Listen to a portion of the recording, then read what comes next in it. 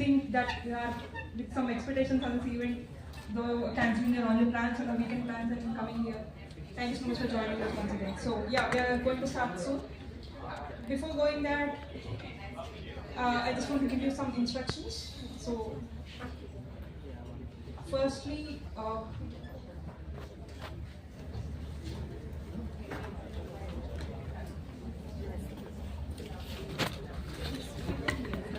it looks empty.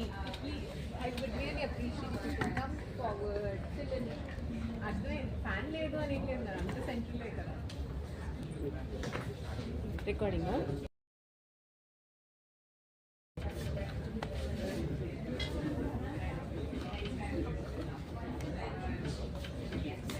Here also there are so many chairs. I don't know why you are not.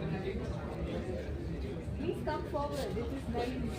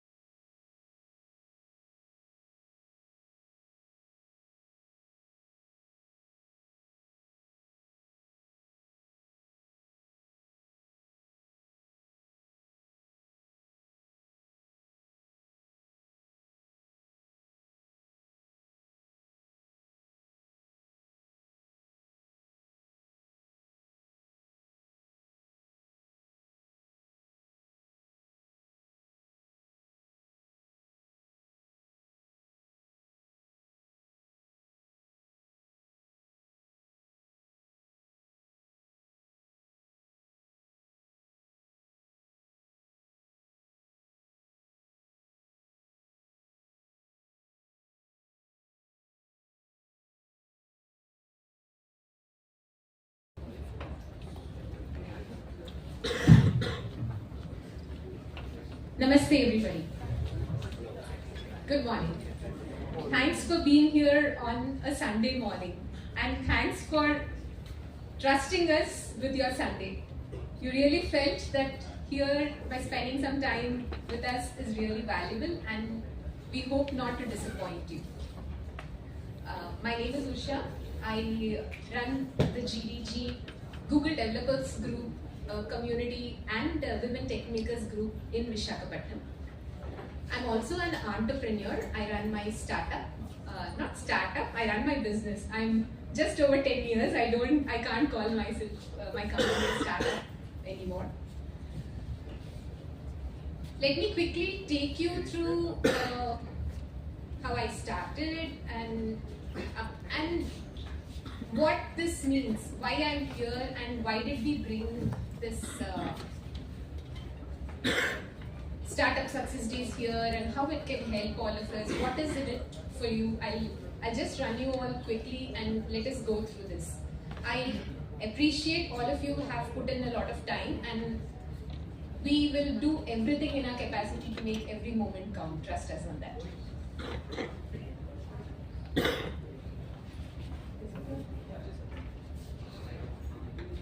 Yeah, so I believe our life is a set of choices that we have made. Constantly we are making choices on and on actually.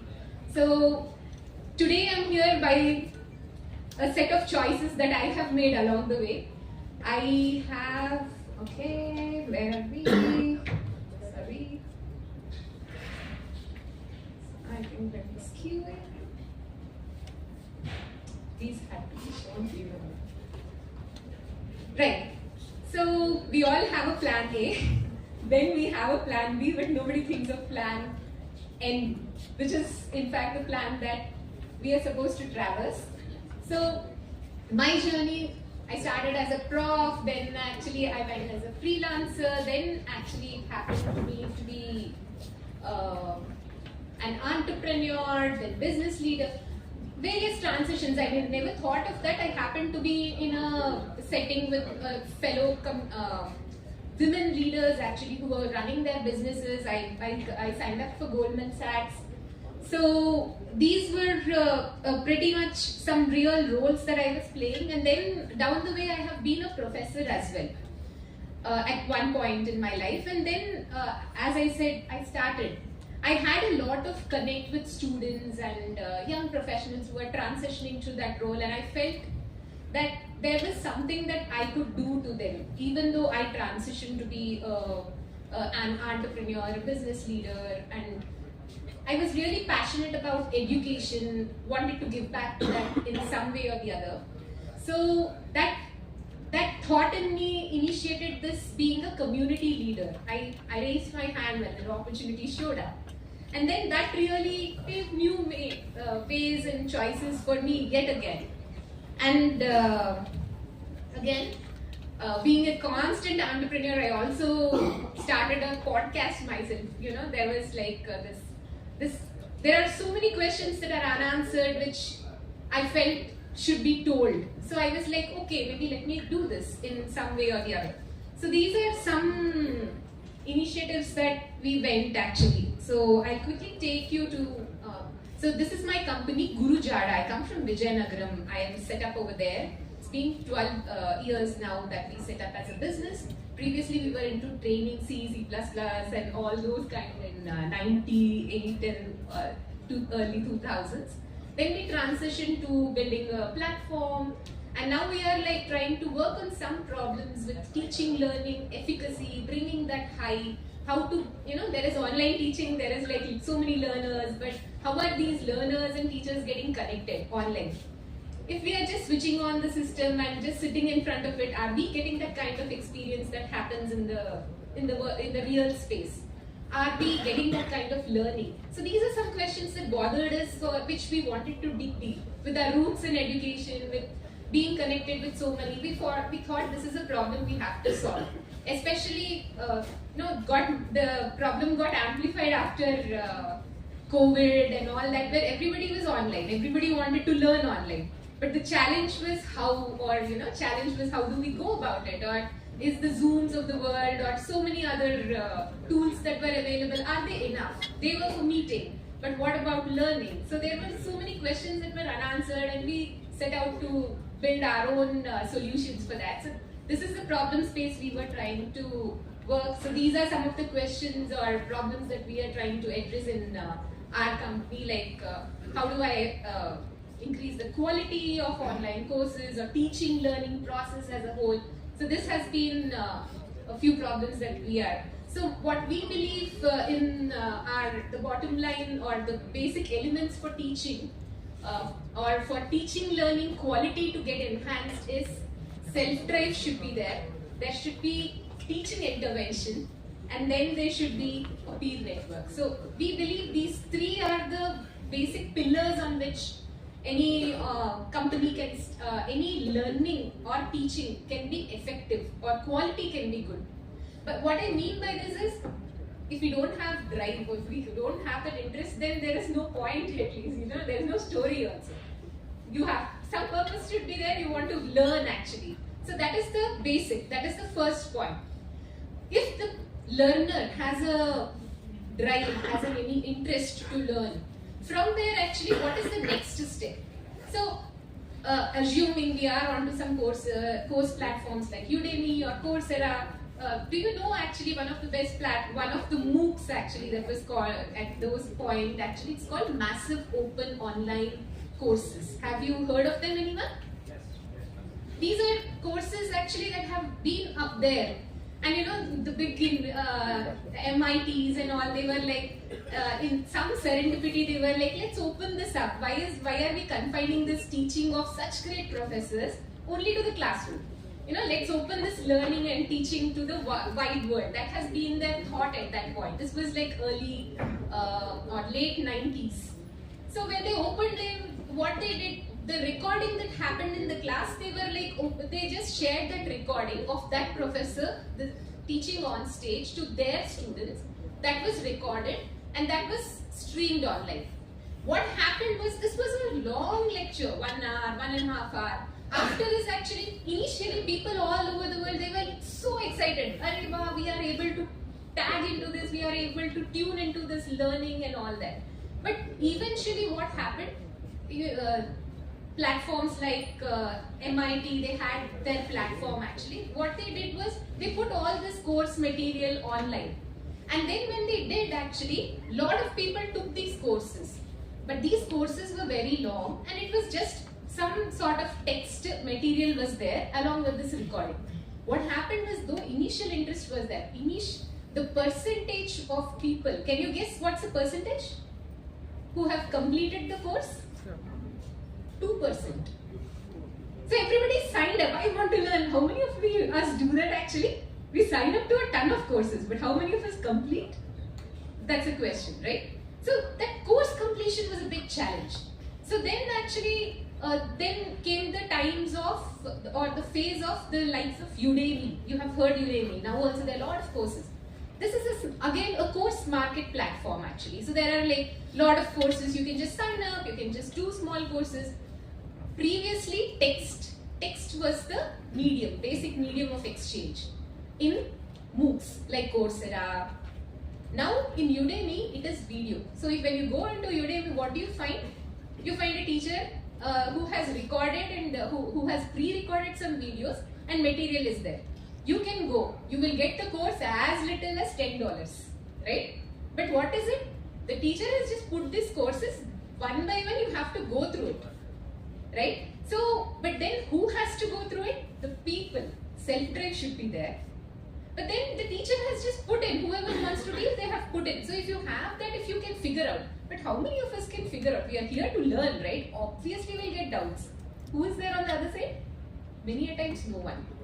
These companies have put in actually some forums and all that so that, you know, they can come and engage.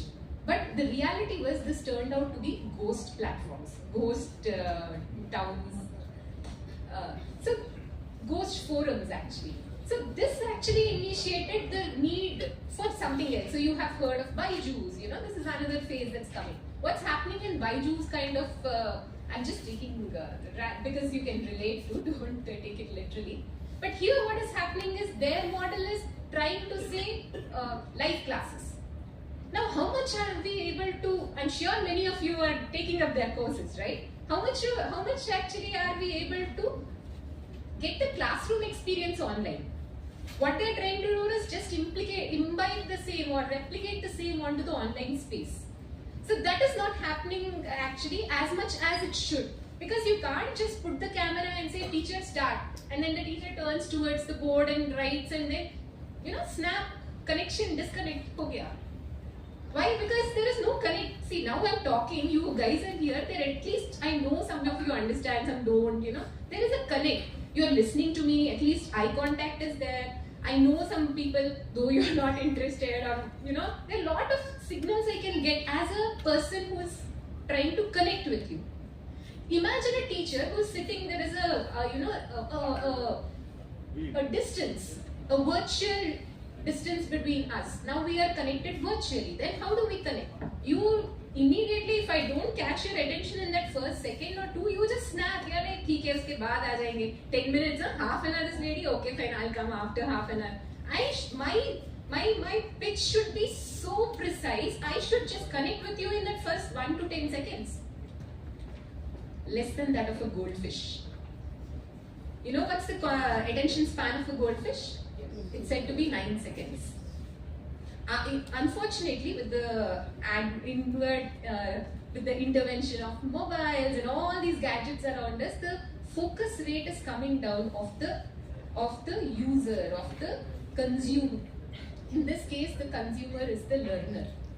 Unfortunately, this interaction is very, very important to them, but still actually it is playing, this concentration, focus is playing a part now. So what we believe is, there is teaching intervention that is needed. So the bottom line, and again, I was talking about 3, there was also another part of this, which is like, you must have heard Maven. Have you heard of Maven? There is one platform, cohort-based courses. What these are, like small classrooms, limited students. Here, the teacher to student ratio will be like 1 is to maximum 10. 1 is to 10, 15 is what it is. So 1 is to, many ratio is not there. 1 is to 100 plus and all that, which used to be in all the previous formats, is now coming down. If you observe, it is coming to individual attention because people are seeking it. How many of us are able to go to Udemy, take that course and go to, because of that upskilling that we have had, go for a job interview and all that? That's not happening as much because there is no interactivity that we need. Take it for IT, not IT, whatever actually. Unless you do, you are not able to get that experience, which you will have to do obviously in your job. So that interaction, that doing thing is not happening in the virtual space. Is it possible? Yes. The teacher can give some activities or something, maybe be there despite being asynchronous and all that. This is possible, but in the current phase of things actually not being leveraged enough. So again, we are trying to work in this space. How do we bring more interactivity? Maybe by workbooks, maybe by asynchronous teacher intervention and all that. So this is the space we are working in. Again, we believe peer network is also one of the important pillars for good learning to happen because we all encourage each other, right? I don't feel like finishing my homework, but when I see my friend doing, I'm like, oh my god, let me finish. So this is very important to learning. So when you choose, I'm going to this step because I want to share that when you people go for your online learning, we all need to upskill in some way, be it entrepreneurs, be it students, professionals, wherever we are. When we are upskilling, actually, the basic question is, what kind of courses do we take actually? And most of us, for the convenience of it, we go towards these Udemy kinds, but they are not helping us as much as they can. So go, if you can afford, go for cohort-based. And if that is very expensive, see how you can get into small groups, but try to learn in that way. That is effective. And in those small groups, your peer network will definitely help you. If there is no access to your teacher, if there is access, nothing like that. And again, how can a teacher help you? In so many ways. If you're stuck somewhere, imagine, really that course is really important for you, that is going to be the decision maker to your next promotion and all that, and then suddenly you're stuck somewhere and you don't know whom to ask. Because internet open in Quora, you can't go and say, help me with this. That is a totally tangential question. Then how do you just connect with them? So the person who is hand-holding you, they should know who is in the course, who is taking you, who is taking their course, how can they help them, where are they stuck. When they are going to this kind of details, there is a connection and they will be able to help you. So when choosing such a course, try to take such courses where the other person will be able to understand where you are. So the bottom line is, entrepreneurship is a set of choices. Choices that we always make. So ensure that it resonates with you. Otherwise, it will become immensely difficult over the time. So for me, my entrepreneurship journey, I think now I should come. I'm sorry for this. So this is some of the, in my tier 3 city, I have been able to give do some services actually. See, again, I'm an entrepreneur, but I started in 2012 with a vision. How many of you are entrepreneurs or founders over here? Can you please raise your hands, please? Thank you. You will be able to relate to my story. That's why I'm sharing this. So we started with a vision to build this product that I just shared. With a lot of wisdom, we worked in the industry, we came together as a team. And then we were like, hard reality, go for funding, or should you, bootstrap? So we were like, let's bootstrap. We put in some of our savings, and then we were like, with what we can, we have something, let's pull it off.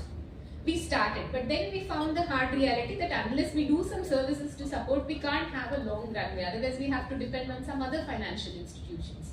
So we did start services, and trust me, it has been so gratifying because we were able to help a lot of other people also, you know, by giving jobs, by providing so many opportunities and all of that. So this is my team.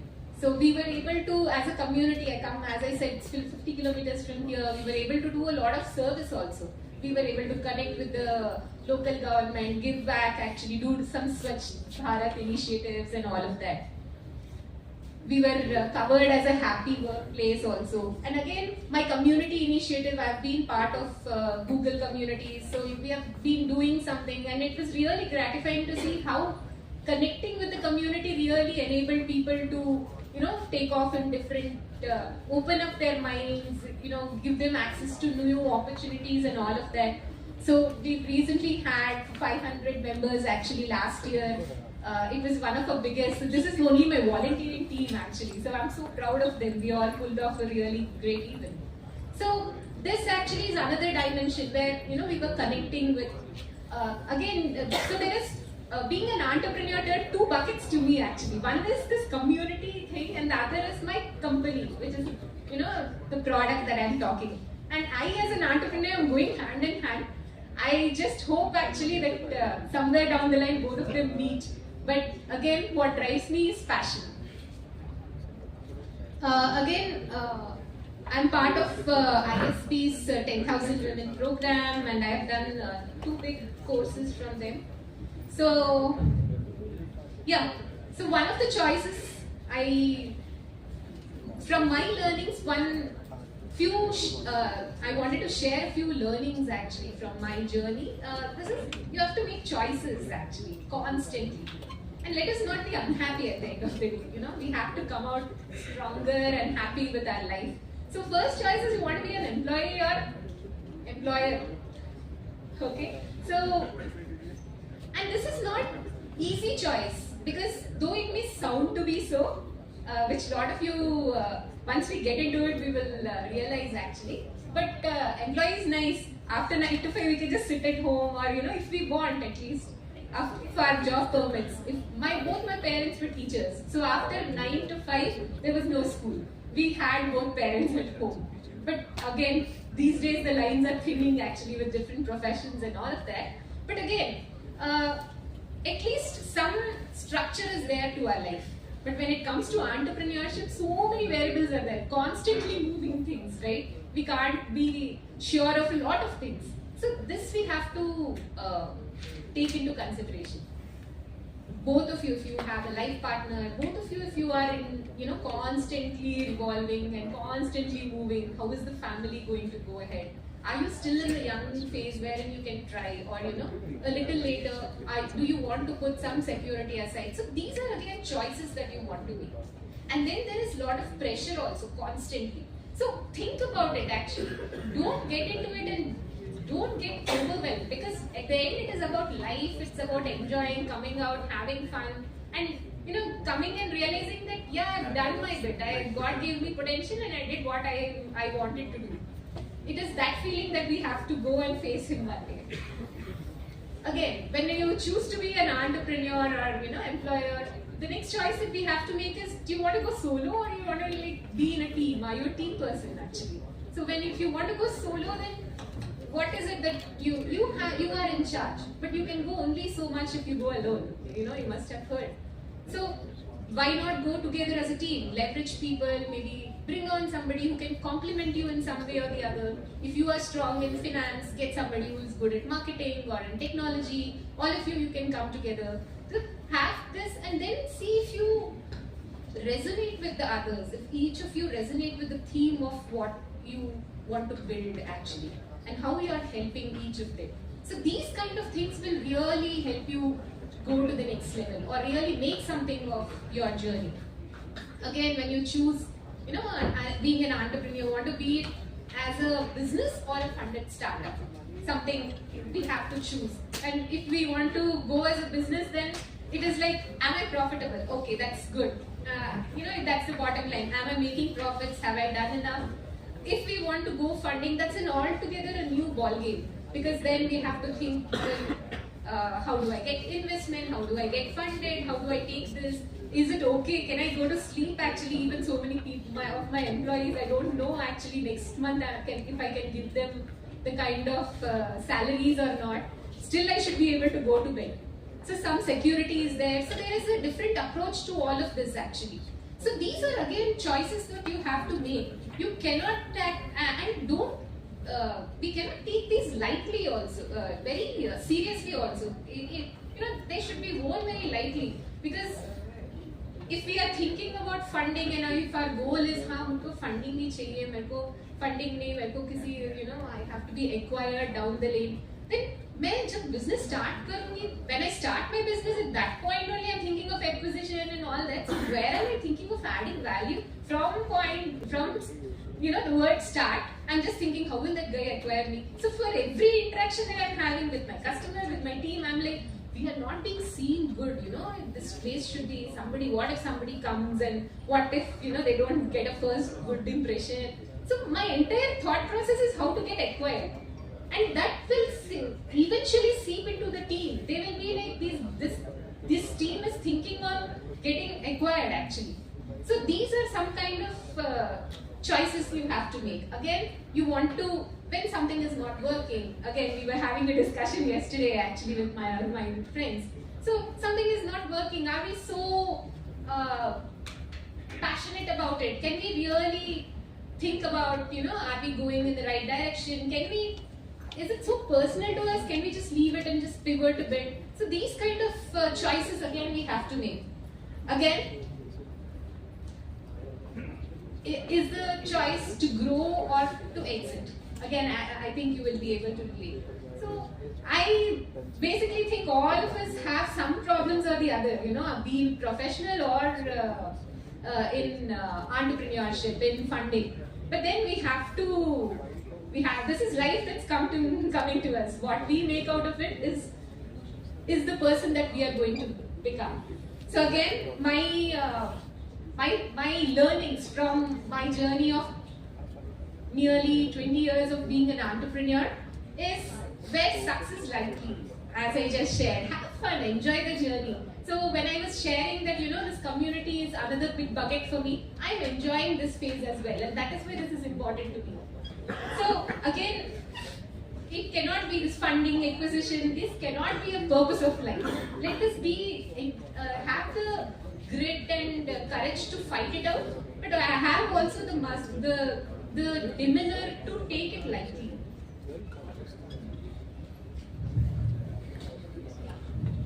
I'd like to conclude with what we have today actually. So Startup Success Days is an initiative that Google is running across India, and we had about only from some 8 chapters across India. And then because GDG Vizag has been around for some time, we have a good startup community coming up, initiatives are there, lot is happening, there are ecosystem partners who are doing something. We also want to have a foot in the door, is what I raised my hand for being a community organizer. And then they were like happy to concede, to agree, and they supported us. The ecosystem partners came together, and that is why we are one of the very 12 cities across India that are doing this. So I'm proud to have this actually. We are going to have a lot of sessions through the day. So again, lot of keynotes, talks, you will have many inspiring speakers, technology, non-technology, all kind. Then you will also have some swags actually. And yeah, thank you so much for today, and I hope you all have a great day. Thank you.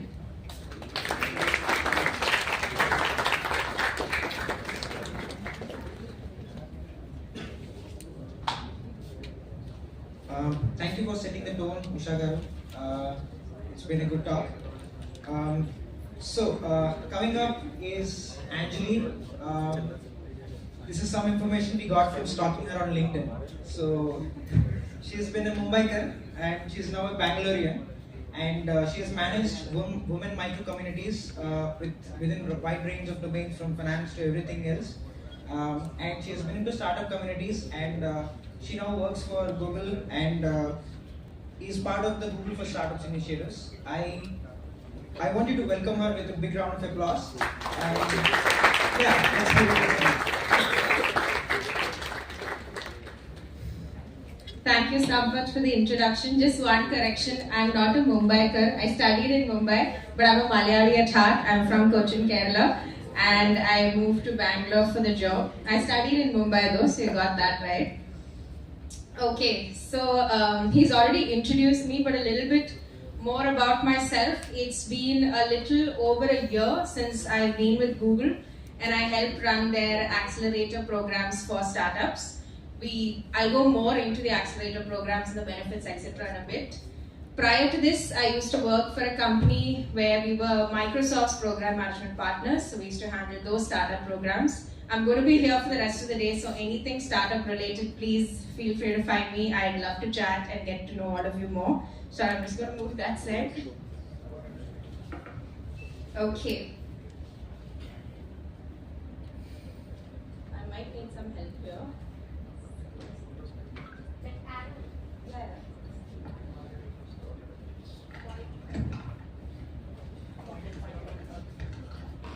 So Usha already spoke about the why behind Startup Success Days. And before I start, I just wanted to thank Usha, Bala, Sampath, Manas, Ravi. I think there's a village of people that have made today possible. So thank you so much to all of you for making sure that Vizag has a Startup Success Day chapter, and hopefully this is not the last as well. First, but definitely not the last. Thank you to all of you who have taken time out on a Sunday. I'm sure maybe sleeping might have been the better option, but with the fabulous set of speakers and panelists we have today, I'm sure you won't regret it. So thank you to everyone here who's taking time off to be here. Now, I'm a part of a larger team called Google Developer Ecosystem in India. And under this, there are a bunch of programs and initiatives, as you see. Starting off with GDG, which is Google Developer Groups. It's a bunch of developers that come together. The idea here is community. They create a community to help each other, and also they host regular events at a location near them. Usha here is a GDG organizer for Vizag as well as a WTM ambassador. We have Google Developer Student Clubs, which is, the idea is right at a very young age, right at college, you're empowering that passion and community and peer networking. And there are a lot of cases when this sort of overlaps with each other. For example, I found out today that Sampath was a GDSC lead, which is Developer Student Clubs, and now he's moved on and transitioned to a GDG organizer. And there are also cases when, say, GDSC leads become a founder and become a part of our accelerator program as well. So the reason that we do all of this is to again create that community that can help each other and transition through these different roles. So there's also experts, which is a diverse, set of folks that come in. They are activists, they are mothers, they are developers, mentors. There are a select group of people that again are so passionate and want to help and want to be a part of a community. There's Google for Startups, which I'll talk more in a bit. There's Women Tech Makers, which is our way of making sure that there's more women in tech, which is so needed. And there's our India Edu program, a team that makes sure that we work with education institutions to make sure that tech is there in their academics as well. Okay, so Google for Startups. Now, our mission is to empower startups to build and scale great products with the best of Google. Now, this could be by leveraging our people, our research, our technology, our resources, and so much more. And there's a bunch of things that we do to make sure that we help our startups grow, because I think I saw a couple of hands being raised here for founders. The idea is the journey of a founder is rather lonely, but it doesn't have to be. If you have an ecosystem of partners, an ecosystem of mentors, that are there with you. It's not a lonely journey, and this is our way of making sure that it's not one for you.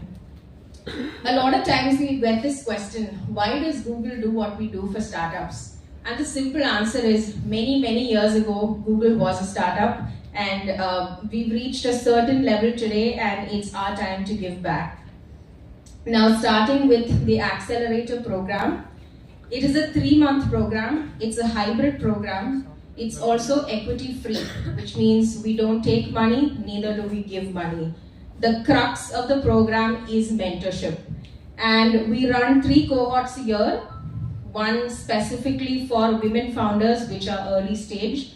So obviously the mentoring and resources there are tailor-made for them. Maybe it's more relating to how to get started, how to get your first round of funding, and so on.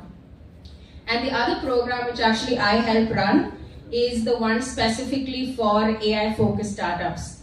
With the world changing and AI being the new big thing, Google has also jumped on the bandwagon. So we again have programs specifically for AI-first startups, which again means the content is maybe more on Gen AI and maybe not so much into how you can raise funding, because they are growth stage startups. So through this accelerator program, we support only 60 startups a year, 20 per program. And we get this question a lot, why only 20? And the simple answer is, we go deep with every startup. Through this 3 months, the journey is, you start with a 1-week in-person bootcamp. So we make sure that all the founders, the core team, they all come to our Bangalore office. We get our mentors who are both Googlers, experts, external folks, industry leaders, all come together for 1 week.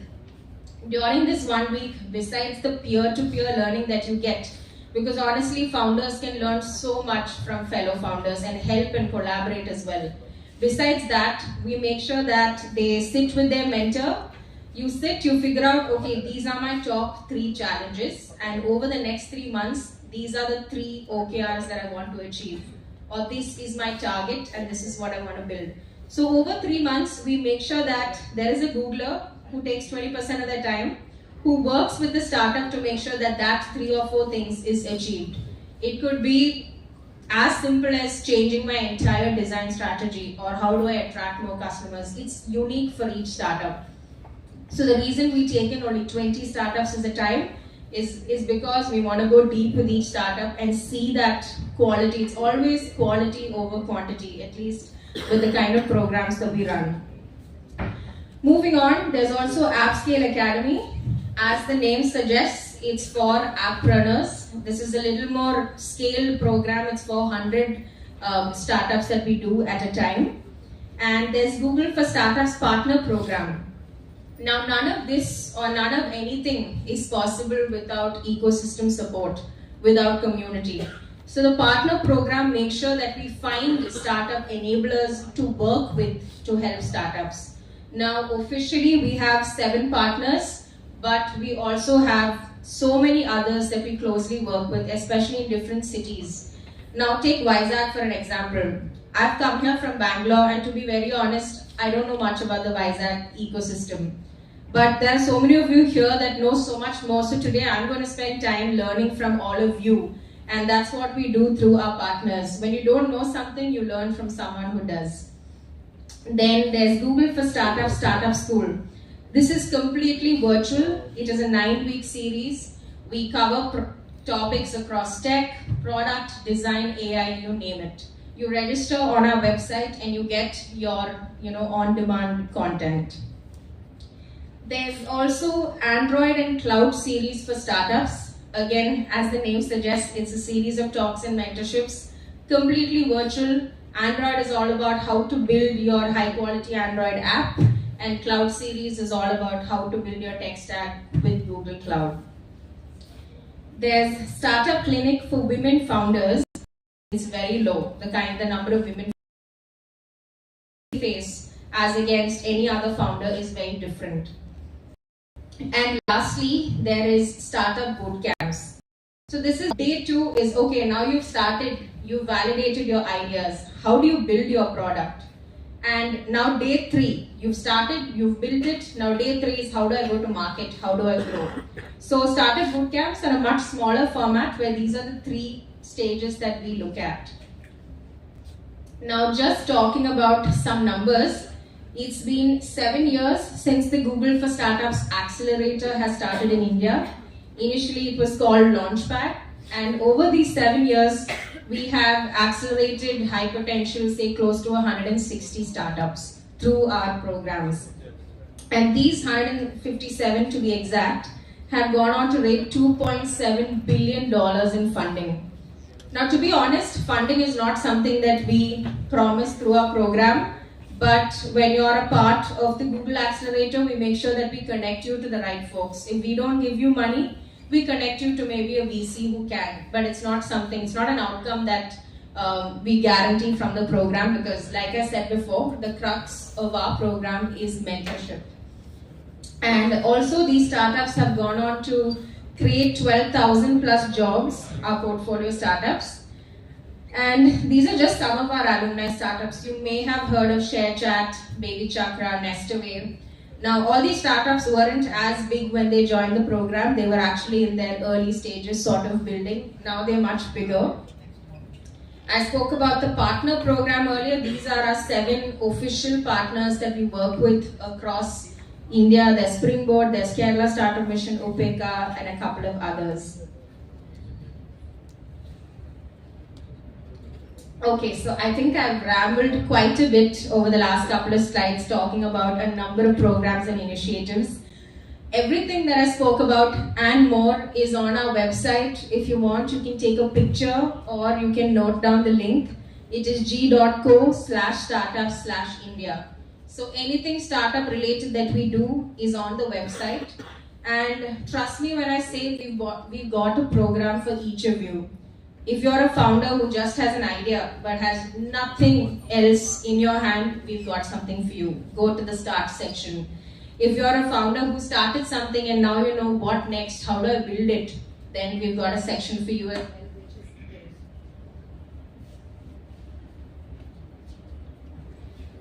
Yeah, sorry. And if you're someone who's, I think, am I audible otherwise without the microphone? Perfect. So last one is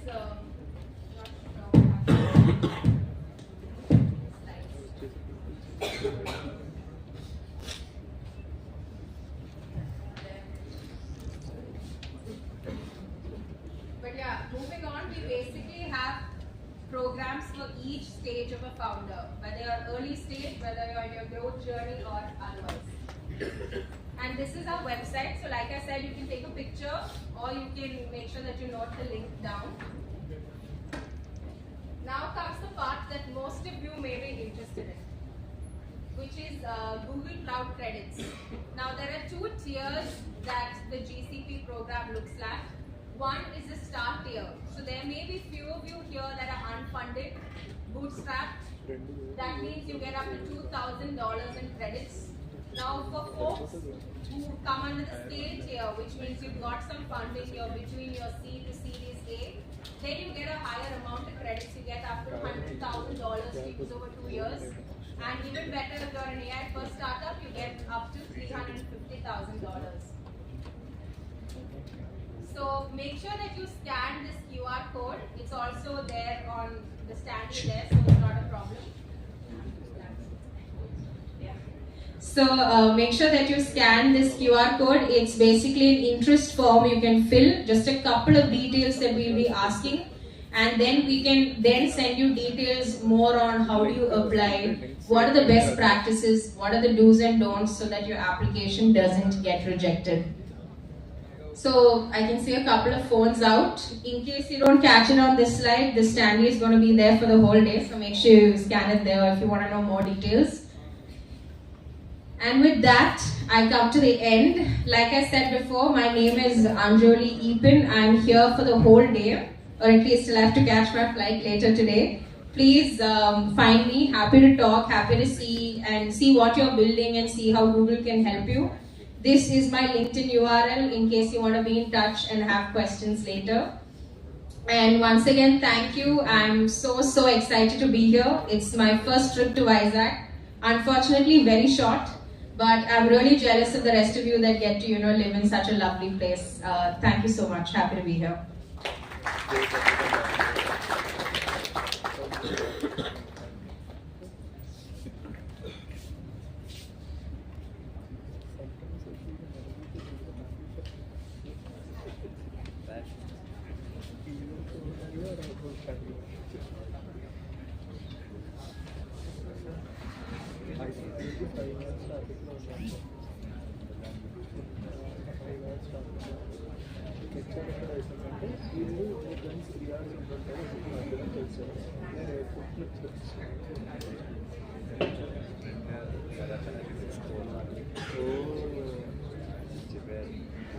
Thank you, Anjali. It was so nice to see what offerings are given by Google.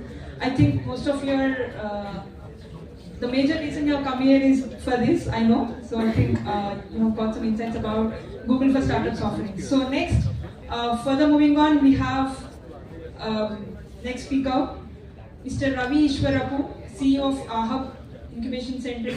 I think most of you know here. So just a little introduction about him. It's not little, it's a huge. Maybe we can write 2 pages about him. But still, okay, I'll just cut short. So he is having 23 years of diverse international experience in business strategy, sales, operations and corporate quality. Worked with both large corporations and startups specializing in strategic initiatives.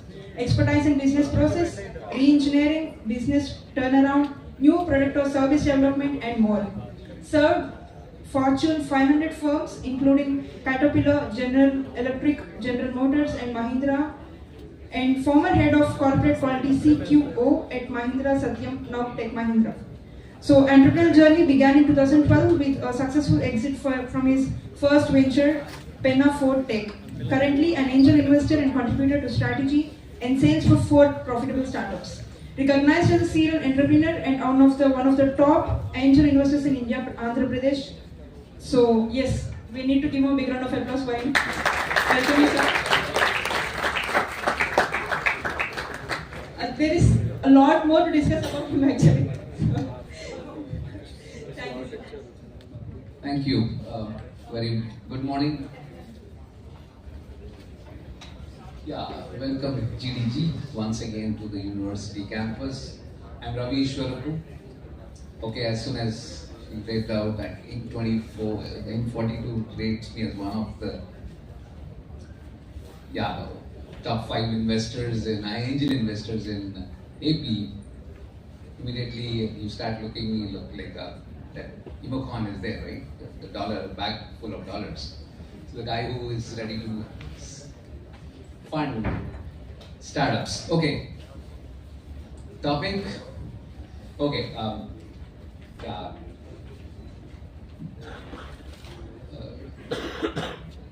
have to give a sort of a reality check. I've prepared some slides. The laptop died on me, so I don't have, so I'm going to be impromptu now.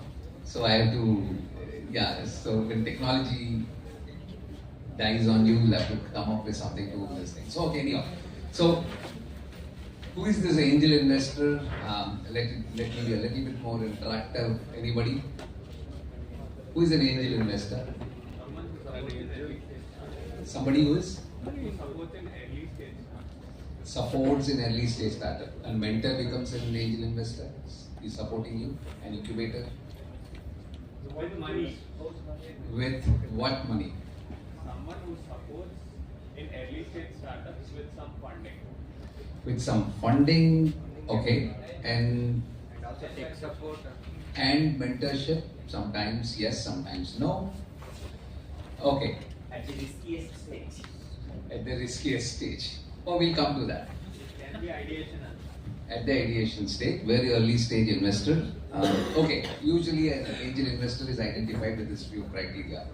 High net worth individual who is looking for alternate sources of investment. While there are other sources, one of the source of his investment could be a startup. Invests pretty early into an idea. and he's most of the times ready to take high risk. When you bootstrap, where are your sources of funds? You say, you talked about these two F's, right? Friends and family. There's a third F called the angel investor. These are the fools. Very early stage, not knowing what's going to happen in the future, very high risk taking, but would love to play the risk game and then come and invest.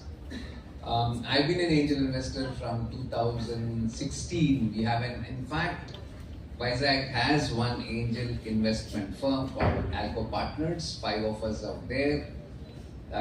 You'll see him maybe soon, Srinivas Savaram, Deepak Madala and Kiran Korvi, who are actually sold out. They built a company called Aclaris and then sold it out, and then they've come together. Then Peter Schneeberger, Srinivas is here, so okay, think of the devil. So, you're not part of Alpha Partners? Not Aclaris, I said Deepak and Kiran. So he's a different. Okay, so all of us have some or the other engaged with startups, had some money, put it together. Our first investment was in U&U Connoisseurs. One of the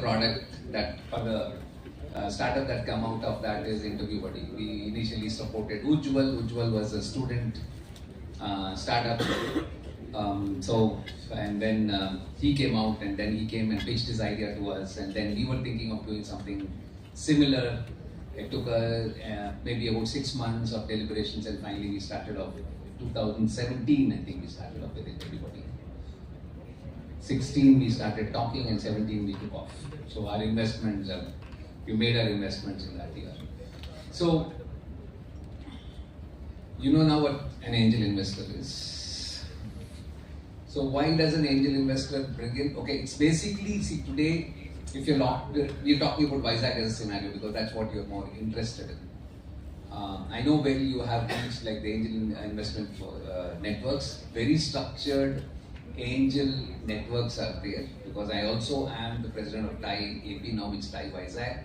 So we have TIE angels. So very structured angel network. And there are a lot of unstructured angel investors too. Angel investors, unstructured means these are people who have good amount of money. You'll see that happening now in Vizag. Slowly, the risk of investment into real estate or specific areas that I already know people are finding it difficult to get the returns, or the risk of that specific investment is pretty high. And now I see a lot of people coming and talk to me. I'll tell you one group that has come and said, we are very nailed to this idea of startup and startup investment. And can you help us channel our investments into startups in a structured way, because we do not know what a term sheet is, any of those things. And these are people, is an association of cable operators, where whatever they do today, where their business is going downhill, and they're losing this thing to to other forms like Reliance, the corporates coming in and they're losing money. So they all together as a group have tons of money, but they are now looking, and usually their sources of investment or point of investment was usually real estate. Now they started thinking beyond, and now they said, once we became a little bit popular, they started coming in, and then in the last 3 months, I had at least 4 people walking in, 4 groups of people walking in and saying, we have money, can you find us the right startups to invest in? I had, last month I had Jito. Anybody of you who heard of Jito? JITO? Okay, yes, out of Vizag, probably they have their own incubation center, but these are people, again, high net worth individuals. Jain International Trade Organization, Jito. They have their own incubation center in Bombay. Jinal Shah heads it, know her personally. But these guys, like people who run Hiravats, people who own and run Koti Sons, these are the sort of people. They are filthy rich, HNIs, okay, the other nicer ways to put it is HNIs, have tons of money, want to take a plunge into the startup world, invest because you're talking about returns in the tune of 5x, 10x in a short span of time. So, but they need these startups, these HNIs need somebody like an agency to put some structure around it. That's why they come to incubators, they come to organizations like Indian Angel Network or the Thai Angels or to some incubators like us and say, can you put a structure, can you lead it, take a management fee, but take it forward. So, and again, how does that manager, like even T-Hub handles the Thai Angels investments, like we do, we are also part of it. So how do we handle that? So now, usually the ticket size, which is the investment size, could be as low as $50,000 to going up to $1 million, about $1 million, because it's an early seed stage. And this is when a startup comes, the present, everything is good, due diligence happens, the validation is done, and then you get into an investment mode and the investment happens. What happens is the incubator or the accelerator who is in between, like T-Hubs and A-Hubs, they take something called a success fee. Just be prepared for that. When you say I'm getting about $100,000, all that $100,000 is not coming into your pocket. There's some fees that you would lose in the whole process, which ranges from maybe between 1 to 5% of that money is given away as, like T-Hub charges about 4% as success fee for an early stage startup. So out of the 100, or if you're talking about $100,000, about $4,000 has to be paid to T-Hub. So no, we are tied up, T-Hub and A-Hub, and if we find a good startup from here, we recommend because I don't have a team which is managing investments, funding and investment, because it's a lot of cost.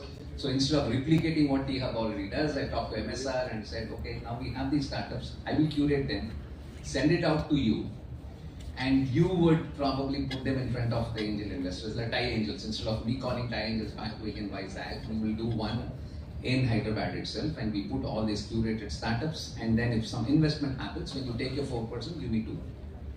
So that's also a way in which we operate. I'm just telling you how you go through this whole thing, all the equations and how this angel investment happens. Now, so now the unstructured guys, angel investments, they would look for somebody who can do this, like A-Hub or T-Hub, or put their money and give some money to angel investment networks like the India Angel Network, or what is that? There was the WAN, yeah. We met these guys in Hyderabad. Forgot this thing. So this is the India's largest angel network. Yeah, okay, probably getting old. So when you have a structured angel networks that are there in Vizag, of course you can come to us, Alco Partners. I think we are full. We have already invested quite a lot of money. We have our investments into 8-9 startups now. They're doing okay.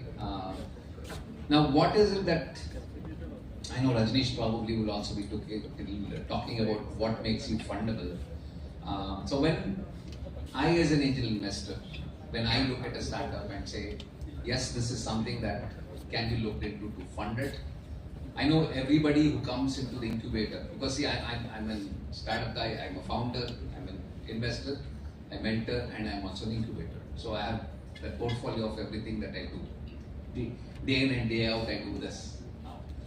So when a startup comes to me and says, I want to get incubated, usually I know T-Hub has this 6M 2P sort of a model. 6M is, but I take largely startups come to you for the 3Ms. It's mentoring, money, and market access. Just the 3Ms. That's very realistic. But most of the people usually come in and then say, I want to be part of the ecosystem because I want just make money.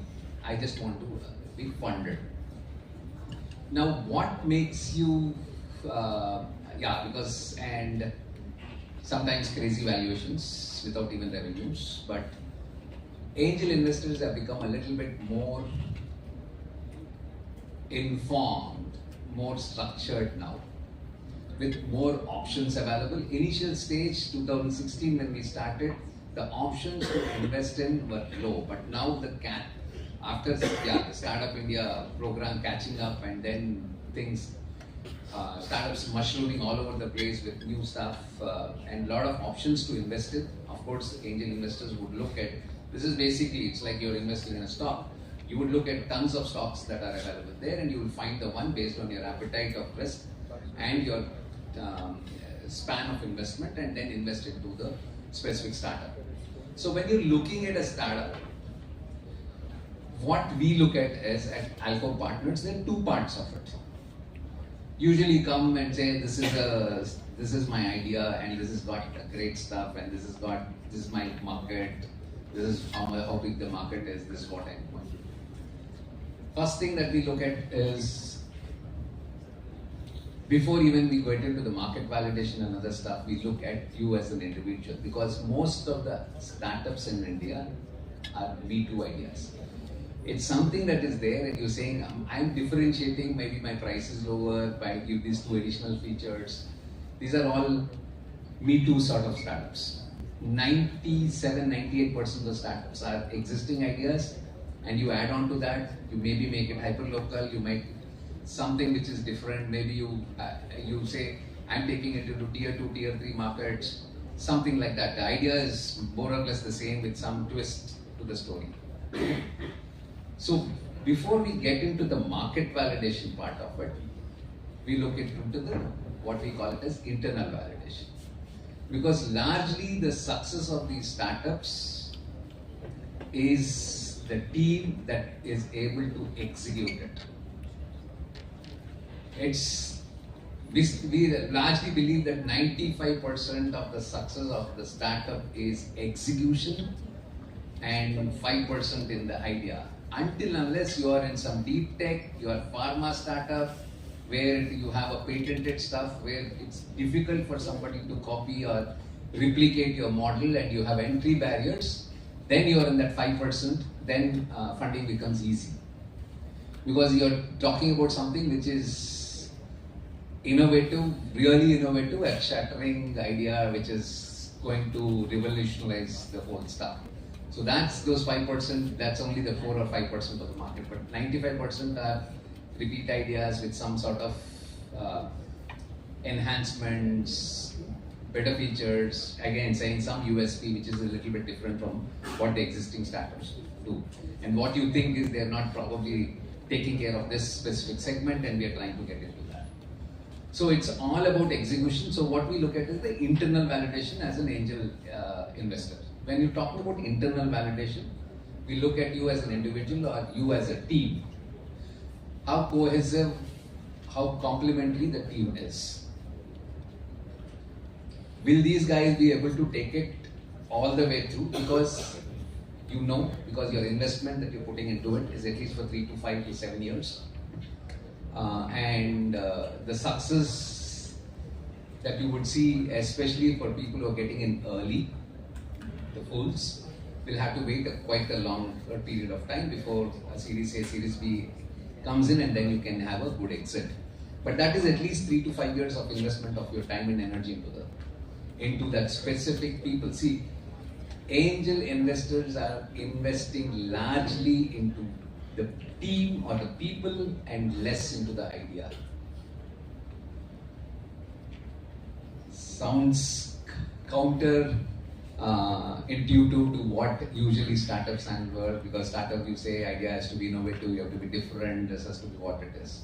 Of course, but angel investors largely invest into the people than the idea, because if they think, this was a question actually asked to me by Narayan Murthy when he was at AHA.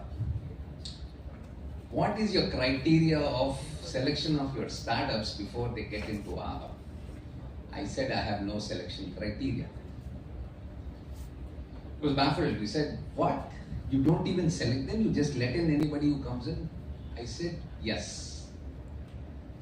I'm no person to judge a startup. If you, Infosys, you are starting now and you're coming into a T-Hub or any of these premier, well-known incubators, they probably would reject you saying that you're a service-based guy, you're just a 2x guy. He was taken aback. What 2x guy? I said, yes, IT services today is valued at only 2x. Even now, going to the current, what's happening in the IT market with so much of, not so great trends happening. Infosys just declared, right, this year they're not even going for any recruitment, zero recruitment, because their attrition rates are at bottom very low, which was around 20 plus, now to about 14%, and is expected to go down to 7 to 8% because nobody's leaving. Market is bad.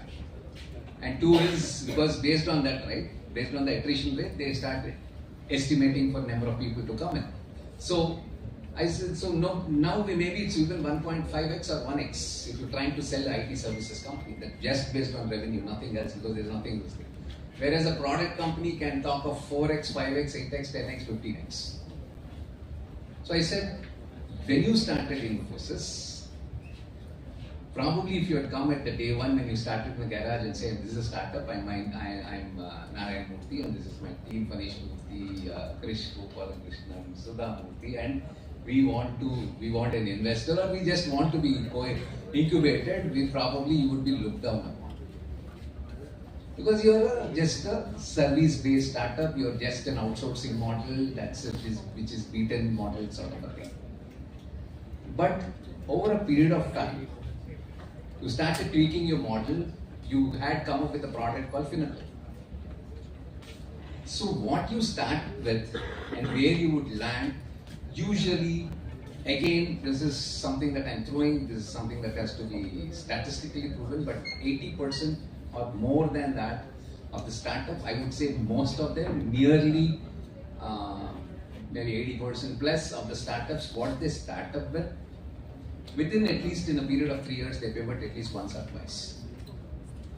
As you start learning on the hotbed, once you start getting into the market and you start operating, you identify that you have probably not played the game right and you need to tweak it, and then you start changing. Sometimes a completely different stuff you can come up with. Example of our investments as an angel investor into our interview buddy, our first approach to the market was, we went B2C. We were just trying to help, our idea was to help students. It was also some social impact stuff. So we said we will help students who would come in and then prepare just before, because they know how, there's a lot of help for their written tests and other things, but when it comes to the campus interviews, there was no one-to-one personalized help. This is way back 2016. In getting them prepared for an interview, just maybe 2 days just before the interview starts off. Maybe you have an interview with Accenture. We get somebody from Accenture or related company to interview you, tell you what you're good at, what you have to improve upon, what you need to talk in an interview, and then prep them and then send them for the interview at an affordable price. We launched at the B2C sort of a strategy. Had a great product, had all these brand ambassadors, like all these volunteers today you find, right? We found them in 30 different universities across, peak of placement season, launched it, fell flat on the face. And there were 5 of us who invested, had been in startups, some of us had successful exits, and still our strategy did not work. Then we went into the analysis and then found out that, okay, if you're trying to talk to the student, largely tier 2, tier 3 colleges, the student felt that getting his job, for him to get a job was not his headache, but that of the management. Because if he doesn't land up with a job, it becomes a problem for the institute because the placements come down and if they do not have enough placements, the acceptance of the institute for admissions the next year comes down. So they felt that the headache is not theirs of getting the job, but that of the college management. Now once we realized that, we had to pivot. In a year, we changed the whole strategy and we went B2B. Then we became successful. So if my initial investment was with a specific approach and an idea as an angel investor, but as you moved another 6 months, 1 year into the game, the whole thing changed. So that happens with startups. It's taken, it's granted. You take it for granted. Startups pivot, add services, take out some, metamorphosis happen. Startups, that's the basic. So we look at this also, your ability to accept what's not working, fail fast, and then just not fail fast, but rebound quickly too. So this is one thing that an angel investor, that's why I said it's more the people than the idea that you come with. But then we think it's the other way around. Great idea, this is this thing, this TAM, SAM, SOM and all that stuff. Okay, sing your song, but still, we look at if this song fails, when you actually go on into the audition, or maybe you audition and then you actually sing in front of the big crowd, if you fail, are you ready to change? If not, if you're not into singing something else, and you start dancing, you start doing something else. Do you have the flexibility to move across is what we look at. So when you are looking for angel investors, okay, now in a place like Vizag or a tier 2, tier 3, that's where I think we're now talking largely. How do you look for angel investors? See, because again, I'm categorizing them as structured and unstructured. Unstructured usually go through the structured guys and try and fund it through these people. So first is, of course, incubation centers.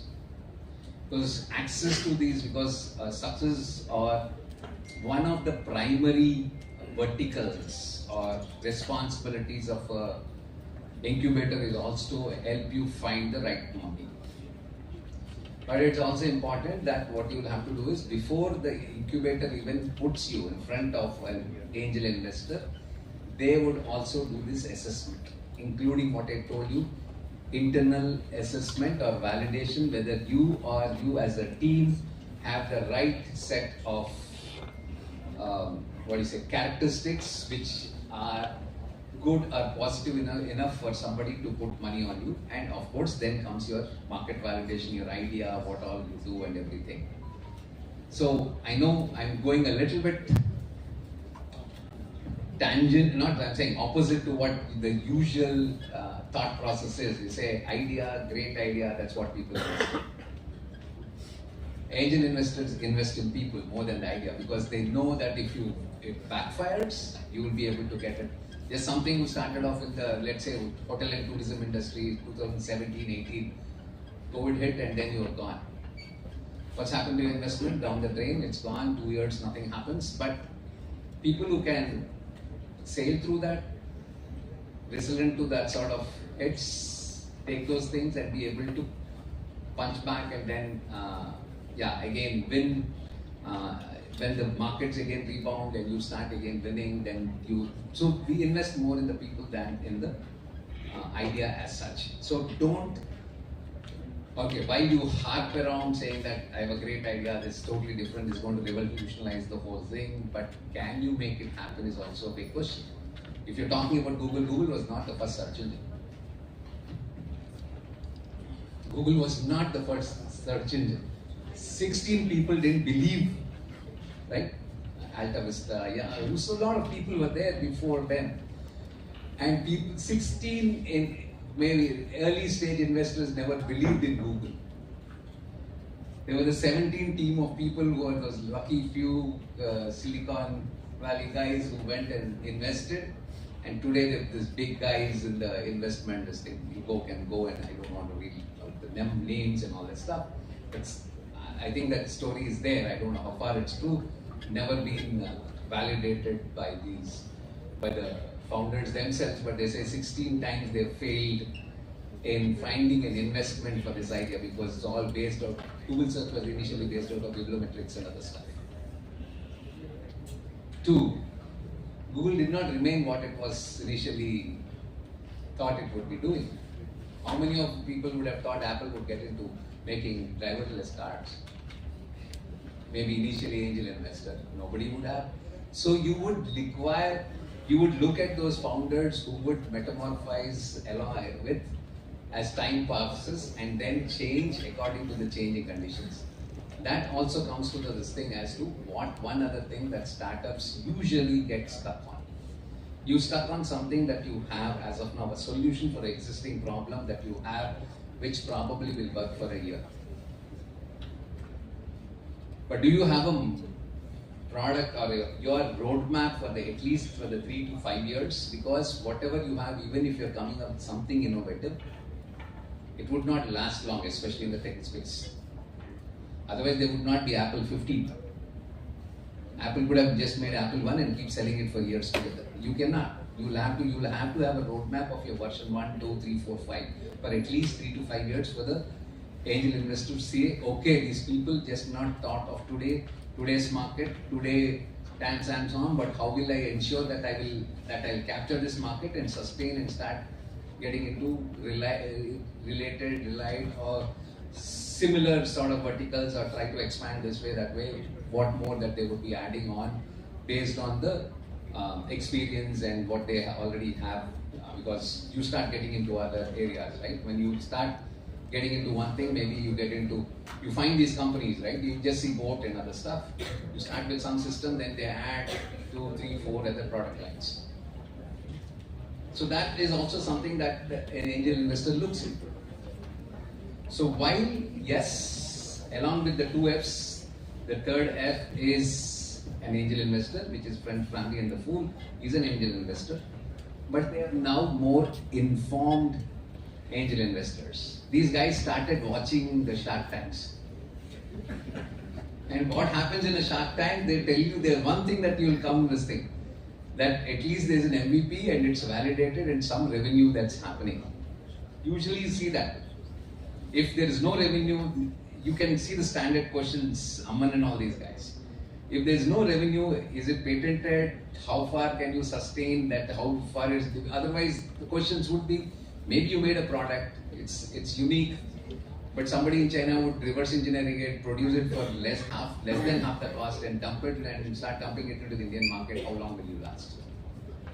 So is it unique, patented, and your entry barrier is there, or if you do not have still revenues? But otherwise, most of the time it is revenues and a validation from the market saying that yes, we've been able to put it in the last 1 year, 2 years, this is what the revenues that we make, now we are looking for some this thing, a very early stage investment.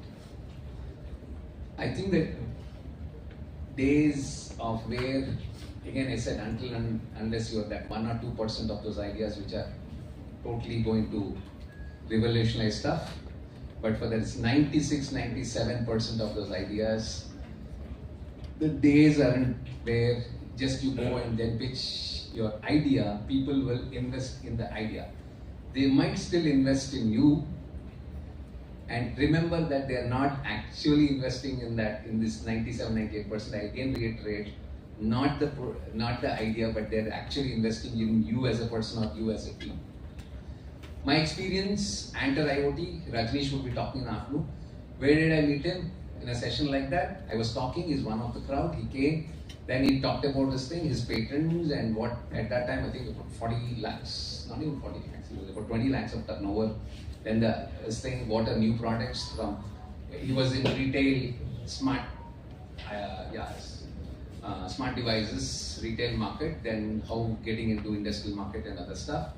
So based on that, yeah, I've invested a 1 CR in Enter IoT. Well, maybe in 3 months, I went ahead and invested in it.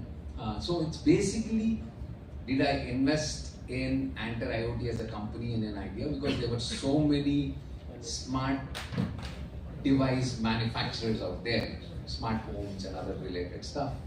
It's a crowded market, nothing new about it. IoT is and other stuff. But I've invested in Rajneesh as a person and his ability to make it happen. It's not what the current startup that he has and what are the range of products that he has. Of course, there are 2 patents which are valued. That's the reason I have to. It's not 1x, 2x, but maybe just with 20 lakhs of turnover valued at 10 crores, I put in one. So currently, if you ask me how many investments, maybe 5 clear set investments. But I, as in somebody was saying, that would also come in as a mentor. But when I invest as an angel investors, I am usually part of strategy and sales. Major sales, big sales, any portions, I'm there, whether it's any of my 5 startups, I'm there for majors this thing. So I'm part of this thing, but mostly it's now these, so we say S and S. The angel investors come with seed, but would ask for a seat in your board. They would want to observe you closely to ensure that their investments are being protected and that you're doing the right things with this thing. With that, I end. Should we take questions now or no? Okay, so I know I've stopped 5 minutes early, so 11:25. So thank you. I hope this was a little bit useful.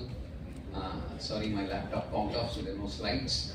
So I don't know what's happening with my laptop now. Thanks, and thanks for your patient listening. I hope.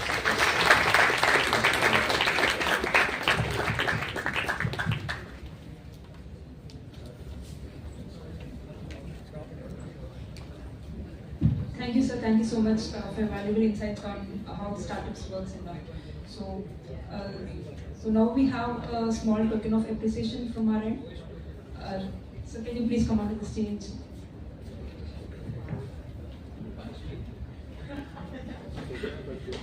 We want you to give a token of appreciation to our Anjali from the first start. Yeah, please come. We want Usha and Sambat also to join us.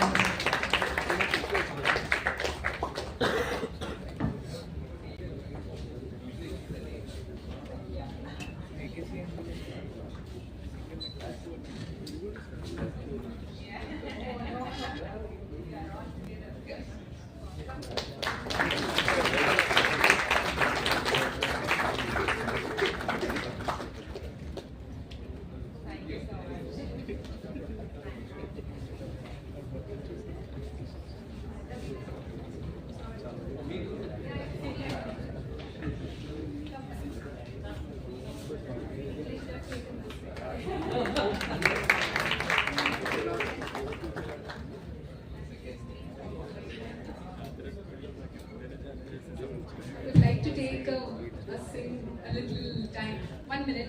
But really, Ahab has been really helpful. Ravi Garu, his entire team has really helped us put this event together, and we are really so grateful. We have the foot in the door because we have been doing some events in Google community for developers actually, and our audience have been students and young professionals. But startup crowd is a totally new segment for us. But when we showed the intent and when we said we want to do it with the Google team actually, I was scared if we could pull it off, because being an entrepreneur myself, that Sunday, that Saturday when we get for ourselves is really precious. And I know how much it takes to tell somebody back home, our children, our people, our family, and then not be there, especially signing for a whole day is not easy. So it is really something to keep all of you in your seats is one thing, and to make this experience worthwhile is another thing. And Ravi Garu, his entire team has helped us quite closely on not only the event and the logistic part of it, but also to reach out to a lot of people, founders, entrepreneurs, people who wanted to grow. So thank you so much for all of that.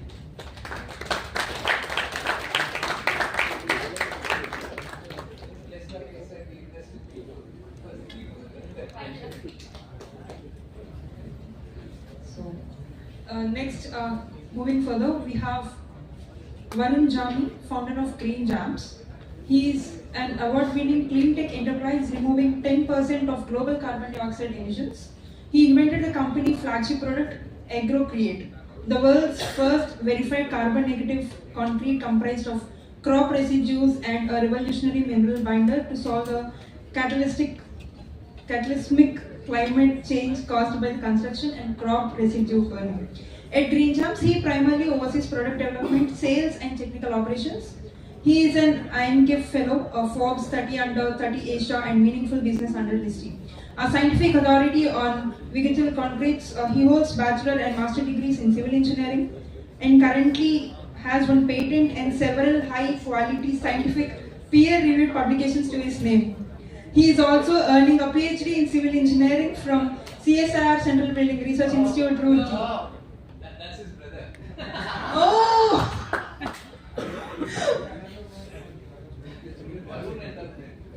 Okay, Varun and Tarun. Oh. Okay, Yeah, we'll ask you. So that actually we got this from Ravi Garu. I thought. Oh, okay, fine. So we want you to introduce yourself. Almost everything is straightforward for the 30. The difference primarily is that I'm a lawyer by training, so I take care of all the finance, partnerships and everything. That's why I'm talking about spending. Meanwhile, anything was related to product and all of that, Tarun would have been here. That's the only difference. So the topic that I was asked to speak about is when is the right time to look out for funding, and the answer is and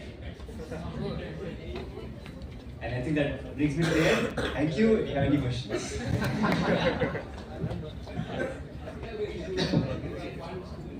So, I think a big gap that exists in terms of when we look at funding, primarily is that money is a tool. It's not the goal. Which basically means that if you want to start something, there's obviously a need that you have, which is resources. It could be in the form of money, it could be in the form of time, it could be in the form of talent. Now, if we were to build any company, it is important that we have these resources in place. And most of these could be achieved with the help of money. And therefore, the simple answer to that question is that it doesn't matter what stage you are in, what is your current condition, where is it that you need to get to, and what are the resources that you need in between. And that could be achieved in the form of money. Therefore, there is this very interesting framework that was built by Village Capital.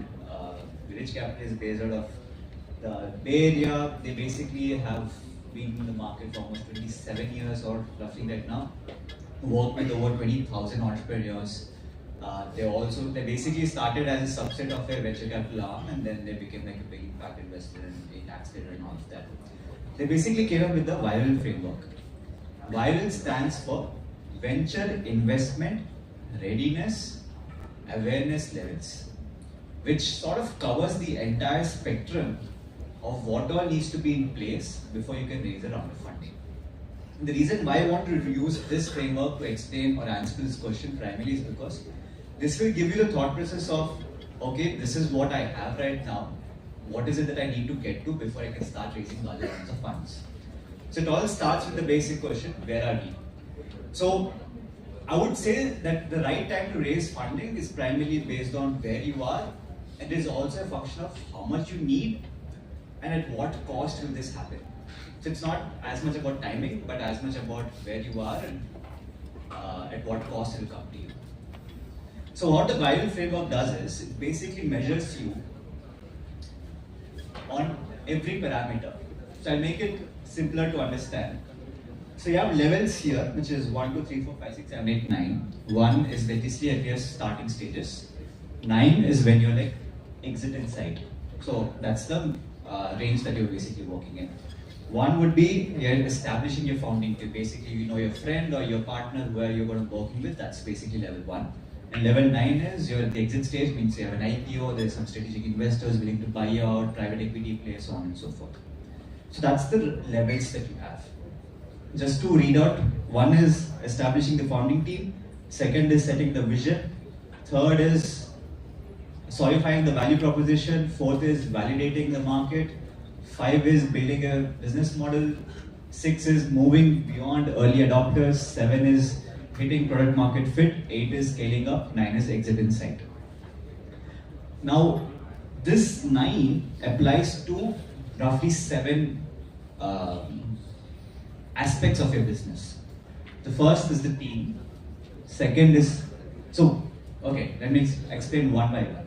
The team, which is something that Ravi sir very well articulated, is that they want to invest in the organization because there's a lot of pivots, there's a lot of things that will change over time. All of those are things that is basically what you have to be prepared for. Now, when we look from the team perspective, it starts with the basic that, okay, who are these guys? Do they have this complementary skill set or not? Does it have like a combination? For example, in my case, Tarun is basically the creator of the technology, so he takes over the product, the science, and all the background aspects. I have a legal aspect, a legal background, I like finance, I take care of all the other things. So basically, back end is taken care by me, front end in terms of operations, sales is taken by him. So, how is the team? Is it complementary? Does it work out? Can we balance responsibilities? So that's basically the basic, and it all builds as you progress further, because there you're starting to measure all the other aspects of your team, right? So there's sales, there's the marketing, there's finance, there's product, there's strategy, there is HR. All of these functions start to get built up. So as you go from the starting basic stage to the exit stage, all of these functions will start getting to build out. The second is the problem and the vision. So how big is this particular problem? Are you trying to make a dent in the market? Is that something that you're willing to pay for? Are the customers willing to pay for? The way people, a lot of people take they say this problem is too big or it's too small. The only way to understand it is that when you actually speak to your customers and you really understand whether they're willing to pay for this, is it really a problem for them, or it's something that you feel and it's just a minor inconvenience. So that and the vision that you're building, right? Is this something that is a small product, or is it going to have a large impact across the world? So all of these are aspects that you understand from the problem vision perspective. Third thing is that the value proposition, which is how much is the impact that you have to deliver to your customer from the product that you created. The basic thought process is, and something Kunal Shah from Cred has sort of articulated, is a Delta 4 concept. Right? So how Delta 4 works is that if your current state, let's say Swiggy for example, before Swiggy, the way of maybe ordering food or identifying a restaurant in case of Zomato would be that you go to some magazine, or you go to your friend, you ask them for recommendation, or you just open like some search bar and then identify what all options are there. Enter Swiggy, you have all the list of all kinds of cuisines, you have locations, how far they are, how much time it will take to deliver, and it's all the app, it's a single button, and now in 10 minutes you're also able to get the things at your home. So the delta basically then what you measure is that what was the rating before. If you look from the customer's perspective, maybe it would be a 2 or a 3 in terms of the experience of identifying a restaurant. And then after Swiggy, what is the experience? It will be like 8 or a 9. So that difference that you see 8 and a 2, that should be more than 4. And that basically indicates how good the value proposition is of your particular product. And that would sort of set you on a journey that is going to be like extremely exciting. A lot of people are going to come on board and this is amazing, and they would want to be part of the journey. So that's your value proposition. Fourth item is your product. How good is it? How matured is it? Is it like in the MVP stages? Is it extremely broken? Are you just putting some pieces together? Is the app just functioning in a hanging manner? Or is it completely articulate? A lot of the features have come on board. Now we're talking about the system. So again, you're measured upon all of that parameters there. Then comes the market, basically in which you're playing. A lot of times, a lot of effort is made in selecting which market is the best to start with. Is Vizag the best market geographically? Or is the customer in Vizag which you're focusing on? Maybe it would be someone say in Siripuram, someone in Water Uplands, or is it something from other market locations? So you identify which place you want to play to. It could happen that you want to focus in international markets, you would focus on tier 1 cities in the country, so on and so forth, right? So are you still in the early stages in terms of figuring out your market? Or have you proved it in the market and now you're actually scaling up in multiple geographies and locations in that manner? So that's again your metric measurement. The business model, which is about how fast you're growing, do you have this figured out or not? Are you still in the early stages in developing this? Are you still trying to understand which is the market or which is the way that I can penetrate this?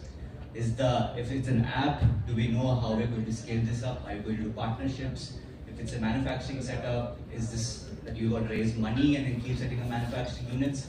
or you're going to like a franchise play or build up your model. So right, so that basically your business model and how prepared you are for that stage. Another thing is scale in terms of that's basically your traction, how much money you're able to make. It starts with zero, and obviously you're talking about millions of dollars of monthly traction. So that will sort of give you the proof that customers are willing to pay for it, your product is working, the benefit is being derived, and therefore they're also continuing to keep the association, which was also a factor of then coming back to you, retention rate, repeat orders, and so on and so forth. And lastly is exit. Exit basically is measured on the basis of how many people are actually interested in sort of acquiring your company. Have you started to see people come and reach out to you saying that, okay, I want to play a bigger role in this, that would be like the strategic investors or partners? Or in the early stages would be like, okay, I mean, I know this is the product, I'm still building it out. There's a lot of time ahead in terms of when I get to that stage.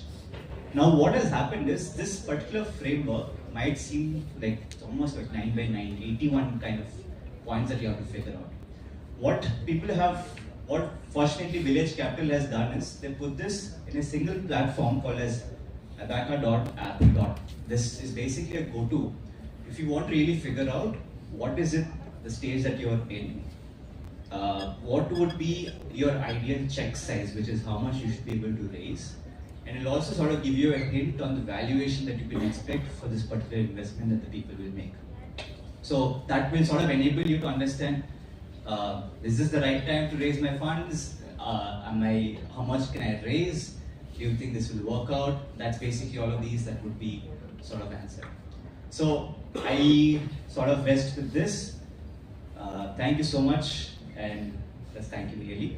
Any questions that you have? I may not be there in the second half, so if I can take the questions now. Yeah.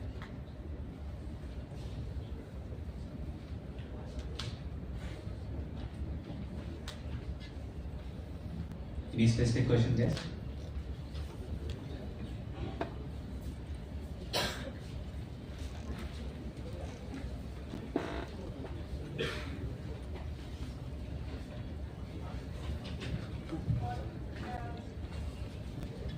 Volunteers, please be available here.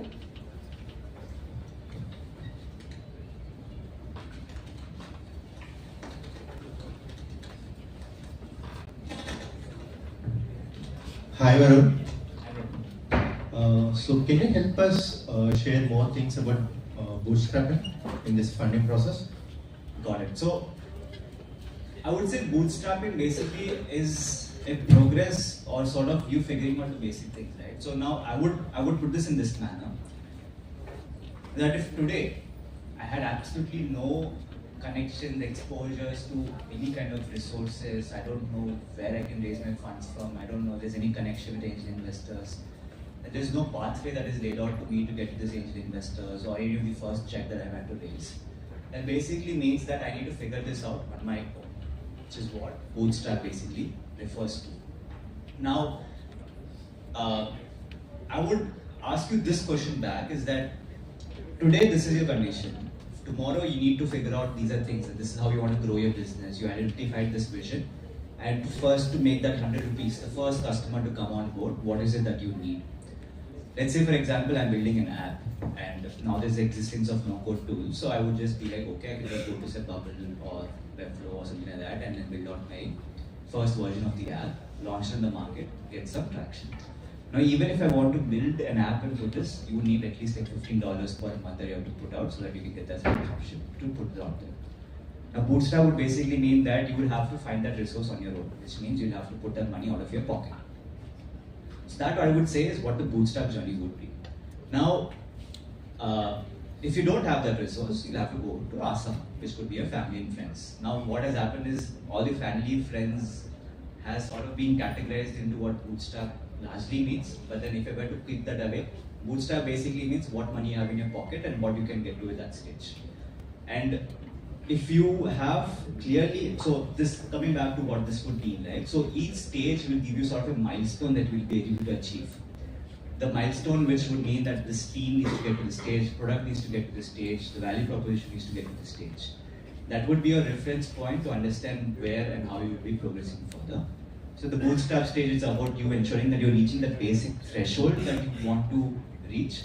Now, I would also say that if you know the milestones that you need to set, you can also go and pitch to investors and raise that, okay, this is what I need for this particular process too. So that would be your early stage funding, like angel investors, pre-seed or seed round. So yeah, does that answer the question? It is. And can you help us, what are the other areas, or give any example from your personal experience or from the ecosystem you have seen, anyone who did this personally for bootstrapping? Yeah, so there are a lot of founders who don't like to take money from investors. Primary reason being that it comes with this, like we said, both seed, then there's regular intervals of updates, there is them doing constant pressure on how you're growing and everything, right? So it basically means some of the freedom that you have may get curtailed because of the expectations that they have when they put the money. So because of this, a lot of founders also sort of hesitate to take any check and they want to make this happen on their own through their own resources, or they'll figure out a non-dilutive way of making it happen, which is like they raise grants or they'll work with some CSRs and stuff like that to get your access to the funds that is needed. From my journey, it was slightly different. Reason being is that we needed to raise funds because we had a bit of manufacturing operations that happened. There's a lot of deep tech R&D that is also involved. The reason because of which is that we ended up raising multiple rounds of funding so that we can finance a lot of our R&D efforts, set up manufacturing facilities and scale up our business. So it was in the initial stages, we roughly invested almost ₹1 crore. Fortunately, my family had that money, so we were able to put that in and start the first aspect of building the product. Then from there onwards, we then raised a lot of money through grants. There were a lot of programs that were launched by the government of India through Nidhi Prayas program, and then Ministry of Agriculture had their program, Ministry of Housing had a program, and so on and so forth. So because of that, we started applying to these grants actively. And one thing that we made sure that we paid attention to was that not be restricted to just Indian programs. There are a lot of international programs also that will give you access to funds. So we applied both internationally and nationally. We got almost 1.2 crores in just grant funding, for which I didn't have to give any equity. All I needed to do was just give them information about how I'd use the funds. So basically you figuring out your proper expenditure items and everything. So I would say till that grant is something that we did on our own, through our own resources.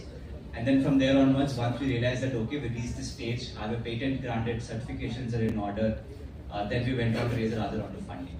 And because I had cleared so many of these milestones before, the fund that I raised was also a significantly better valuation. So I didn't have to give away too much of equity because I have showcased that I've achieved these milestones, I've reached a particular point. That's the reason why we look at this, right? It gives you not just the amount of money you need, but it also gives you the valuation on which you can get it. So you know that this is the range that you'll have to dilute. That's the reason why they say if an angel investor comes on board, they'll take up to 20% of your company. Then you do next round of funding. Maybe it's a pre-series A. Another 15% goes. So now you're diluted by almost 35%. Then you do a series A. Before series A, you lose almost 50% of your company. So today, if you talk about Zepto, also as a company which has raised so many money, these guys own only 7% of the company at this point of time. So they talk about the size of the pie, but then you'd also end up with this percentage, which is obviously of higher value. They're in the richest list in the country right now.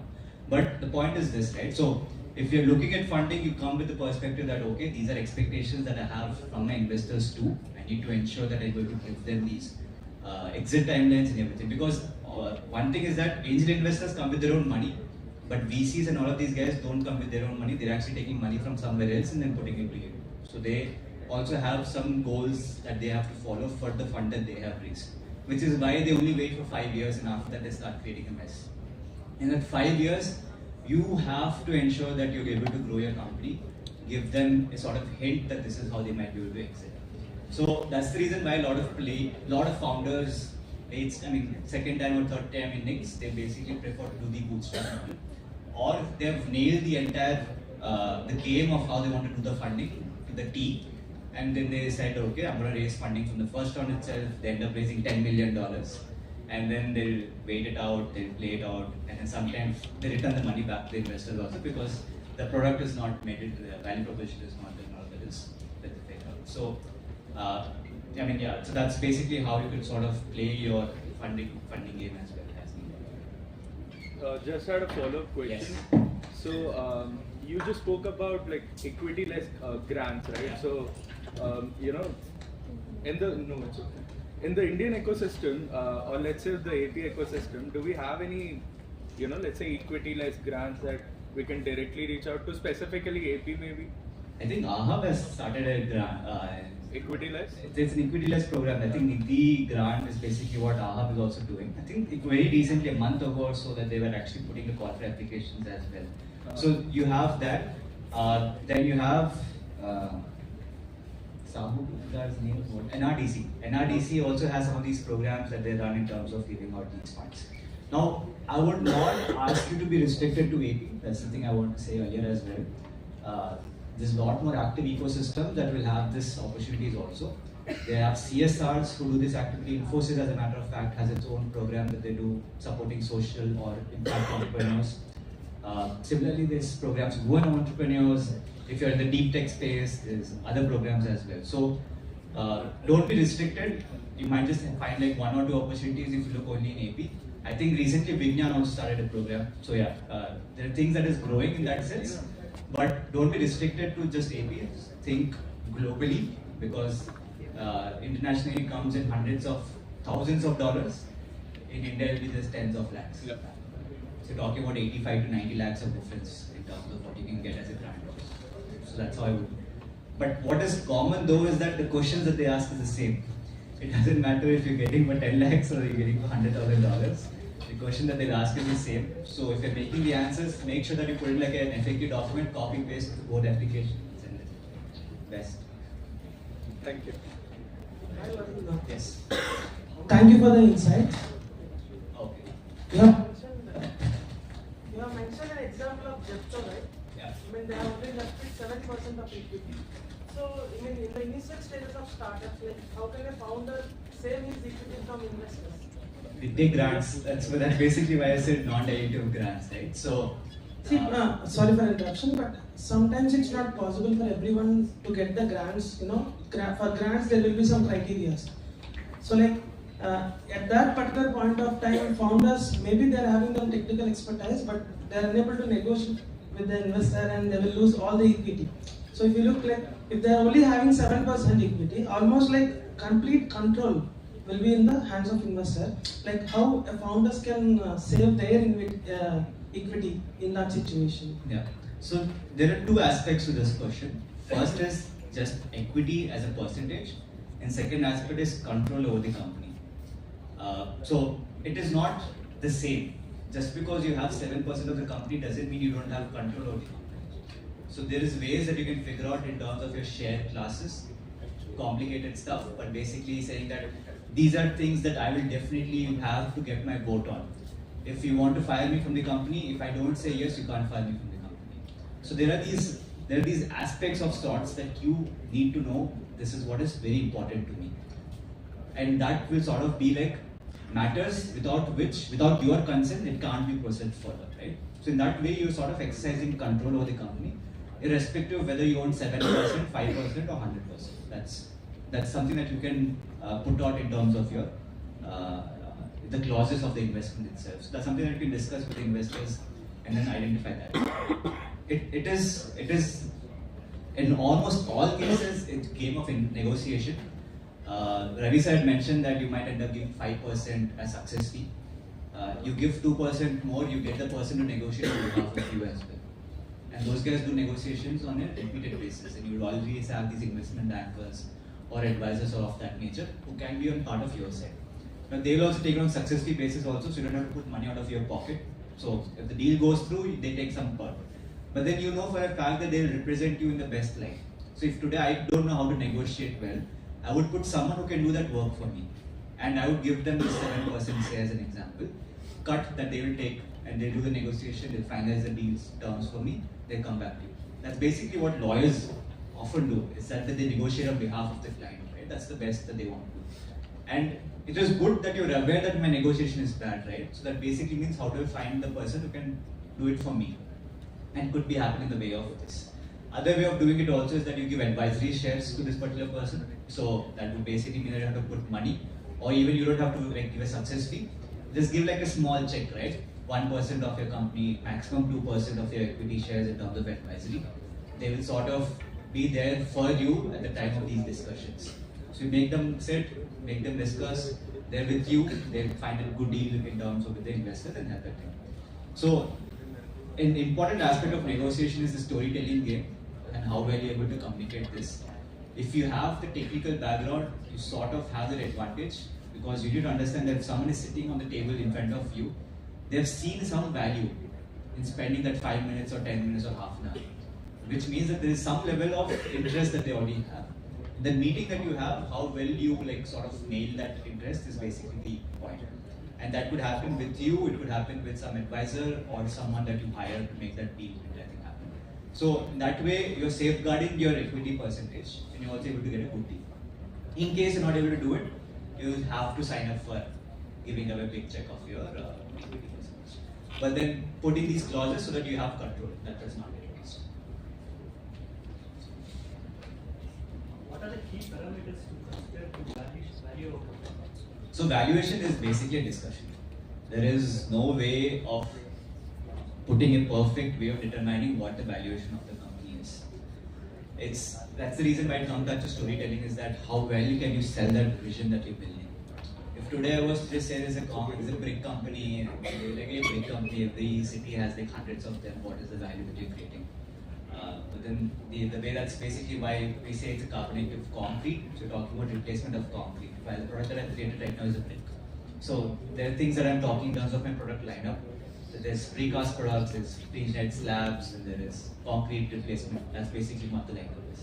So the vision is what you need to sell, and how well you communicate that is basically going to enable you to get the best value. So it means like down the line for 5 years, what do we see, how do we do? That's all considered. Exactly. You consider all of those aspects and you see how big the market option then becomes, and that's basically what you're pitching.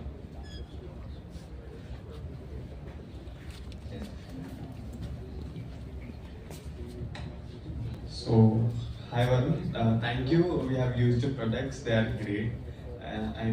My question would be, Green Gems is going great and I wish it should go like 20 years ahead or 50 years ahead.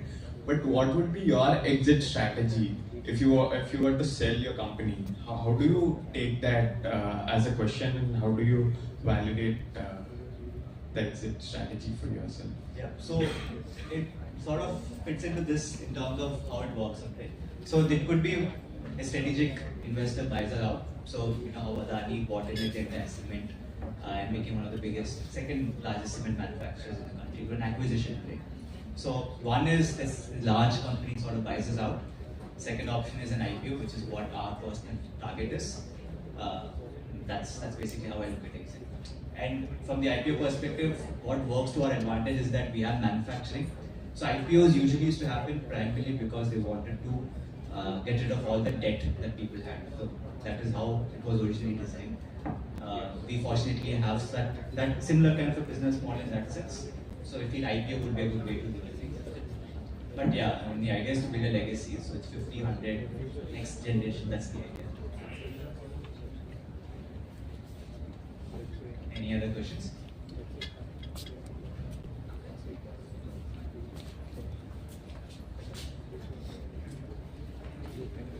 So I know that you have many more questions to ask, I know, but due to some time limits.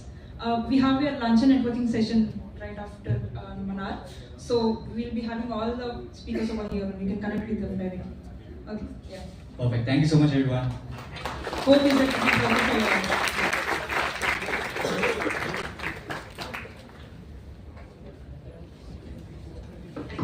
yeah. Thank you, thank you so much. Thank you for the session. So now we have a small activity, startup activity. I know that few of you have given your names in the registration desk to the morning, saying that you want to speak something about your startup or yeah. So we have a time limit over here where there are some rules and regulations. So we have only 1 minute. Okay. So yeah, you have 2 minutes of time. So choose one of the questions. See, either pitch your startup or one thing you can help with or two things you need help with. Only 2 minutes of time. So we'll just read out the names. Right. So yeah, let's be clear with the rules again. So we have 2 minutes of your time, okay? And you either pitch your startup or say one thing you can help with, along with 2 things you need help with, okay? So from the names we got in the morning, we have Rajshekhar Garu from Hamara Labs.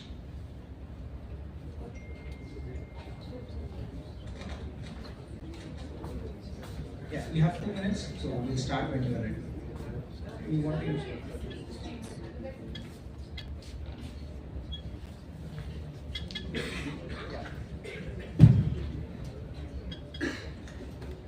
Good morning all, I'm Rajshekhar. We are developing a product called Hamara Labs. Hamara Labs is a product wherein we have Atal Tinkering Labs, which are kind of maker spaces. We have 10,000 such labs in India. So we are developing this Hamara Labs product to help students identify their next best tinkering activity that they can do in their labs. We often see, like say for example, we have kids here. In these maker spaces, you know, right? People sit there and they do a lot of experimentations, so-called tinkering activities. But the problem for the Atal Tinkering Lab in charge is that what is the next best tinkering activity that I can give to this student so that we capture their interest and they move further, making that as a big project. I'm not just talking about one Atal Tinkering Lab or one makerspace. I'm talking about 10,000 labs in India. That means I'm talking about 40 lakh students who are attending these Atal Tinkering Labs. I'm talking about those ATL in charges who are general teachers who teach science, mathematics, and they are supposed to handle robotics, IoT devices, telescopes and all that stuff. There is a big problem for them. They couldn't handle these situations with the students. Now, Hamara Labs is the product that they are right now using to identify the next tinkering activity that they have to do. We are using artificial intelligence. Right now we are using ChatGPT for the same thing, the large language model. And we have onboarded 3 schools and we have around 250 students who are using our product as of now. We have this product in the way of a web application, which is a kind of digital companion for the ATL in charge as of now. Thank you very much. Thank you.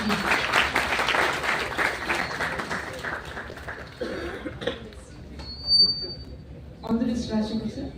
Next we have. Alright. Thank you so much for your pitch and all the best for all of your ideas and endeavors. So next we have Shrikant Garu from BCC Market.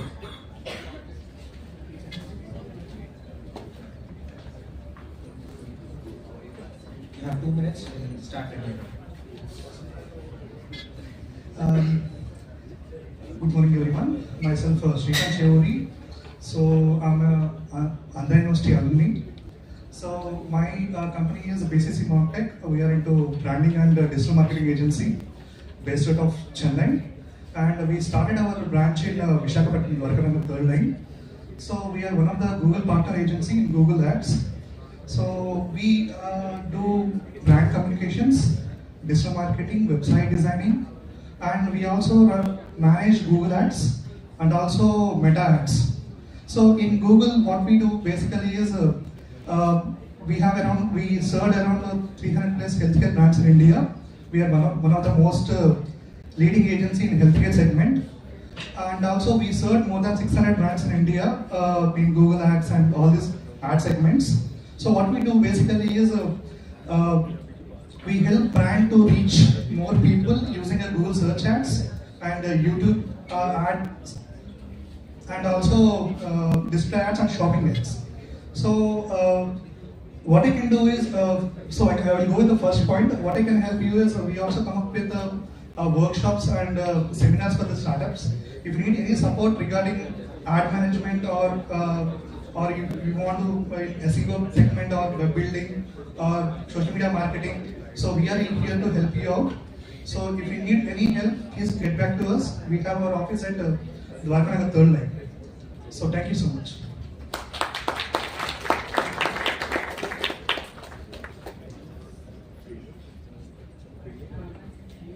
Quite the pitch and in time. Thank you so much. Awesome. So next we have Iris coming from the Cloud Karya Incubator, and the pitcher is Manoj.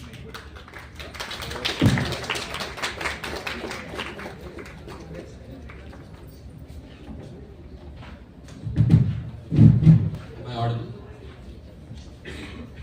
So thank you for your time, everyone. I'm Manoj, and a very good afternoon. It's already 12. So the company or the startup that I represent is called Iris Imaging. Basically, what we do is that whenever you go to an ophthalmologist, and basically what you do is waiting long lines just to get the appointment.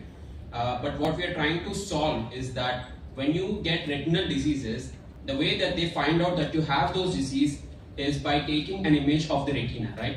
So they have a big machine, a camera that captures the retina, and then they tell you whether you have a retinal disease or not. So the problem that we're trying to solve is to reduce the gap between taking those images, getting those reports, and getting those reports verified by the concerned ophthalmologist. Why? Because ophthalmologists are very limited in India, and if you and this is only in the urban background. If you go to the rural areas, it's much more dire situation. Especially if you take about diabetes, diabetic retinopathy is the leading cause of blindness in people. So that's what we're trying to solve by leveraging machine learning techniques and deep learning techniques to solve this problem. And right now we have around 3 to 5 medical institutions as our potential customers, and we're also in talks with much more medical colleges and clinics. And we're trying to build this a sort of a startup that can treat a wide array of retinal diseases leveraging deep learning techniques. And this will help not only people get those reports verified, but also get the correct, what you call, so get those reports verified and get the proper treatment in the proper time. Thank you.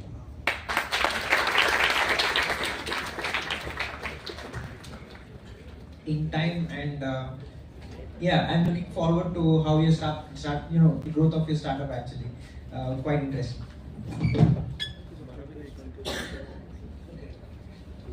So to the people who actually pitched right now, could you please come onto the stage again? We would like to give you some swags, just as something to remember.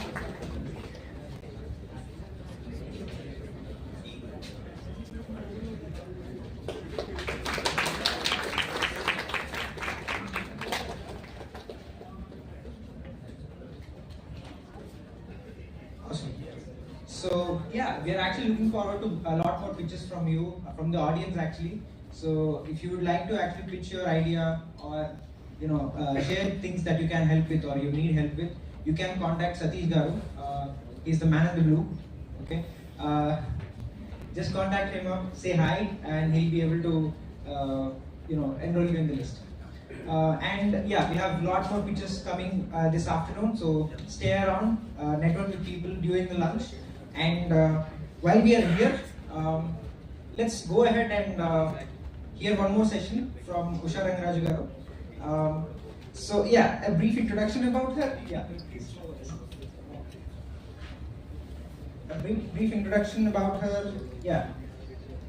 So Usha Rangaraju Garu, like she's all things data. So if you think about data, she's everything right here. And she's a data science consultant, and she's also chief of research at EXA Protocol. And from her talk yesterday, we know that she surprised quite a few people by proving how good AI can be. And I'll just leave it to her to surprise you as well. So please welcome her with a round of applause. Thank you so much, Sampath. So thank you so much GDG Vizag team for the opportunity to present here. Usha Ramani has been calling me for a really long time and finally I got an opportunity to be here. And yeah, so the topic here is going to be Kera's code for startups. So some of you who had attended the session yesterday, how many of you are here again today? Alrighty, good. Alright, for the new people, I took a statistics for yesterday's people, but there are a lot more new people here as well. A quick statistics so I understand the background of people from India, so I can, fine-tune the session accordingly. So how many of you are from AI/ML background? Up. Alright, a lot of AI/ML background. I'm very surprised. This is the first city because I've been doing this talk in Ahmedabad, Bangalore, Hyderabad, and Vizag as well. Pune and Vizag as well. So yeah, I think Vizag has the highest AI/ML participants, and next followed by Pune. And so yeah, that's a very good crowd. More statistics related to the talk. Like, how many of you are aware of TensorFlow?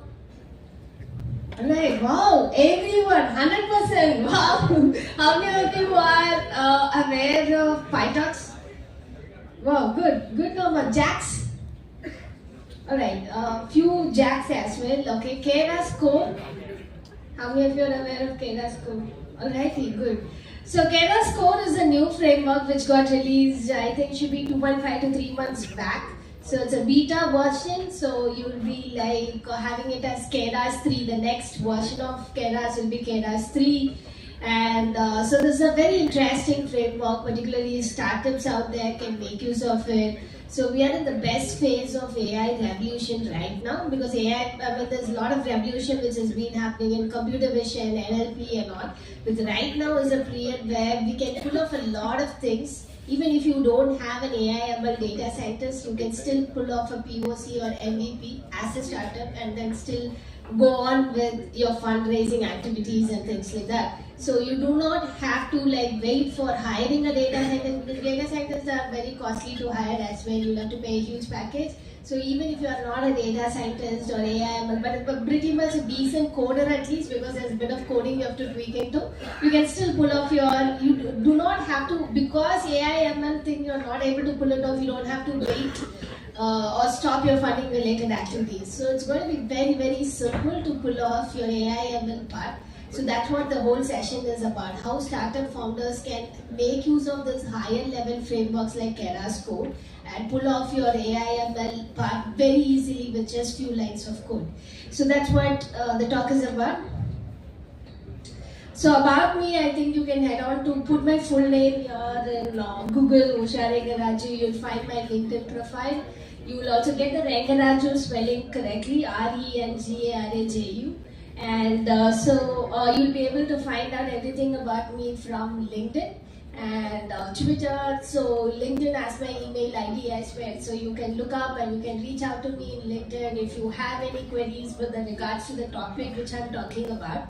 And about me, I work for a startup, Web3 startup called Exam Protocol, and I'm also very active competing in Kaggle. Kaggle is a data science platform for competitive data science, and I also teach. I'm an acting faculty at multiple universities across India. I'm a corporate trainer. So you can look up more about me. This is like the brief introduction. You can look up more about me from the LinkedIn, and you will also find GitHub repository of me, which is going to be Usha Ring.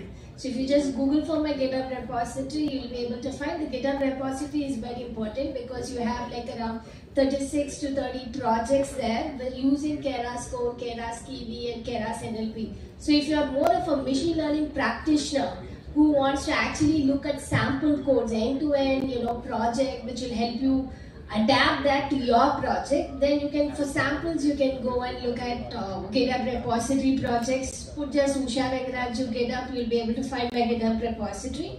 So the talk today is going to be roughly covering this. So we're going to look at Kera's ecosystem at a glance.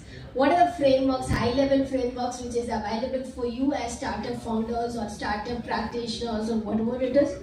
And we look at what is so special about Keras Core. It's a framework which released like 3 months back. What's so special, what it has to offer. And we look at features. We'll also be looking at a couple of frameworks, high-level APIs like Keras CV and NLP. And where you can pull off some magic with just 2-3 lines of code. You don't have to be a PhD scientist, or you don't even have to be a machine learning engineer to pull off your AI pipeline. So I'm going to show you how with just 2-3 lines of code you can pull off very big applications. There were people who were talking about iris imaging and all these things. All these applications you can pull it off with 3 lines of code. Is everyone here from a are you familiar from a coding background? How many of you are from coding background? Any programming language you've coded? So that's more than enough. It means everyone in this audience can pull off the applications which I'm going to talk about.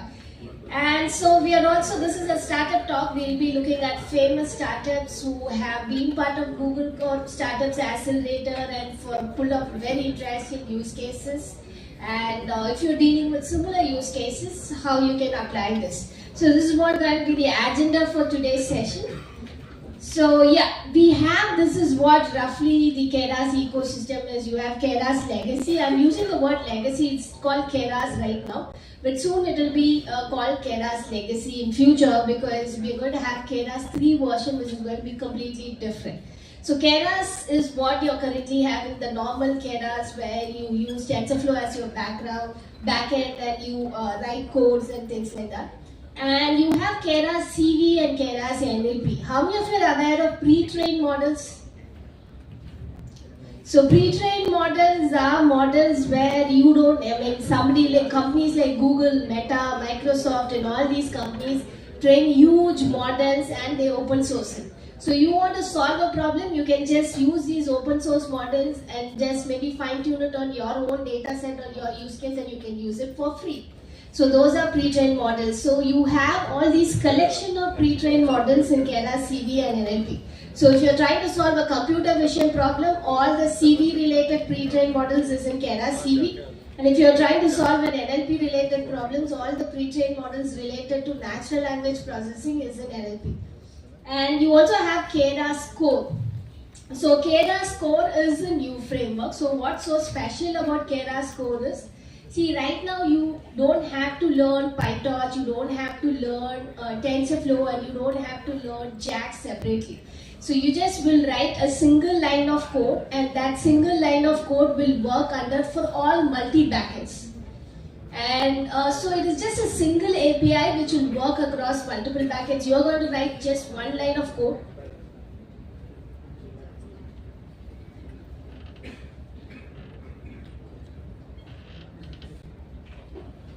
So yeah, so you will write just single line of code. This code will work in TensorFlow as well. The same code will work with PyTorch. So same code will work with JAX as well. So you don't have to learn JAX separately. You don't have to learn TensorFlow separately. You don't have to learn PyTorch separately. You are learning only one framework, which is API. The same framework will combine in multiple backends. That saves you a lot of time, right? Some companies might be used PyTorch, tomorrow they'll start using JAX. How many frameworks will test? The programming framework is evolving continuously. So sitting and learning multiple backends will be very, very difficult job. So just learning one framework and compiling at multiple backends is a very easy, saves you a lot of time, maintenance and all of it. That's the speciality of Keras Core. So there will be just one line of code where here before the import statement you will just mention your backend is equal to PyTorch or backend is equal to JAX. Just one line of code where you will mention what your backend is, and the same code will compile in all frameworks. So that's the speciality of TensorFlow Core.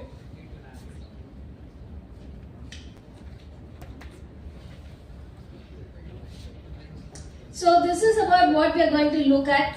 To summarize, Keras CV is computer vision. All the pre-trained models is in a library called Keras CV. And for NLP, natural language processing tasks like ChatGPT, large language models, and all these NLP related tasks, you have written Keras NLP. And for Keras Core is single backend, so you don't have to learn PyTorch separately, TensorFlow separately, JAX separately. You write code in only one backend. That same thing will run in all multiple backends. It saves you a lot of time. The reason why this is very important is you just take the evolution of frameworks.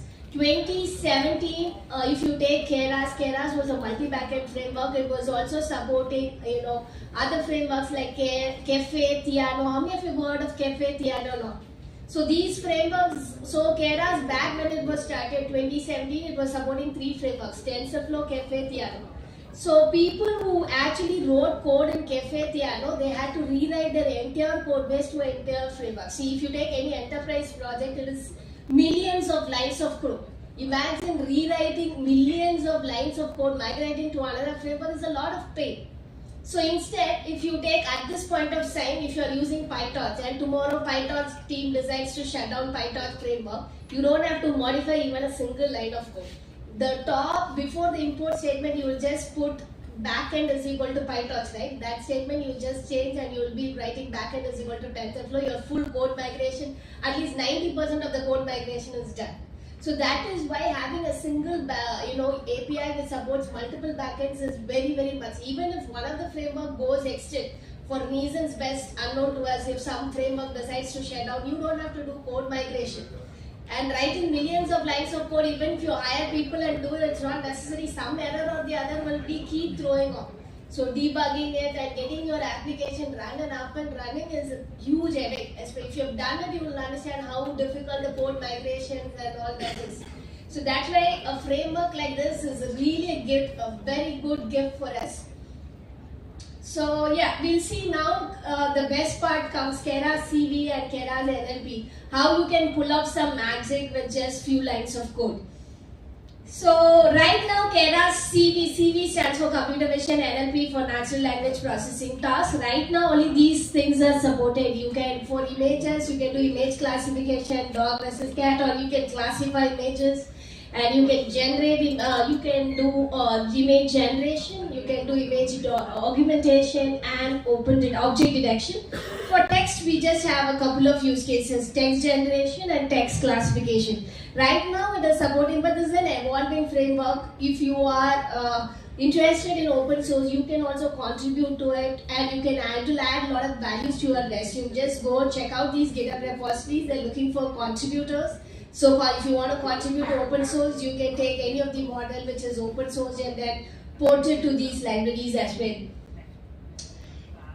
So the reason why it is it's very easy to get started. In just 2-3 lines of code, you can pull off a huge big task.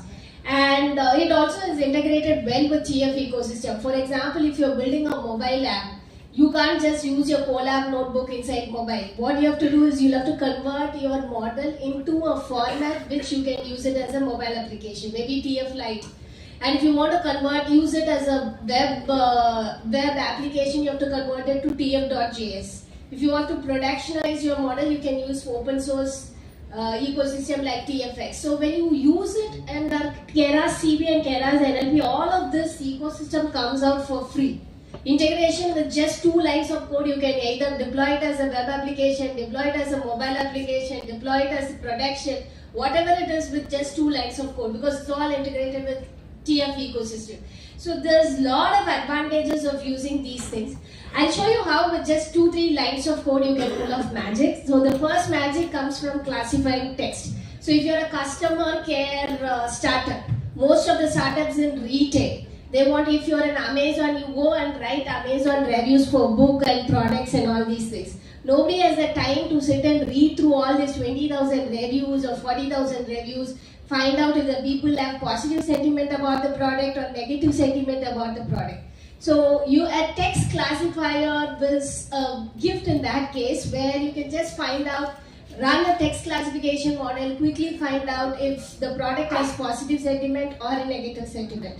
Or if you're having a lot of junk emails come out, your corporate has to classify whether it's an email, proper email, or a junk email. So there's a lot of use cases of text classification as such. But even if you are not a programmer, you can still build an AI application which classifies text with just 2 lines of code. So I'm going to show you, this is the first line, this is the second line. That's it. So the first line, there are multiple models. Right now, if you take Keras NLP, there are huge models. Where you go to that API page, you will find out all the models which Keras NLP has with regards to text classification. So here you can write the name of the model. So here it's BERT. BERT is a pretty old model right now at 2017. Right now you can go for Roberta, Deberta or the recent transformer based models which is current up in 2022 or 2023. You just put this, you can put a lot of very recent model here. That's it. Just take the same code and run, you will be able to build a text classification model. It's just 2 lines of code. You don't even have to be a computer scientist or a computer engineer. Even a 7th standard kid can pull up these 2 lines of code. With just 2 lines of code, you can pull off, using Keras NLP, you can build off a text classifier. Whether you are a retail startup or you are any startup who want to build a text classification model, you don't have to hire a machine learning scientist to do it. You go to the API page, that sample code also you don't have to type, cut copy the sample code from the API page itself. So it saves you huge money. A data scientist right now you have to hire, even a fresher is charging 18 lakhs to 22 lakhs from a good college. So, and you have to, if you want to hire an experienced data scientist somewhere within 5 to 6 years of experience, they charge around 80 to 90 lakhs. So it gets very, very expensive to hire a data scientist. So you want to build an AI use case, 2 lines of code, you just hire an intern from university or school. They'll be able to modify the code, get your AI ML application up and running, saves you huge amount of money. I think money is very important for early stage startups, right? Like right now, if you've not even funded but have a good idea, so that's where all these techniques come to help. Next is we have text to image. You have a text. This is a very interesting use case where a lot of media companies want this. So if you are at if you are a website like Make My Trip, Go Bebo and things like that, a lot of times they have images. They want the text generated for you. They want the itinerary generated for you. Text to image generation is a very interesting use case in multiple startups. So to pull that off, you just require 2 lines of code. This is the first line, this is the second line. That's it. So the first line you go to Stable. How many of you have heard of Stable Diffusion? So Stable Diffusion is an image generation thing. So Keras CV has got Stable Diffusion. So you take the pre-trained model from Keras CV. This 2 lines also you don't have to memorize. You go to the API documentation page, you can cut, copy, paste that. Just write the parameters what you want to do. Just give the input, what image you want to get generated, and that is generated for you. So this kind of pre-trained model ecosystem comes for free. See, certain for image generation and all, if you go to Stable Diffusion website and all, for 2-3 images they'll let you generate for free. After that they'll ask you for subscription. So you have to pay money. Most of these websites, they let you generate images. Maybe max of 10-15 images they'll let you generate for free. After that you'll have to pay for subscription. You can build, using this open source image generation model with just 2-3 lines of code, you can build your own image generation thing. You don't have to pay for subscription, anything. This comes in very handy. If you're an early stage startup, you don't have to hire a data scientist who specializes in diffusion models and all that. You can pull it off on your own. Even a basic Python programmer can do it. Alright, right now we have only certain models. Right now this is an evolving ecosystem. Maybe the whole project Keras CV NLP started last year. So some of the models right now we have is YOLO V8, Whisper, BERT, OPT and all that. But it's a good opportunity. It's an evolving ecosystem. How many of you are students here, university students?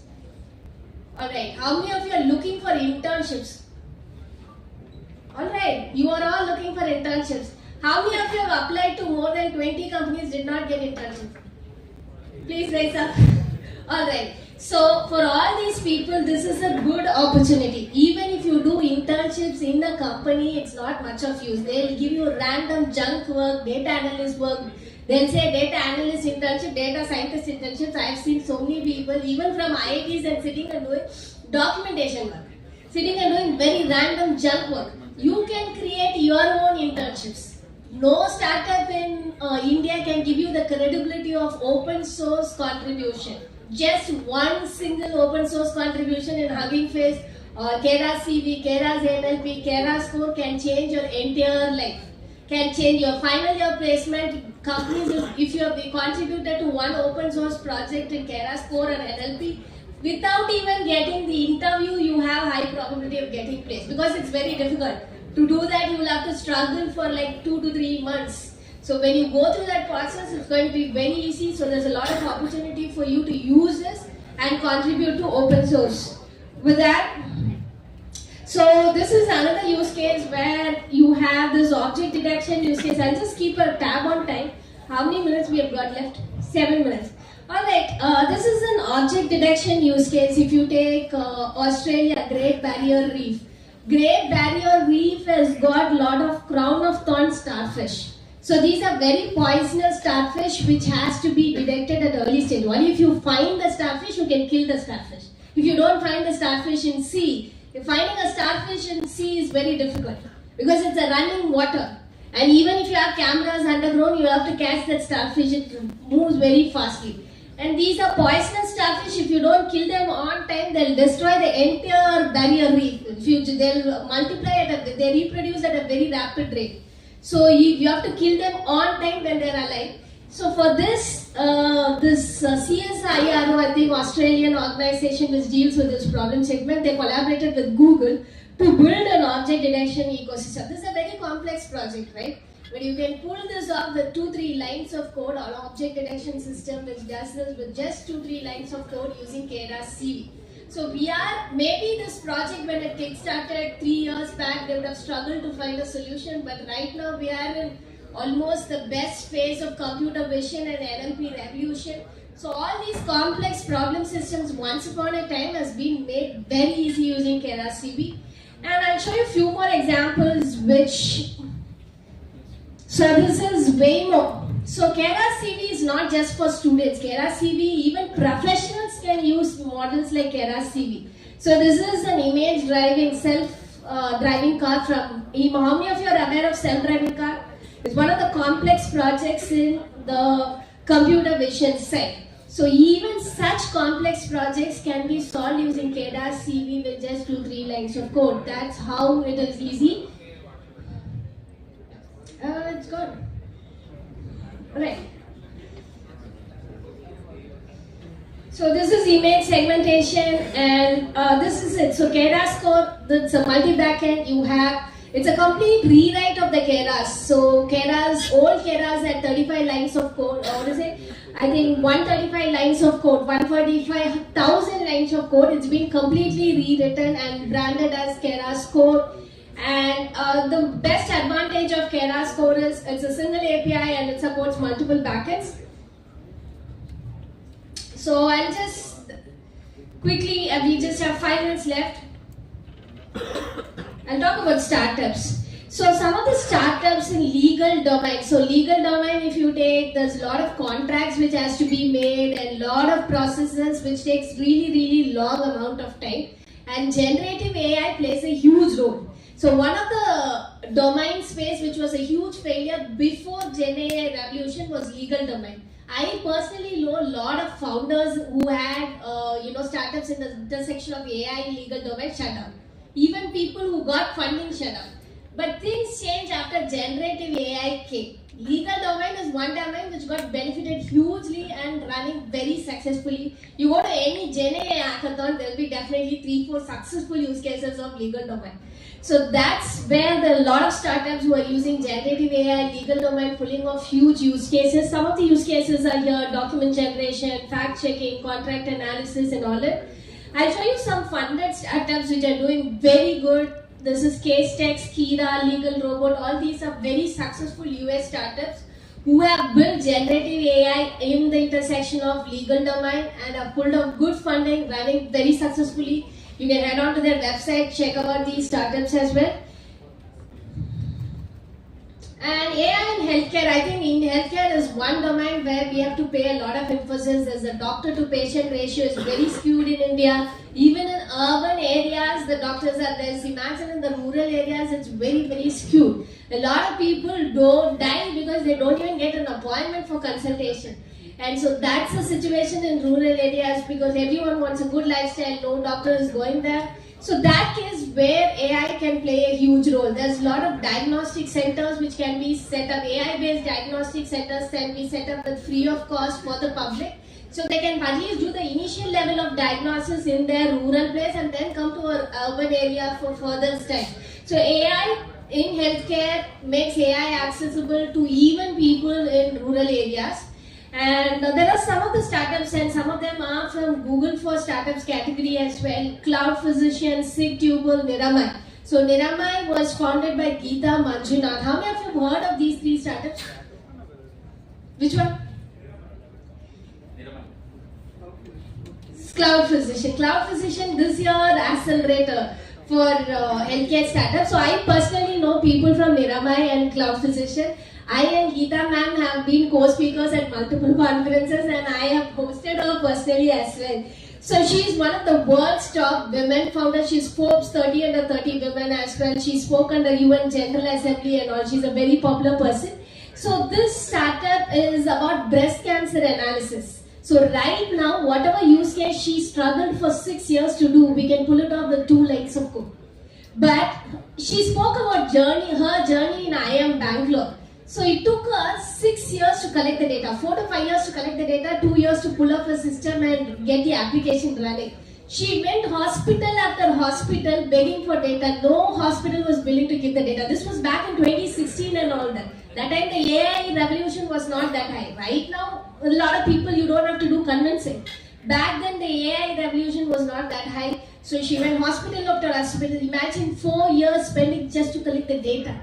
And then finding team and all that, getting funding, it's a lot of struggle.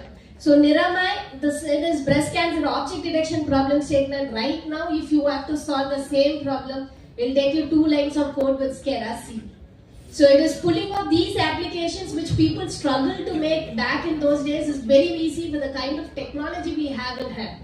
And then Cloud Physician. Cloud Physician is if you take this ICU, has anybody got experience dealing with ICU? Either of your relatives got admitted, or you personally have some kind of, at least you entered an ICU or something like that? Anybody knows about what are the problems which India has with regards to ICU? I think 2-3 people raised. So one of the problems is there's huge number of mortality because of negligence of doctors and nurses, particularly in India. You have to have 24/7 monitoring, which is very difficult. As humans, we all make errors, we all have busy schedules. Nurses are not robots, right? They have their personal problems that might reflect on how they are doing on the duty as well. There's huge number of deaths which is happening because of negligence and not proper monitoring and human errors made during monitoring and all that. Thanks to Cloud Physicians, these are doctors. I personally know the founders of Cloud Physicians, and they worked with me during a hackathon. There was a hackathon which was dealing with ICU data, and for that these doctors from Cloud Physician actually assisted me. So I know them personally as well. So these are actually doctors who finished MBBS, then finished MD in US, did all the post-graduation, everything. They worked as ICU specialists for 10 years in US, abroad and all these countries. And all of these specialists came together in Bangalore, founded an AI startup. They gave up all their doctor profession, now they are AI professionals. So all of them who are founders of the startup are medical professionals. And they are very successful. They are funded, well-funded startup, I think 2 million plus, you can look it up on Google. Right now, they are the current batch of Google for Startup accelerators as well. So they have built a smart ICU management software which will take care of, which will do all the heavy lifting of the ICU. So you don't require 24/7 monitoring of nurses. Doctors doesn't have to look at everything. It will automatically monitor everything, give alarms, notification, everything controlled by AI. So they have built a very successful thing. So such kind of systems is a boon to our country because we have shortage of nurses. We don't have nurses itself in many hospitals, and then having nurses 24/7 is a two thing. Nurses are also human beings, they can't keep sitting in the night as well, monitoring and things. So such kind of systems is definitely a boon to the healthcare ecosystem. And we also have SigTuple. If you take microscopic pathology and all this, there's a lot of AI-based innovations which we can bring up. And SigTuple deals with a lot of such innovations. You can head on to the SigTuple websites, look at the products which they have come, all AI-based products. And the reason why I'm highlighting these startups is some of the use cases which these startups are doing, maybe they would have struggled hard to collect the data and all that, but problem solving, it boils down to object detection, some of them boils down to classification problems, some of them boils to generation, some of them performance monitoring, analysis, diagnostics. All of this can be powered by Keras Core, Keras CV, Keras NLP with just few lines of code. You are in the phase of technological revolutions. A lot of things is very easy. And some of these startups in AI retail, how many of you have gone to Decathlon? Decathlon is in Vizag. Okay, you have cashless technology here.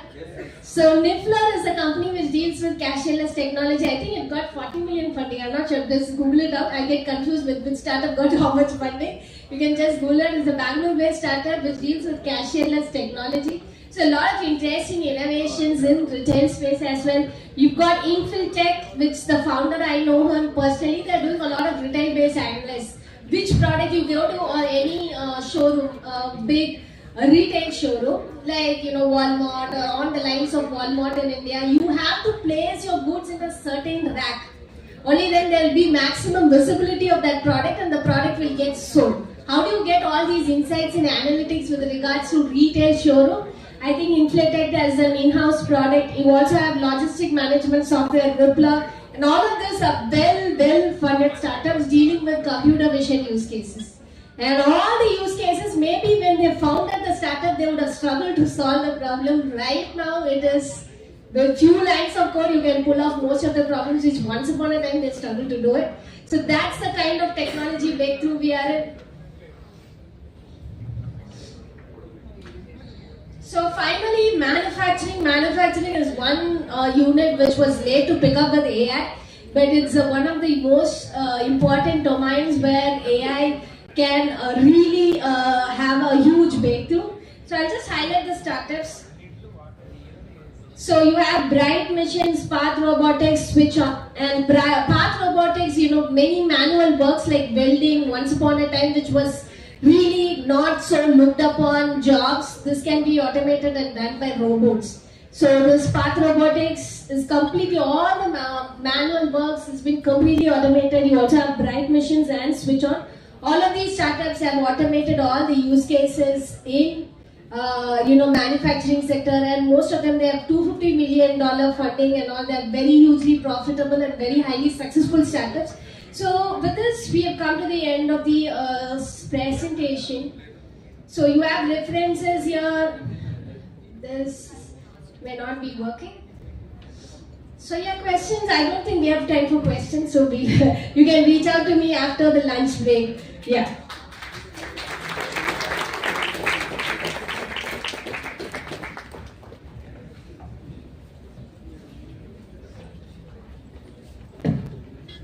Thank you so much, Usha. It was so nice to hear from you about the Keras Core for startups.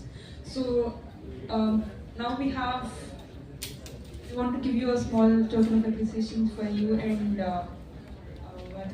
please come onto the stage. I kindly request Satish Garu, who is one of our major backbone of GDG Vizag as well, past few months actually. So we welcome him also. Usha, please come on stage.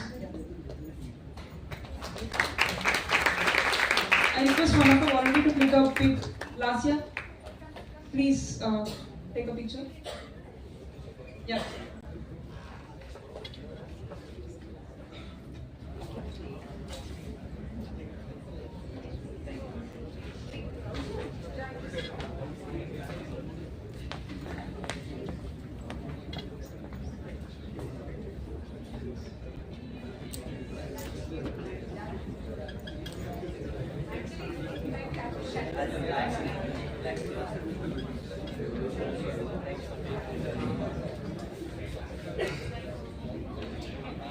So coming back again. So you all want to have a lunch, or yes, no, or one more talk? Really? But we are hungry. You are yes or no? You want to have your lunch or not? Yeah. So before going there, again, we have few startups reached out to us to share about their startup or their things what can help with. So over to Sampath. Yeah. Awesome. So startup activity again. So 2 minutes. So we'll have two startups switching us right now. So let's call upon Retos. All right. So we have Jagan Garu, the CEO of Retos. Yeah.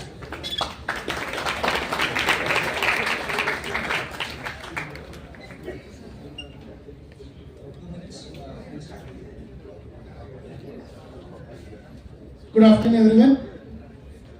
This is Jagan, Vizag's leading delivery service app, Retos. I'm the founder and CEO of the company. So I would like to ask you a question, a simple question. How many of you pay digitally at hawkers, local shops? How many of you? So most of you are using digital payments for the local shops buying and all the local vendors now digitally connected. What if they are connected digitally for their retailer business? Is it sounds good? So if they want to sell everything through online, that would be much easier for us to buy from home. So Retos is a platform that we made for the local retailers to sell their products online with integrated logistics support. So we are providing the home delivery services support to all the local vendors, including the digital platform. They are just not limited to the local cities. They can sell their products to the adjacent cities, from the Vizag, or they can sell in Anakapalli and Srikakulam like that. So we are facilitating like that. And right now we have 350 plus vendors registered with us and more than 25,000 users utilizing our services. And we are looking for the technology partners and mentors. So thanks for this opportunity, and I thank Satish Garu and Ravi Ishwarpur Garu for mentoring us so many times. Thank you, sir. Okay. Thanks for giving this opportunity.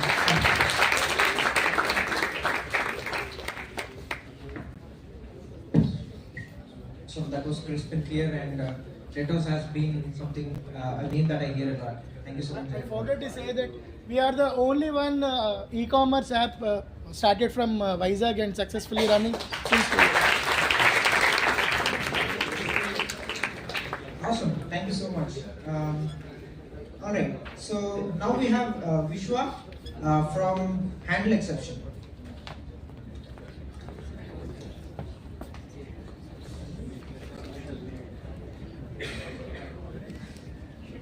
Yeah, hi, good afternoon guys.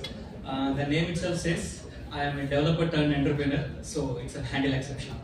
Okay, it's like 1.5 year old company it is. Okay, total before starting this actually I have total 12 years of experience in IT. I worked in VMware, Siemens, Microsoft, Morgan Stanley and all the big companies. Okay, and I learned so many things and I have came here to put in Handle Exception. Initially we started as a contract staffing. Okay. Now, when I started, we had 0. Now we are total 30 members team. We are working with us, and which divided into .NET and AWS in Oracle CPQ and the different various technologies we are doing. Now we are in a stage like we are developing a product. Okay, the product is a shipment. Okay, it is a platform where blue collar jobs we can hire. Okay, when I say blue collar jobs, like we see there are so many applications are already available and so many platforms are available to hire any blue collar employee, but for a software employee, any other profession, there are multiple places where we can work as a freelancer. But I don't see any platform where a blue collar employee like plumber or electrician can work as a freelancer actually. So we are bringing this platform where a blue collar employee can work as in a hourly basis. Okay, like if for example, let's say the DMart is there, they want only on Saturday, Sundays, or else any other showrooms they want only Saturday, Sundays. Okay, because of the high volume of the customers and all. So using our platform, they can hire blue collar employees and they can make the work done, and it will be win-win situation for both the blue collar employee and the employee.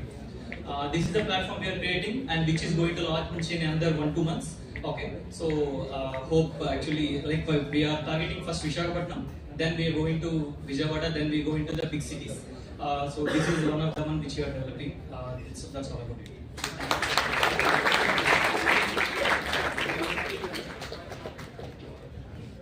Thank you so much, Vishwa. Also, Jagan, could you please?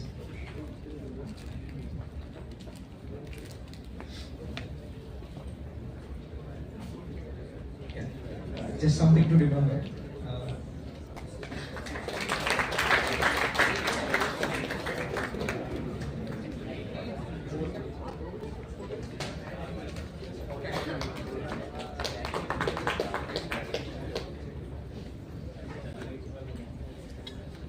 Awesome.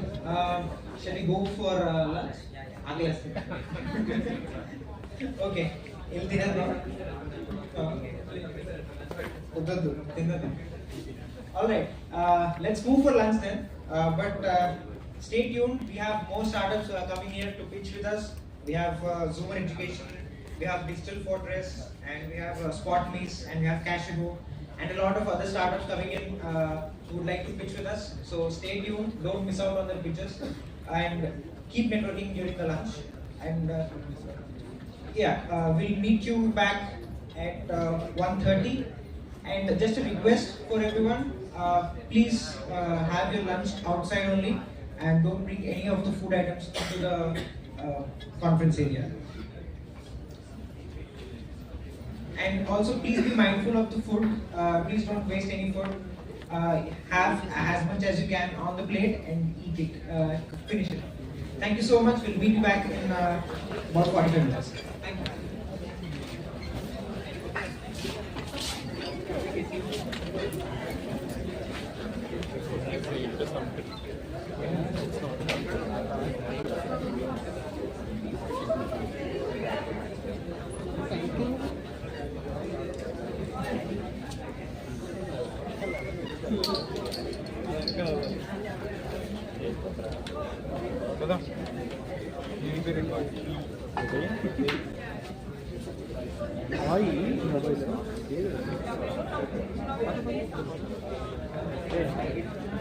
Hey, hi.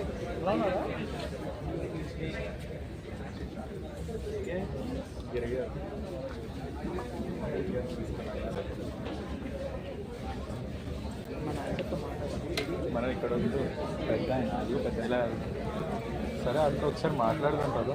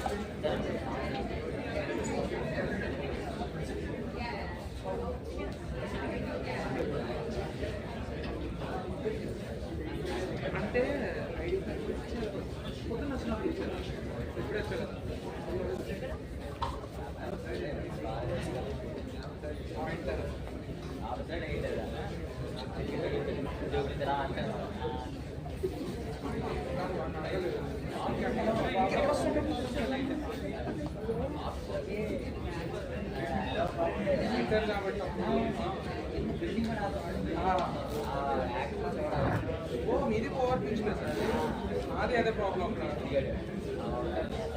Literally నాకు access card నేను ఎప్పుడు తీసుకెళ్ళాను ఇక్కడికి వెళ్ళి తలుపులో పోతే మూడు చేస్తుంది అందరూ తెలుసు కానీ బిల్డింగ్ కూడా తెలుగు కాబట్టి సౌత్ సౌత్లో పెద్ద కొట్టు కానీ నార్త్లో తెలుగు కూడా దొరుకుతున్నట్టు గొప్పలు చూస్తారు వాళ్ళు అమ్మ నువ్వు ట్యాక్సీకి వెళ్ళావంటే అంతే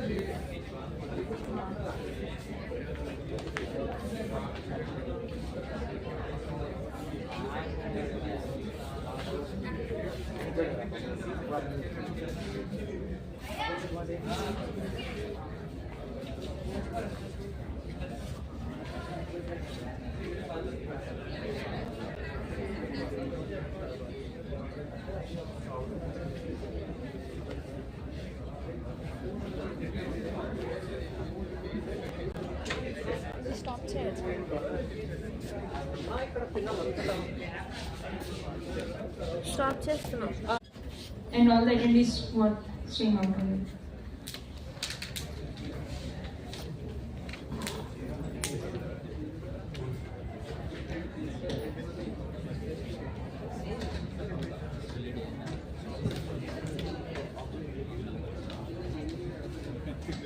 Yeah, Chair, make sure all attendees are seated. I think few of them are out. Yeah.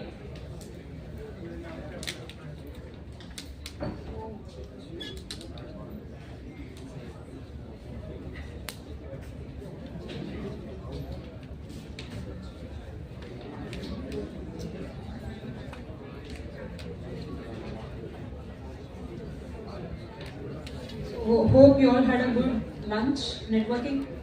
So how many of you network with your peers? Not in your circle? Others. Your unknown people. Oh good. Nice.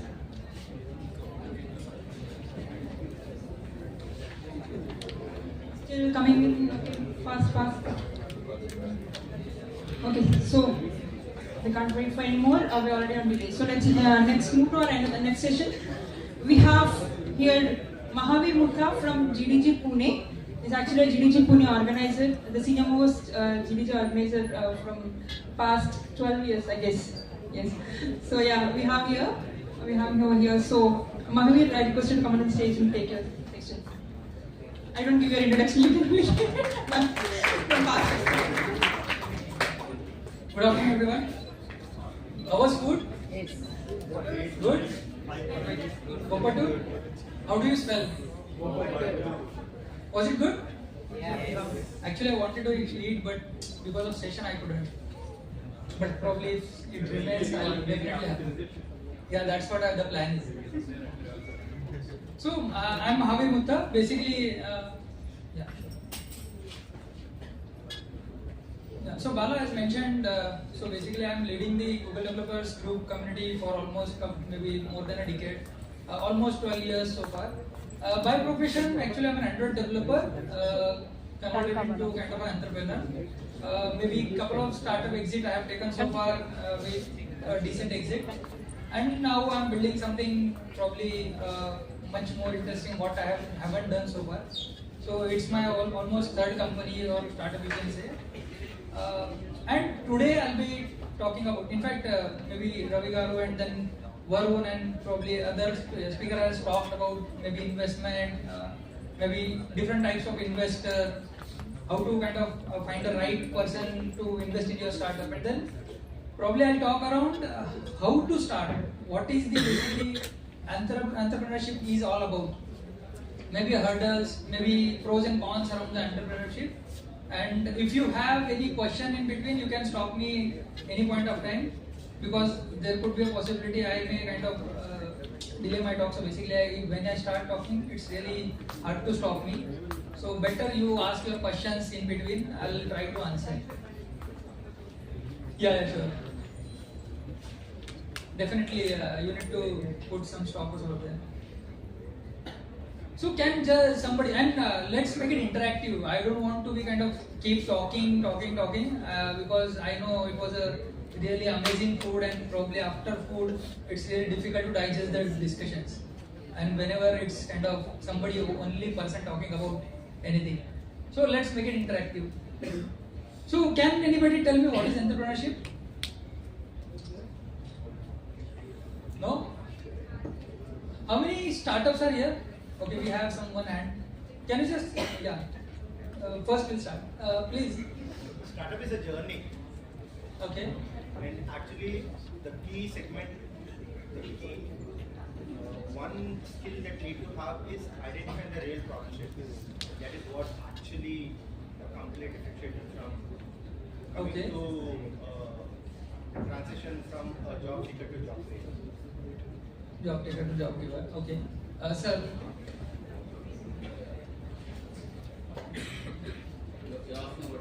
So basically, what is entrepreneurship? And he has kind of mentioned about what startup means. Yeah. So what is something you entrepreneurship means in your way of kind of Give an analogy. Entrepreneurship is a way of having a fire, and then after the fire is over, smelling the smoke. So having a fire, yeah. So in probably a layman language, yeah. Please, sir. Yeah. It's a crazy state of mind where you think you will change the world. and hoping that there will be tons of people waiting for to invest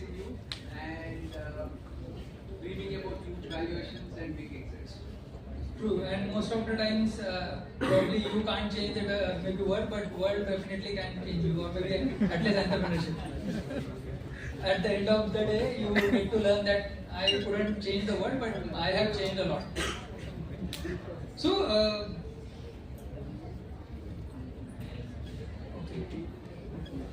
so this is something, it's probably a bookish statement what entrepreneurship is.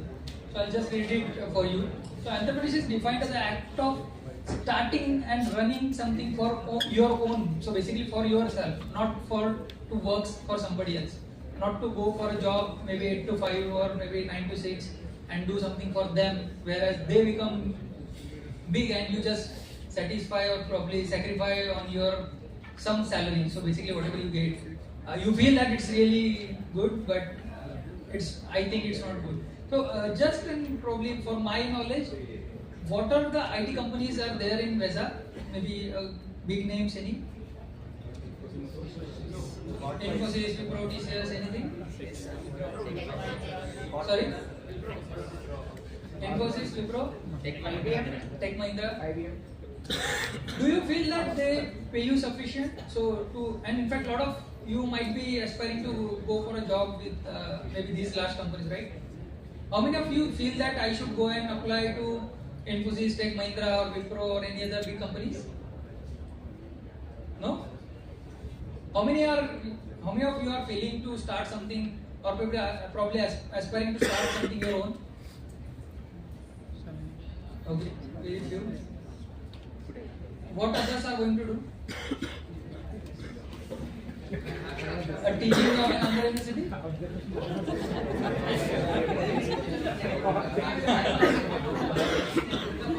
So maybe if you kind of talk all of you in one slow, so I will not be able to understand. So if somebody has an answer, please raise the hand, we'll discuss. We will hire them. You will? Hire them. Hire them. Okay. But they are not willing to go for a job. What they will say? So that's what my question is. If you are not starting by your own, if you don't want to start by your own, and if you don't want to go for a job, what you will do?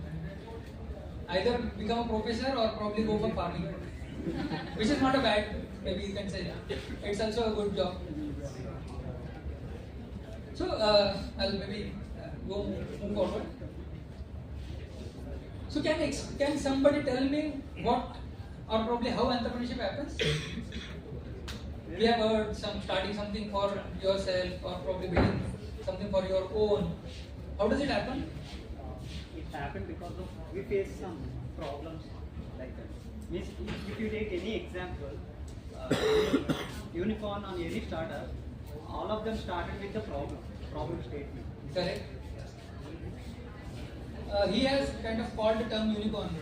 Hope all of are aware what unicorn means. Anybody doesn't know? Okay, cool. So at least you know what unicorn concept is. Is it only the thing which is required to build a startup? A problem statement? Sorry? That's not the only thing. What else it needs? Okay, proper strategy to execute.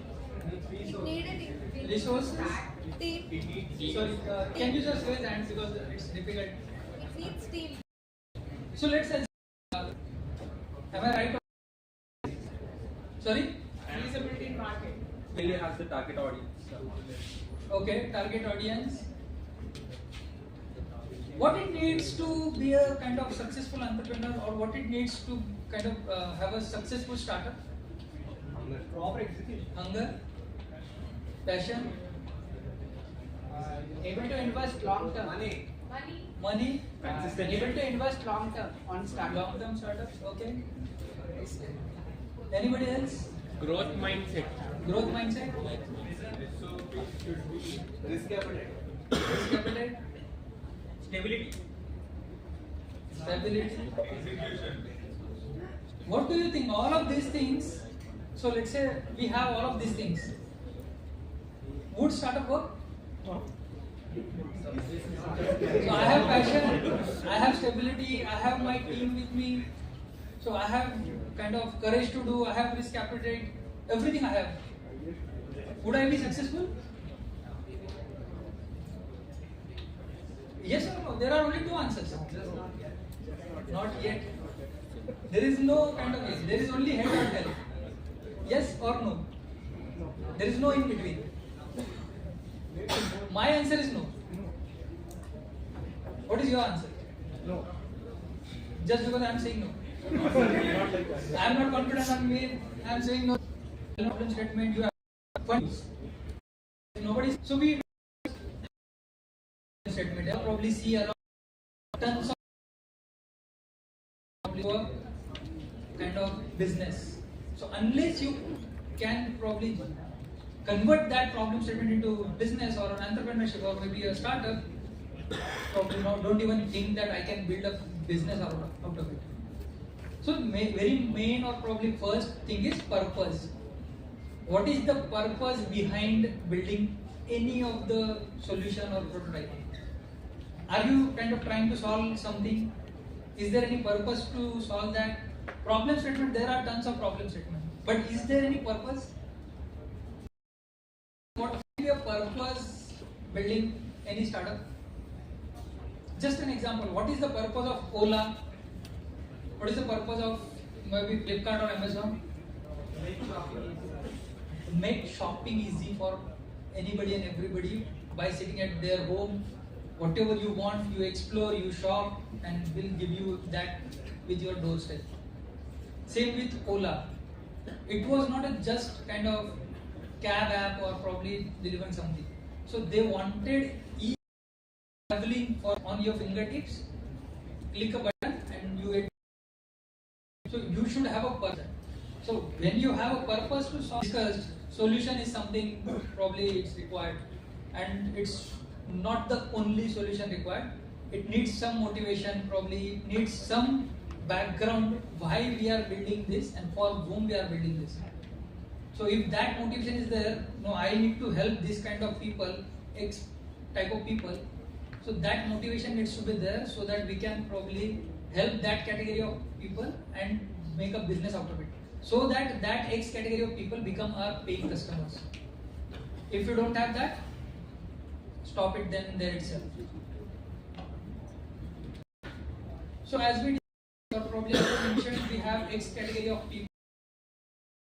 So ideally, when you start something, go for building something. How many of you think building a technology is a maybe crucial and important task of the business or startup? 1, 2, 3, 4, 5. What do you think rest of the people, maybe 98% people? Business model is important. Sorry? GTM is important. Go to market strategy is important. Understanding what the customer exactly wants. Because what exactly customer, so the point is written over there, validation. What customer wants, what very important factor. Whatever I am building is really amazing because everybody likes their kid very much. Nobody will say my kid is very kind of bad in habits. Whatever you think, it shouldn't be a kind of problem statement for all of the society people. So what they want is very important. So first, talk with your let you and your team understand basically are we on the right track or probably we are going somewhere else and if you wanted to go somewhere else. I wanted to go Hyderabad and I am in the direction of Bangalore. So ideally, really important unless you can validate your idea, not even product. So unless you get validation of your idea, you shouldn't start development. So some in maybe let's say third or fourth phase of your startup journey, not the very first phase of your startup journey, because being an engineer, being a technology people, we feel that I'll build a website, I'll build a mobile app and now I'll start business. It never happens. So far I haven't seen that in my 12-13 years of journey. So business is something you have to build it from scratch, you will have to get the user validation, then you will have to build an MVP, again go to market, talk to people, whether I am doing right or wrong, whether you would like to buy this. If you don't want to buy this right now, whether you would like to keep it in your mobile, keep it in your periphery or devices. If they like it, then only probably you should think of building that. Otherwise, don't build in the beginning. Then we discuss, team is something very important, target audience which we discussed. Somebody can help me with what is the revenue or business models? Some of the part we have covered. What is the revenue or business model? In stage of validation, we know that what customer want. Okay. When coming to business model, it is like how you are generating money out of solving that problem. Okay. Anybody wants to give it a chance? Somebody who wants to kind of build a startup? Yeah. As I said, we'll make it interactive. I just need to understand your concept. Create a prototype. Okay. No, so basically we are talking about the business model. Prototype is something definitely around the technology. How you will define the business model, or what is actually a business model is?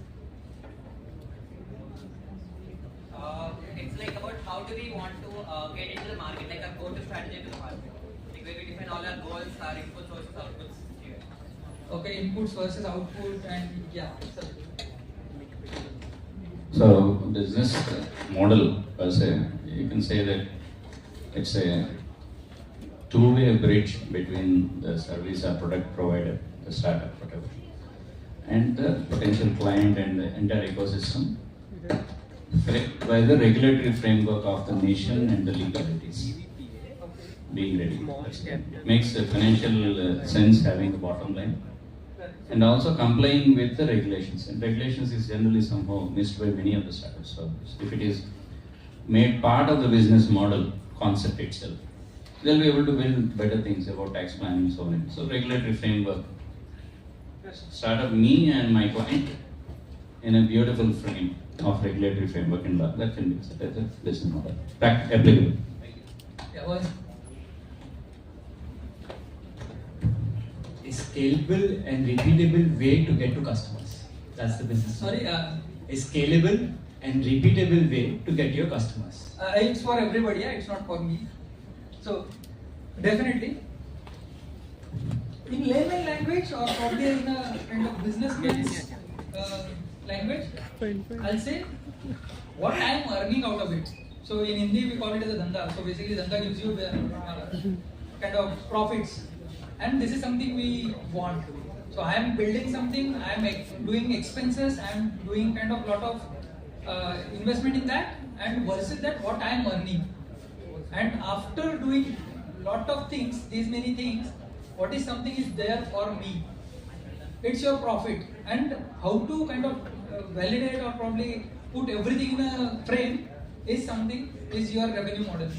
So basically my expenses, my whatever strategies are there, and then getting finances, then getting profits out of that. Doesn't matter if it is an immediate profit or probably profit can be generated after 1 decade or something.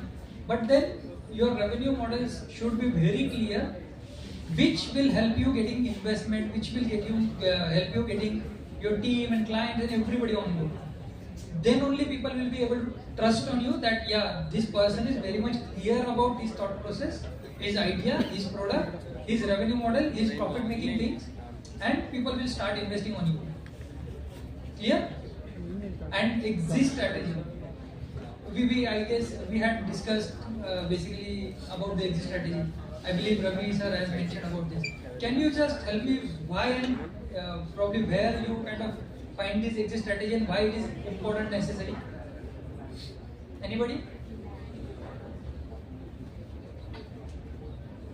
Nobody? Sometimes it might be impossible to move forward beyond the limit. So in that case, we might be handing over the business to someone who can do it actually. Correct. So in worst case scenarios, if you are unable to do that, better to, rather than kind of scrapping everything which you have kind of built so far with the lot of energy, passion and all of these things, it's better to hand it over to somebody who can probably better deliver that, better build that. So this is exit strategy in worst case scenarios. But have you ever thought, a lot of companies you might have seen, Flipkart CEO or probably founder has taken an exit, maybe some other company founder has been taken an exit. Why would they do that? Of course, first or most important factor is earning money. Second is somebody else can come and scale it, maybe take it to next level. Probably third is something basically they want to give opportunity to somebody who can probably bring in more investment in that. Clear?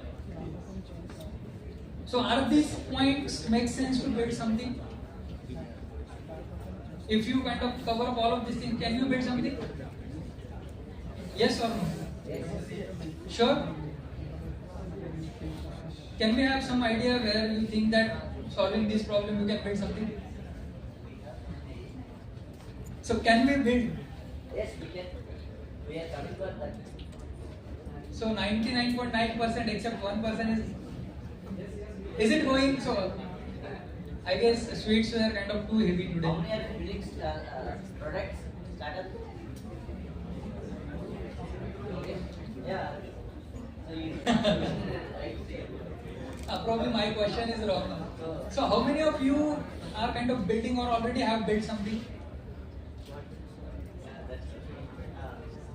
And now what is your strategy or what is your plan to kind of take it forward? Anybody wants to give it a thought? Marketing. Marketing? Okay, so if you are not kind of comfortable answering here, maybe we can discuss it later on. So shall we take it forward or probably you want to kind of answer something?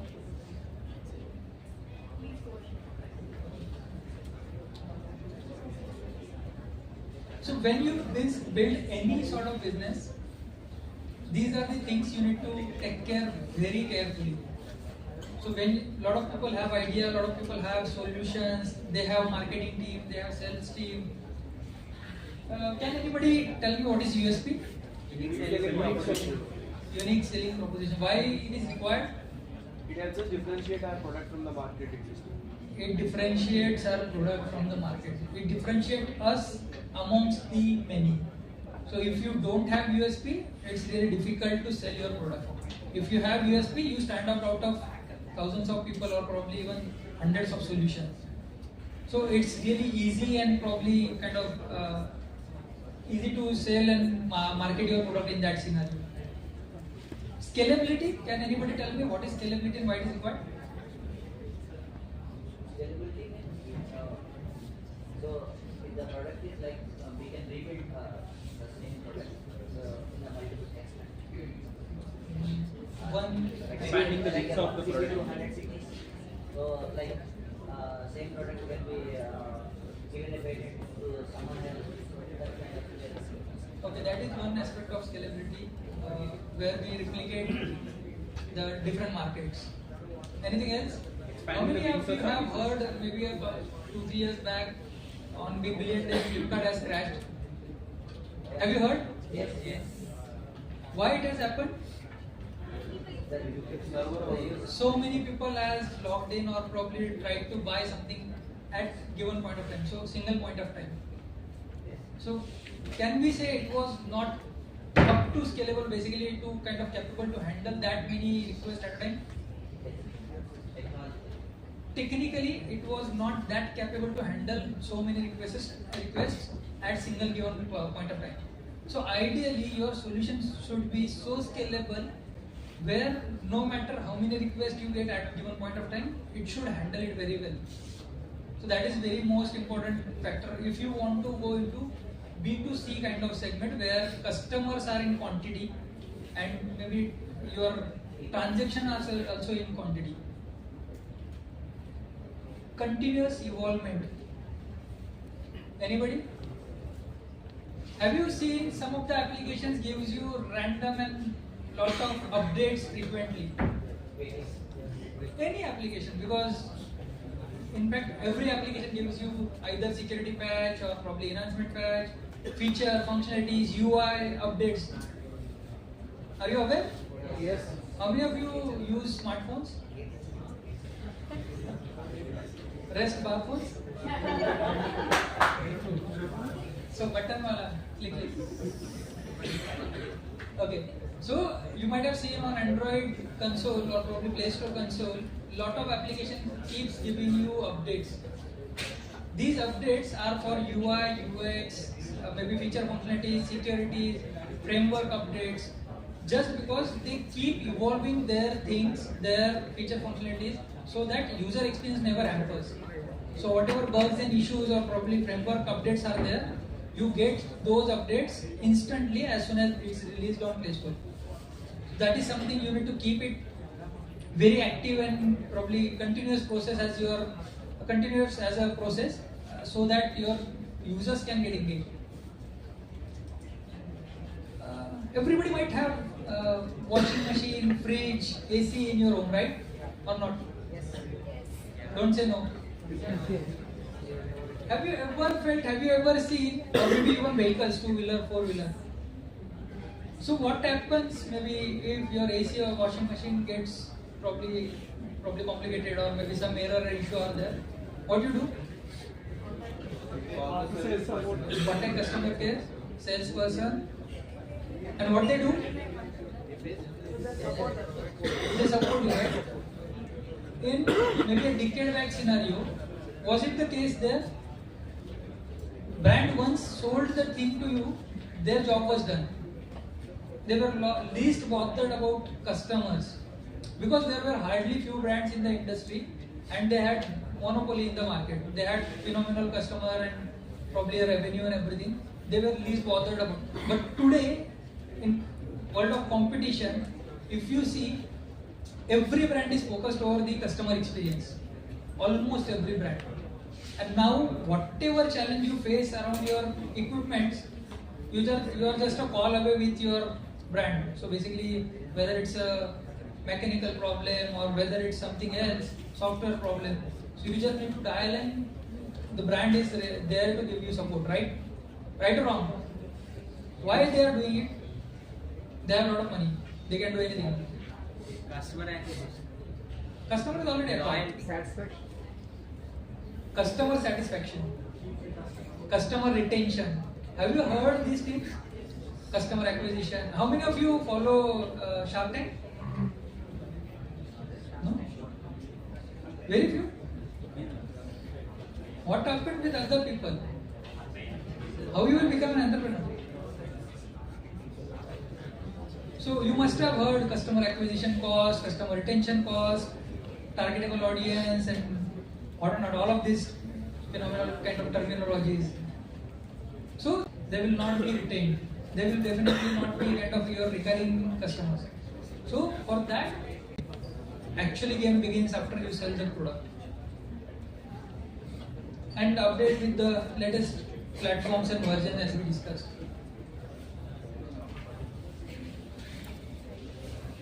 Can anybody answer this very simple, stupid question?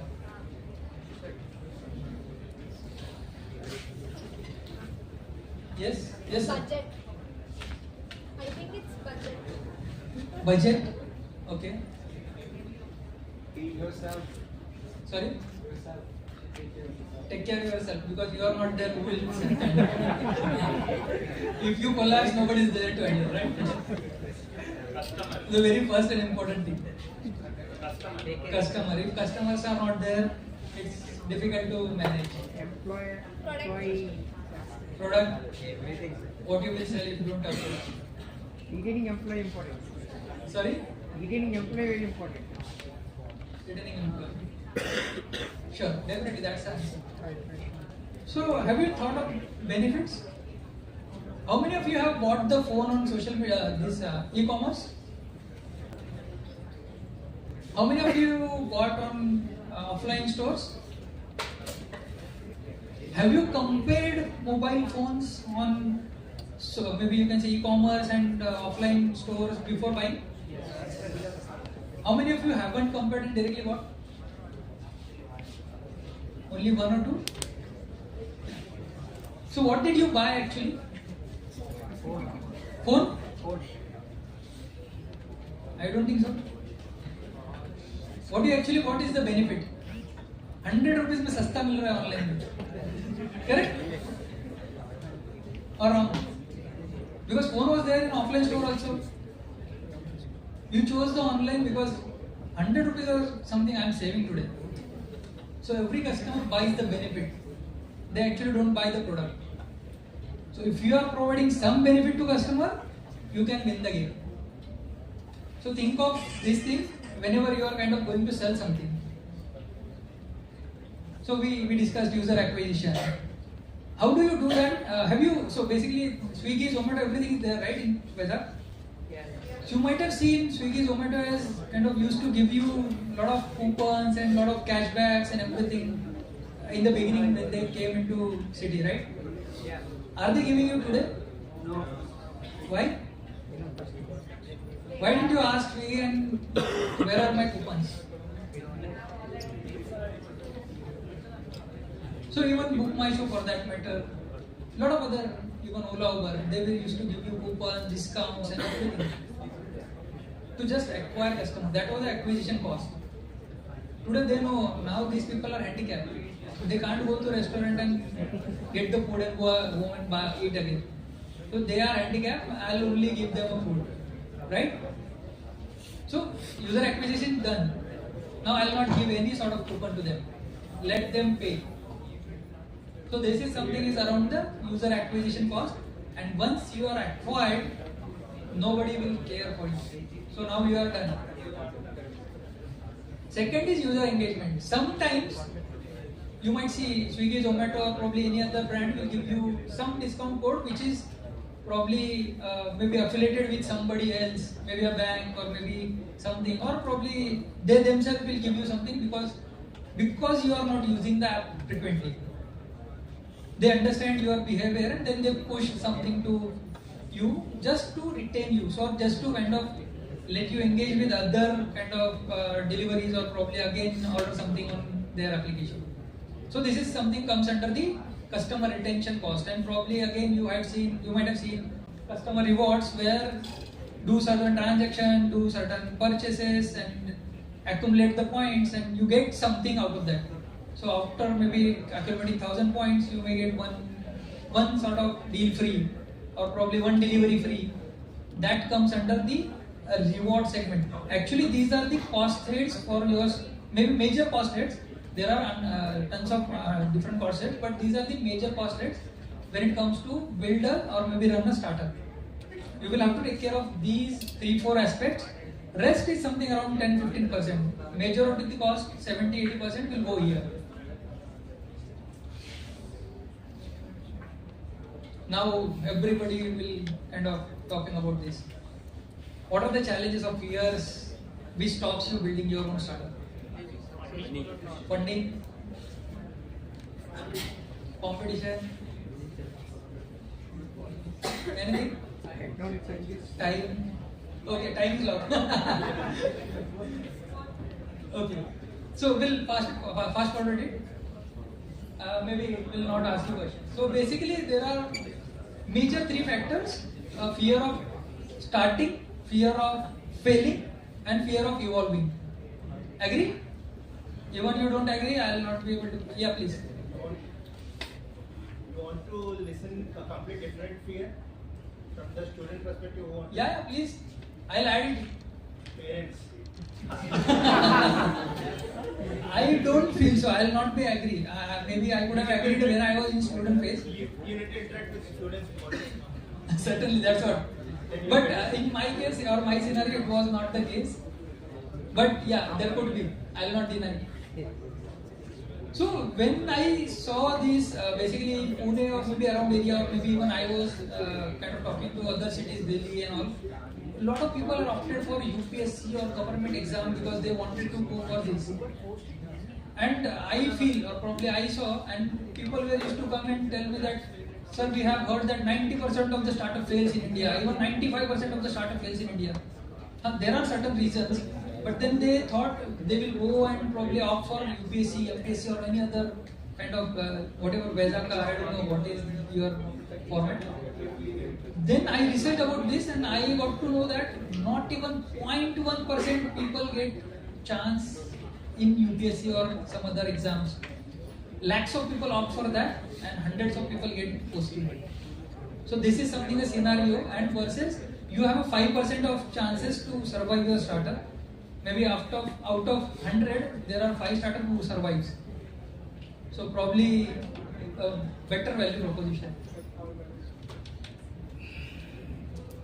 This is something I have kind of researched about, and it's not my figure, it's something which is researched by some agencies and posted it on Google. So, in fact, Anjali also has kind of mentioned in the talk, and probably Usha has also in the beginning has mentioned how ecosystem can help you. I'll not repeat that, but these are the kind of things where we feel that these are the challenges, and we are there to support you. Maybe kind of as an ecosystem or as a community, we will help you solve these problems. How? So there are few things. There is much to talk about this, but I'll cut short it. So you need teams, right? So basically you need teams to build anything and everything. So what do you need? Maybe interns, maybe developers. So it's already there with your ecosystem.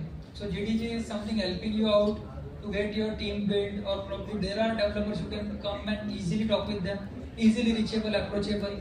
You can talk to like-minded people and get them on board. Isn't it? Sorry? Yes. Maybe, what was that sweet? Kulfi.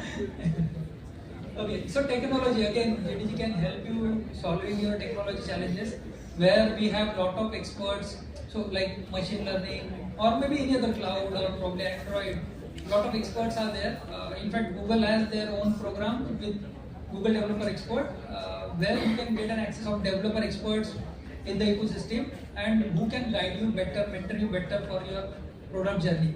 And in fact, as Anjali has mentioned in the talk, there is an accelerator program where you get end-to-end mentorship. It's not only about the technology, lot of other periphery things. You will get an opportunity to learn a lot of things from the Googler mentors. So actually these are the Googlers who are working with the Google. And funding, definitely as a community we are already connected with lot of investors. In fact, in the morning Ravi sir was there, he is another investor in your city. So something similar, we have lot of investor connected. Definitely it's not direct investment, but then at least we can help you getting connected with them so that your major challenges get resolved. So if these challenges are getting resolved, do you think so you can build something? Or still there is a doubt or probably a dilemma, will not be able to, maybe kind of exclude that parent wala challenge? No? Only 1 or 2 years? Okay, these are the programs basically you can opt for and probably get the help from, and these are all free. So there is no cost, there is no, except your dedication and time, nothing is required additionally. So if you can probably check it out, tons of programs are there by Google, and there are a lot of other communities in ecosystem where you can go and check for help. And probably if you want to really build something your own, these will definitely help you. Okay, I'll maybe wind it up. That's why I said I need a kind of so these are my credentials, so we can connect on LinkedIn. Other social media I am not very active. LinkedIn we can connect, and probably whatever questions you have, I'll definitely try to answer. Yes, thank you, and maybe sorry for giving you so much of stuff.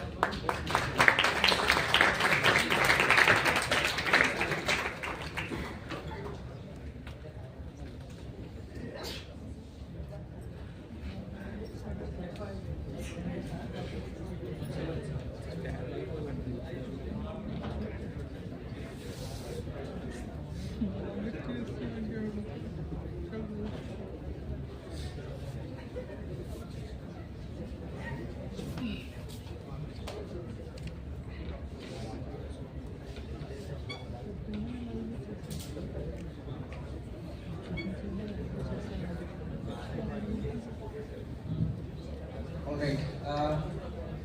So yeah, very insightful talk on entrepreneurship, and I just like the answers from the crowd. Thank you so much for being very active. Yeah, now we have Hari Madala Garu founder of Book Magic Library. Yeah. There's nothing there for you to stop me. Yeah? Anything to say? No, nothing to say. Let's move it on. So I was not really on any social platform, so they couldn't really stop me. Sorry for that trouble. Yeah, okay. I guess I'm running. Oh, the timer for me? Oh God. Oh God. But anyways, looks like most of them are busy watching their phones and talking to each other. I think I can probably run through. Which one is this? What is this? Yeah. So I'll make it quick. I think Mahavir made my job easier because he's talked so much about how to make it successful, right? So I'm going to talk about why fail, right? So it's easier, much easier for me. And looks like post-lunch siesta, everybody seems to be in a bit of a mood for sleep. But don't sleep, yeah, it makes me sleep. Okay, just relax. So I'm going to, in a couple of slides, but I have a timer, so I'll quickly run through. Why do startups fail? Why do they fail? Why do they fail? Because they plan to fail. Because they plan to fail. That's the truth. Sounds harsh, right? Sounds really harsh, isn't it? Well, let me put it this way. They don't plan enough to succeed. Make sense? So they plan to fail. All right. A bit harsh, but that's a reality. I'll run through a few things. As Mahavir said, we have about 90% of failure rate, right? To 10%. They said like first 10% of them go down in first year, and from second year to fifth year is about another 70% of them go down. Maybe eventually some go down, so 10% of them be successful. You know which other industry which has a similar success rate? Which other industry goes the similar success rate? Easy, we all watch it. Movie industry. Movie industry, right? They have a similar success rate as us. Coincidence? But at least they have an excuse. They can't go to a customer and ask, what sort of movie you want? They can't go to a customer and check, hey, I've written the script, do you like it? They can't do that. But we can do it. So we don't have an excuse. Right? So I have some of my cousins into making movies. So I quite closely follow what they do. They write, a couple of them get together, write some script, find a producer, right? And said, okay, looks like a good script, let's do it. On Friday, just hope for the best. Just hope, pray. On Friday morning is their lifetime, right? So it's like pray, right? So that's their style. For I think startups, that's not the case, right? Hope is never a strategy. Hope is not a strategy, right, to follow on, right? So I think we can probably do something better. Just go back. Yeah, so I mean, if you know, I can ask you a lot of questions, but you know, this is what's going to come up. So there may be, there may be 101 reasons why Karna is there, right? So there are many things have been logged. I mean, Mahavir has gone through many of these, right? There's product mismatch, there's trying to do it alone, team problems, all sort of things are there. And then exit strategy, no exit strategy. So I think Ravi mentioned that in the morning, and then sure Mahavir. I don't know, a lot of people don't even think of this when you actually do a business, right? How do you think that businesses fail because no exit strategy? I thought exit strategy is for you to come out when you are failing. No? The exit strategy isn't just about coming out when you fail. It is about, I know you heard the story, right? And Google was an offer. Google was an offer in 2002 for $1 billion. Microsoft couldn't. Yahoo wanted to buy it. Yahoo wanted to buy it. They were kind of dragging their feet a little bit, just let's see kind of a thing. By the time they come back and say, I wanted to buy, it's gone up to $3 billion. Yeah? So that's things, sometimes you have to think of those things as well. Similarly, Amazon tried to buy Netscape, didn't happen, right? Again, they gone dusted. Yahoo, where is Yahoo now? So a lot of these things play a major role. But if you look at But a lot of us, I mean, I am from a tech background as well. A lot of us think that we all very interested in, doing the tech problems, right? We're all very interested because I'll quickly run through why most of us go to there. Most of us think that because I don't have good technology, I'm failing. Because most of us are very comfortable there. That's what we end up spending. So there's something called street light effect. I'm not sure whether you've heard of it. So there's this guy lost something and checking stuff under the street light. And there's police constable passing by and said, "Dude, what did you miss?" "Oh, I lost my wallet. I'm looking for it. I couldn't find it." They said, "Okay, let me help you." They looked around, like, still couldn't find you. What the hell? Then he finally asked, "Where did you lose it?" "Oh, I lost it in the park there, but I'm looking here." I said, "Why are you looking here?" "Because there's no light there. There's light here." I'm looking here because there's light here. So because you are comfortable there, that's why we end up spending a lot of time there. Isn't it? So, I mean, if you look at the so this is the data, this is an American data, but I'm sure it applies to us as well. Right? If you look at it, 34% of them fail because of there's no market fit. There's no market fit for your product. And there is a 22% of them having marketing problems, 18% of them team problems, and 16% finance. Look at the tech, it's only 6%. Okay? And 2% operational problems and 2% legal problems. Yeah? So where is it going wrong? We are spending a lot of time and effort here. Right? So this is the data taken out of 100 failed startups. And they collected all the data. Yeah. So they figured out this is what. And we don't take it this is not cast in stone, but again, you can take this as a thumb benchmark, right? So I'm not going to go to all these problems now. We don't have much of a time. We wish we can have the whole day, but then again. So we're just going to talk about just the 34%, because that's the major one, right? Let's talk about the 34% one, okay? So 34% of the startups built a product for a market that didn't need it or wasn't willing to pay for it. See, it's not that sometimes you have the product fit, very good, but nobody is willing to pay. If you're winning something that nobody is willing to pay, so what's the point? If you're not making money, it's not a business, right? It's a hobby. It's fine. If you want to be a hobby, then it's okay, not a big deal.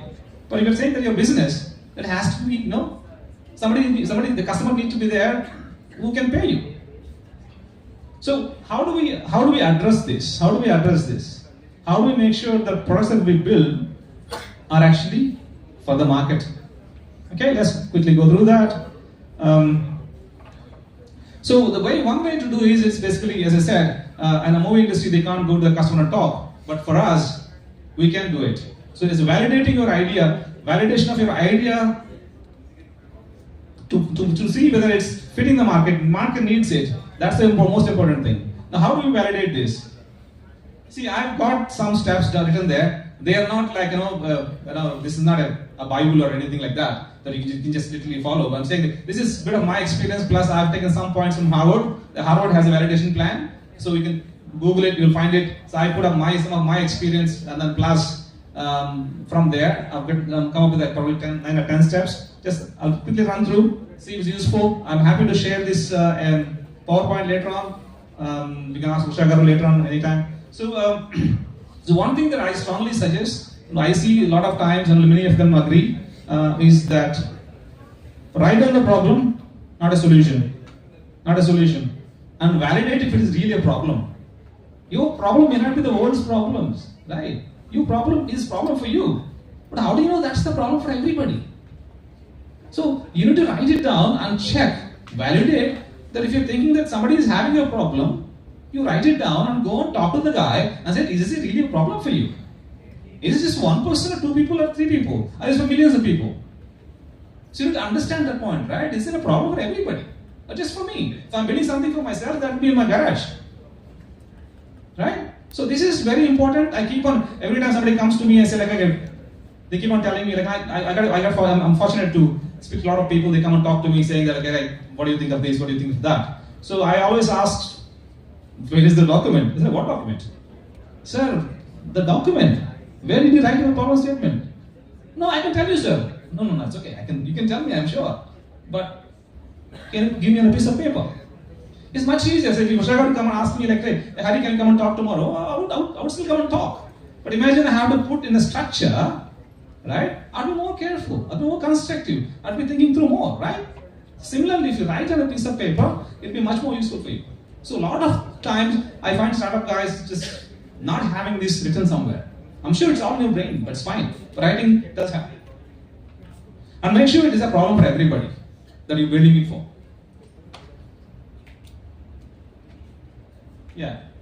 And then I will also check is the problem, is a pressing problem? Yeah, it's a problem. Is it something that somebody want to fix it, or they can live with it? Right? So there are problems there. I mean, you can have a most urgent one, or nice to have, good to have. So what is that you're dealing with?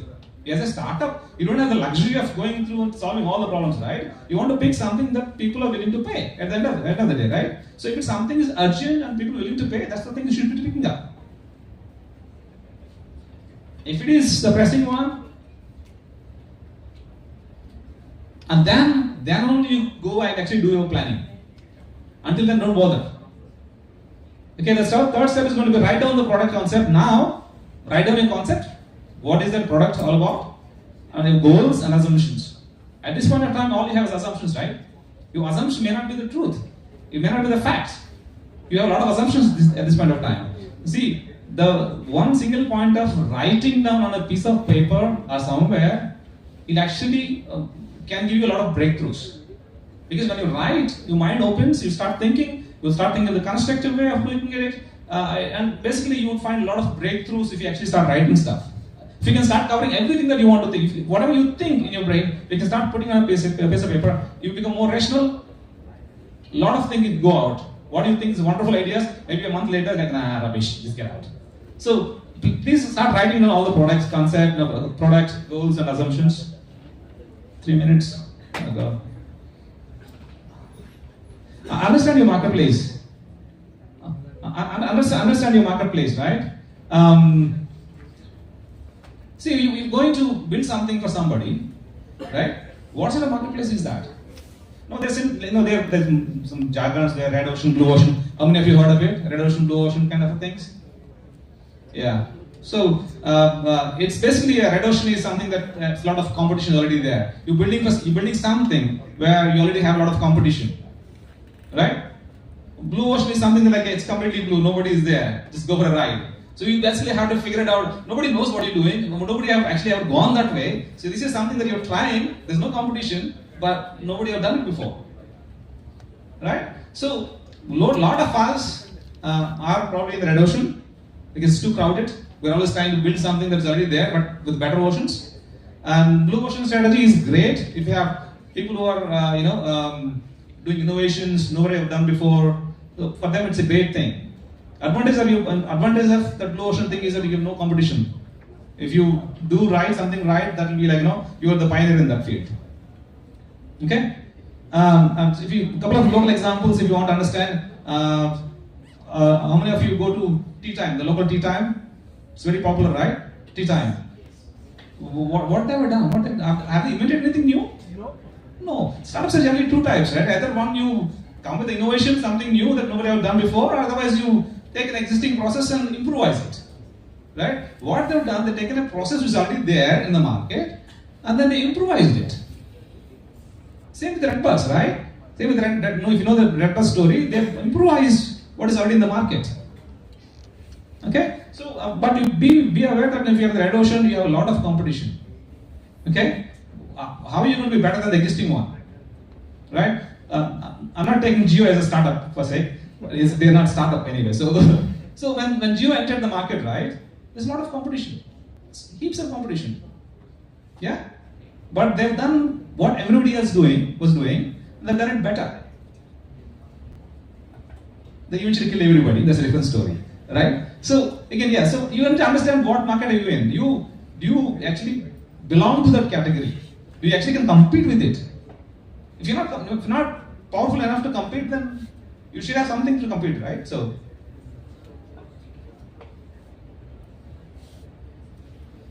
Yeah, this is one thing that a lot of people are recently doing it.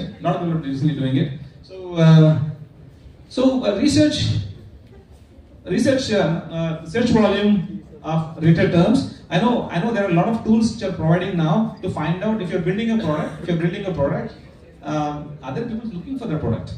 Can you actually find out? Can you go to Google and say, hey, is anybody looked for the library in Vizag for the last 20 years, the last 5 years? Can you actually search?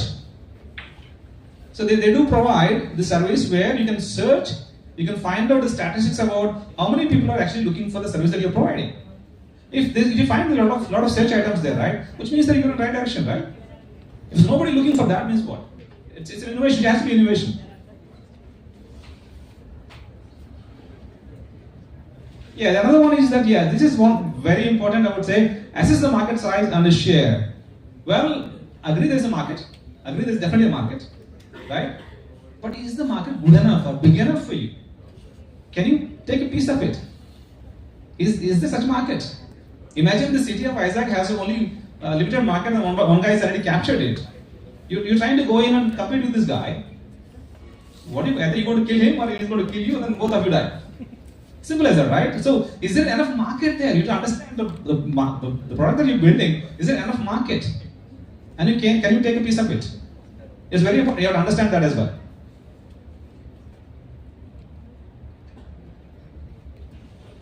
See, by all means, right, you can do all these things before you even start a product, right? Before you even start thinking of a product. This is the most important thing. Mahavir, I think, talked a lot about this. If you don't validate, if you don't talk to the customer and validate what you're building, it doesn't matter. It may be beautiful for you and me, right? What do we typically do when we want to start up, right? We say, okay, I have a startup idea and I talk to my friend Satish, okay, Satish, what do you think? Then he talk to somebody else, we talk to each other, and we all like good friends. Nobody would say bad. It's like, hey, it's nice idea, man. It looks good, sounds good. We all talk to each other, right? And cheer up each other. Right? I mean, of course, they're being nice, no question about it. But who are we supposed to talk to? Not to my friends, not to you. You're not my customers. I'm supposed to talk to my customers and find out, do they want my product? Not you. See, that's what I said. It's not what people say, it's about what they do. Right? It's not about what you guys say. Like, this is an idea. All will say, a wonderful idea. But that's not the case. That may not be the case.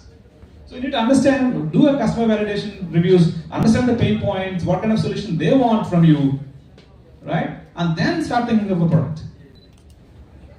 So these are the things that you'll be doing before you're spending the first dollar. You're not going to spend any money whatsoever. At this now, no money spent. And find the value proposition. Yeah? See, if you're providing a product, then many other people are providing the same product as well. What's your value proposition? What are you going to do with it? How is it going to help the customer? Are you saving his time? Are you saving his money? Are you making his life easier? What is the value proposition? Why does he need to buy from you? So that I need to think of as well, right? And this is one thing that we've been talking a lot. I know people tend to build entire product, build a massive, big Monty, and then say, then try to market it, try to sell it. What we've been talking and discussing quite a bit is that you build a minimum viable offer with a little bit of money in the entire. Imagine you're trying to build 12 different modules or 10 different modules. Just build one. Just build one of it and try to sell if you can. If nobody is willing to buy that thing, then you're in the wrong direction. Instead of building the entire thing and then realize that is no takers are there, why not we build a minimum viable product and then try to see if we can actually sell it. So this is what you can call a prototype, or some do even pre-selling. Yeah, this is what I'm saying. So pre-sell minimum viable offer. See if you can sell that minimum viable offer, MVP, minimum viable offer. See, that's what I'm saying. Liking the idea is not same as buying the product.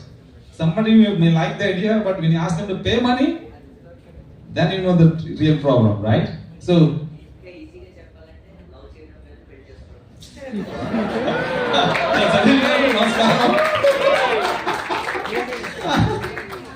he's saying that it just, being in love is different than getting married, so it's different. So a lot of questions to be asked. No wonder he's still a bachelor, man. No wonder. Right? So I'm So this is what we're saying.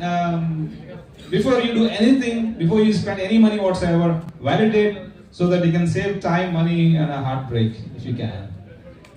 Yeah, that's why heartbreak is the main one is kind of following. And before I finish these things, of course I run Book Magic. There is lots of literature on startups, heaps of literature. Please do read. I don't know how many people read. One thing, the problem with the tech guys, mostly I find that they are way too busy in creating solutions but not reading what the solution is meant for. So start reading the literature. There's lots and lots of people have already done it. So at least learn from other people's experience, right? And then again, I wish, I don't know, Ravi is here. So maybe we can also start recording the exit interviews probably for startups who are not, maybe it's fine, not all of us is going to be successful. But when something is going wrong or going down the hill, at least take the exit interview and find out what is the problems that they face so that, others can actually learn from it, right? Thank you so much. Have a good evening.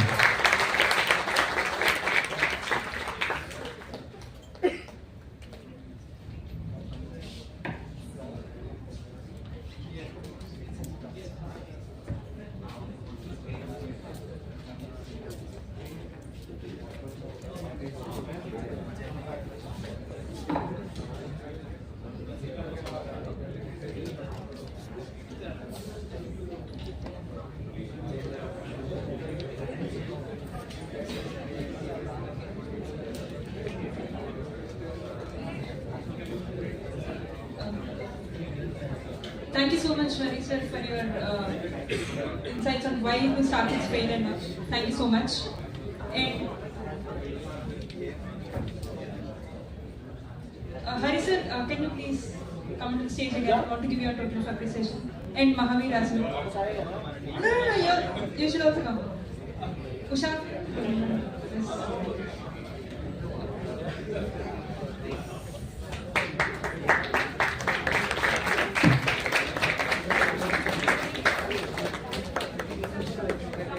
Sampath?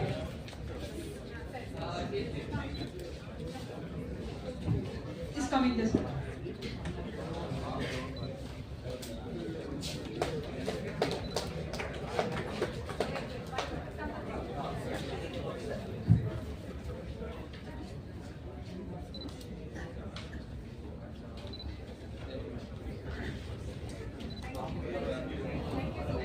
Thank you, sir. Thank you, Mahavir. And here comes the interesting part of our event today. We're having a panel discussion with all of our speakers till now, from the morning to the evening. We have a panel discussion here, which is moderated by Ravi Garu. So volunteers, please chip in and arrange chairs accordingly.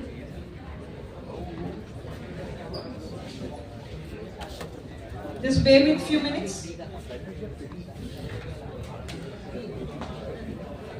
And yes, we have few more startups reaching out that they want to pitch their startup about the startup. So yes, after this panel discussion, we'll be having again. So I hope many of you have reached out saying this. So again, do wait for 45 minutes, then you can go.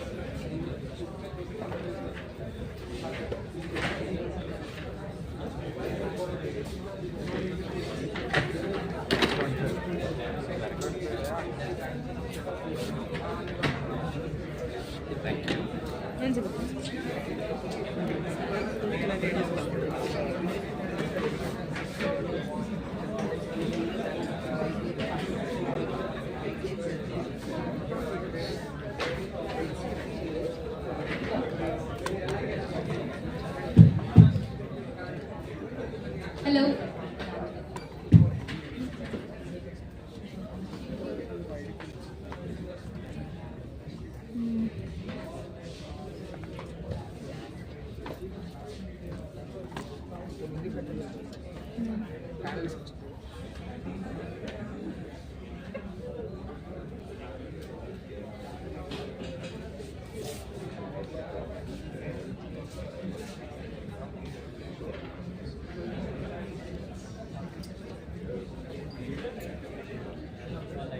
All right. So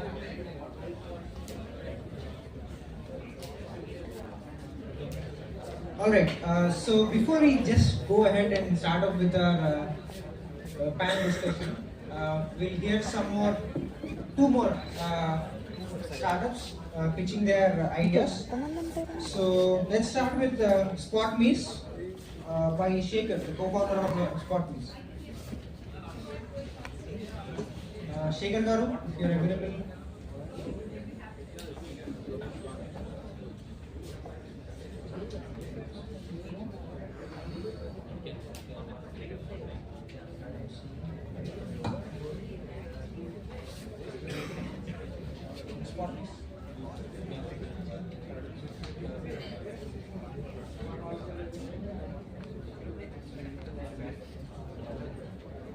Okay, we'll go ahead with Zoomer Education by Partha.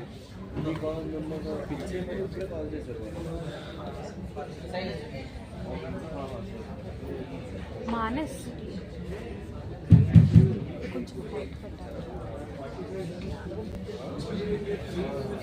Hey everyone, we would like to have your attention, please. We'll do it once more. Clap chadam malli. Ready? Yes, sir. Okay. Awesome. Okay. So, Hi everyone. Exactly 2.5 million years ago, there is a creature which is able to find a solution for its problems. So when animal is attacking, it's trying to use weapons in the form of wood and stones. When it got to know that stone is not sufficient, it started making the stone sharper. So in the process of making stone sharper, it got to know that fire is coming out of the stones. You know whom I am talking about? Our ancestors, very back ancestors. From then, humans are capable of innovation and problem solving. Unfortunately, if you look at present generations, no offense to any specialization, including me, we are unable to solve the problem because we are only concentrating on the academic aspects, not on theoretical, not on the problem solving or in the reality. So we at Zoomer Education, we ignite the problem solving and innovative skills in school and college students. And luckily, recently we got an opportunity to tie up with few startups also. And we conduct various types of workshops for school and college students. And basically we concentrate more on design thinking. So I think I'm having 1 minute time. Instead of talking about Zoomer, I'll use design thinking concept. In design thinking, the first process is called empathizing. As sir mentioned, few of the speakers also mentioned, instead of thinking about a solution, before the solution you have to think about how to empathize with your customers. Okay? So I'll tell an idea. Recently one woman entrepreneur came to us. She said like, మా దగ్గర ఒక beverage ఉంది. అది success చేద్దాం అనుకుంటున్నాం, beverage చాలా బాగుంటుంది. సరే అండి, చాలా బాగుంటుంది, మీకు ఎవరైనా చెప్పారా? లేదంటే ఒక 10 members అడిగాము, వాళ్ళు బాగుందని చెప్పారు. 10 members ఎలా అడిగారంటే they distributed free samples. Free samples distribute చేసినప్పుడు ఆబ్వియస్లీ వాళ్ళు ఏంటంటారంటే we're happy with that. So what we said is like, instead of distributing free samples, conduct the same thing in an event. So ఎప్పుడైతే ఆవిడ beverage ని distribute చేశారో వాళ్ళ team members నే పక్కన కూర్చోమని చెప్పాం. We had a conversation. Sir beverage బాగానే ఉంది కదా సార్ అంటే, చండాలంగా ఉంది సార్ అందుకే ఫ్రీగా ఇస్తున్నట్టున్నారు వాళ్ళు. లేదు బెవరేజ్ బాగానే ఉన్నట్టుంది కదా, కూలింగ్ అంతా బాగుంది కదా. No. So what I'm saying is like empathizing part is more important. I request all the startups to follow design thinking process while you're trying to empathize with your customers. Thank you. Thank you for the opportunity, sir. thank you, sir.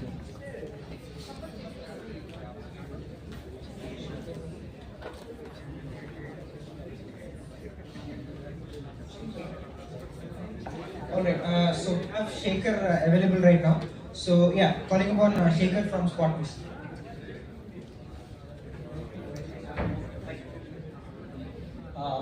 Hi all, my name is Shaker. Actually, we want to pitch on one idea. How many of you fourth year students? Means final year. How many of you aware of taking interviews? Means campus interviews. Okay. Actually, we built one product. called Ready. It is a AI-based mock interview product. So you can able to take the mock interviews on any topic, on anytime, anywhere. Like if you are a software developer wanted to take a JavaScript mock interview on JavaScript, you can come to our platform and take the mock interview. So it will in the output it will going to give you some insights like how is your technical capabilities and how is your communication skills and how you are going to improve if you want to make yourself better. That's what we build in our startup. So right here means right now we are here to validate our idea, not promoting our idea. So this is the best platform to take some insights and suggestions and feedback from you all your students and entrepreneurs like Ravi sir. So means that's the product we build in our startup. Yeah, how many of you got yeah, thank you. Yeah, that is the product we build. Any doubts or any questions? It's basically one product. It's based on artificial intelligence. You can take the mock interviews and you will get some a report on your interview. Means how you have performed in the interview. We have created one real-time environment for the interview process. So you can practice your interview on any topic. There is no limitation. Yeah. Anyone have any doubts or questions, queries? Yeah. Please reach out to me if you have any questions. Thank you. Thank you very much. Okay, time is short. So this is a experimental zone. So this is how you have to pitch in your even presentations also. So please prepare for your 12 minutes exactly. Okay, please.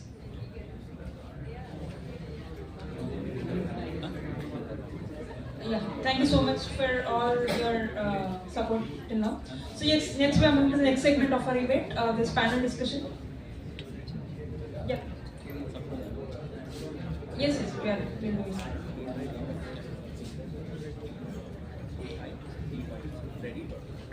So we have quite a lot of competition for who will be here because we have so many great experienced people with us today.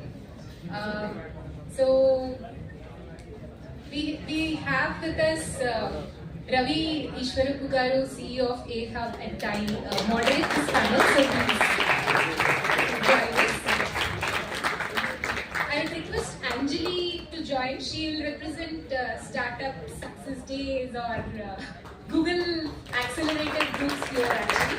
Anjali, please join. Sit down, sir, please. You can take your seat. Others will join.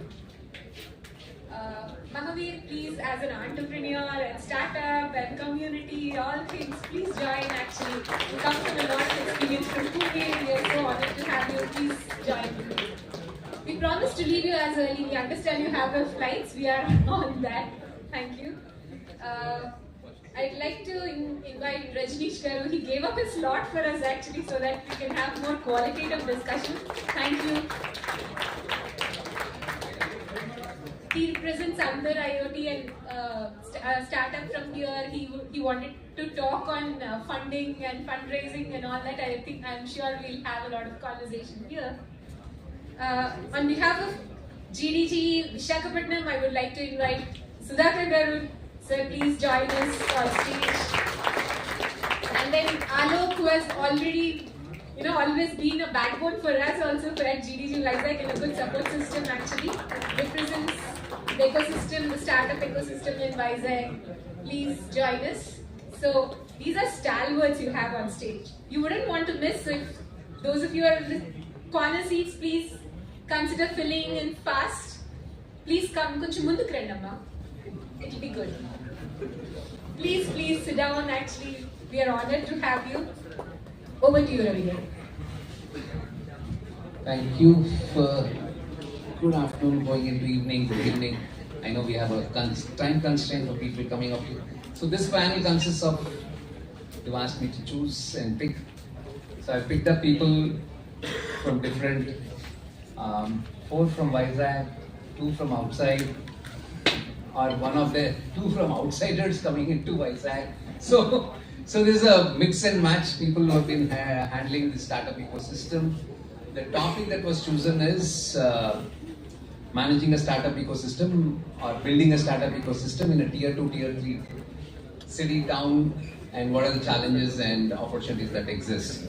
So, okay, I'll start off from our, since we are hosting them from outside, I will start off with, you have been part of accelerator system, being in Kochi, then also in Bangalore. You've seen a tier 2 and a tier 3, and you've been an accelerator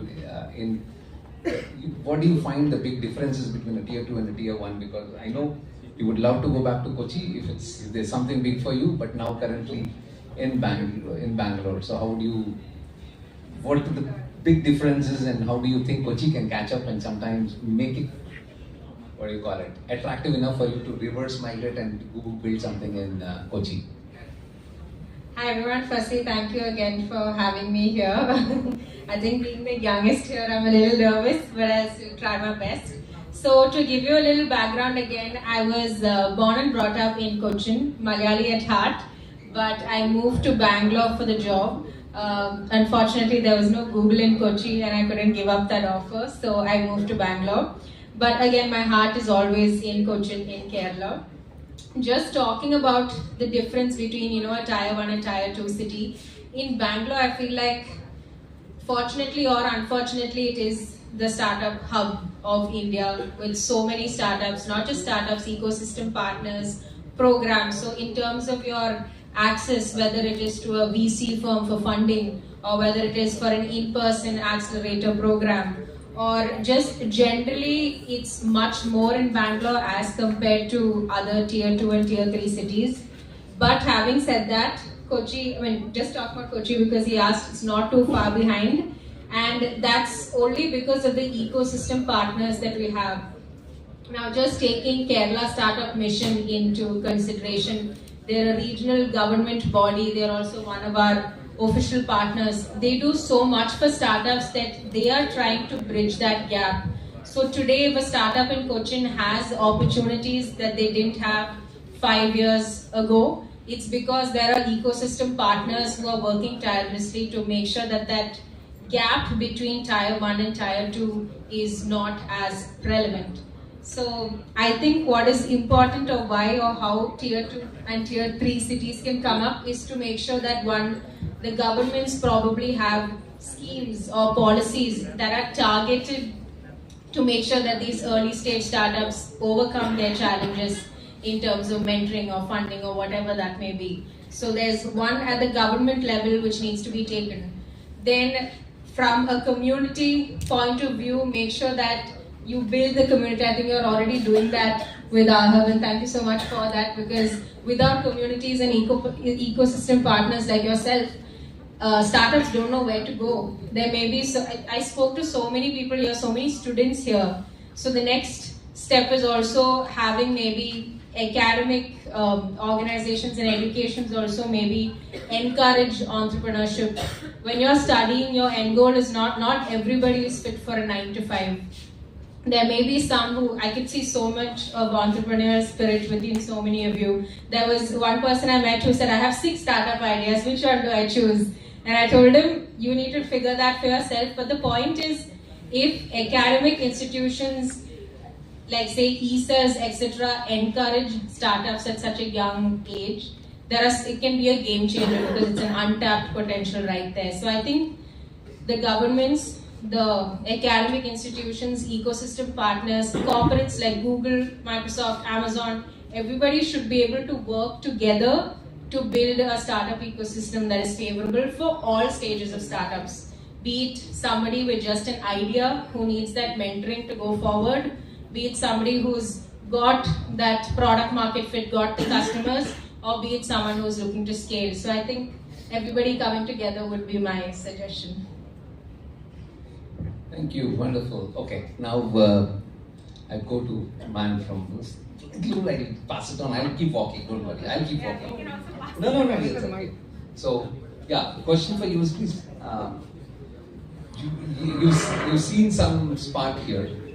You said you had more AI enthusiasts, you had more developer groups part of the startup ecosystem than what you saw in other cities. As part because you managed GDG for 12 years and you've seen that. Your thoughts, because you think these tier 2 cities are rising? Of course, basically, so what I feel or I believe is there is accumulation point everywhere. So it doesn't matter if it is financial sector, if it is startup sector. So large cities are kind of accumulating, and so whatever innovation they had to do, they have done already. And now it's something. See, you might have heard, wealth is always underneath of pyramid. So when you target the larger set, larger audience, there you find a lot of challenges, problems, tons of issues are there which you can probably go and solve. So of course tier 2, in fact I'll say not even tier 2, tier 3, there is the basically problem statements where there is a human exists. So even if you go in last mile, so you will find the issues and challenges which ideally one should start solving that. So, and in fact, there is a huge scope in tier 2, tier 3 cities where there are diverse audience and diverse problem segments are there. And no, all kind of big companies or enterprises has kind of started coming there. So far, you can have your own ecosystem who are kind of solving problems for you rather than somebody else, maybe a large company coming and giving their solutions to kind of give you a proper. Because they will give you a plain vanilla solution. It will not be a customized according to your need.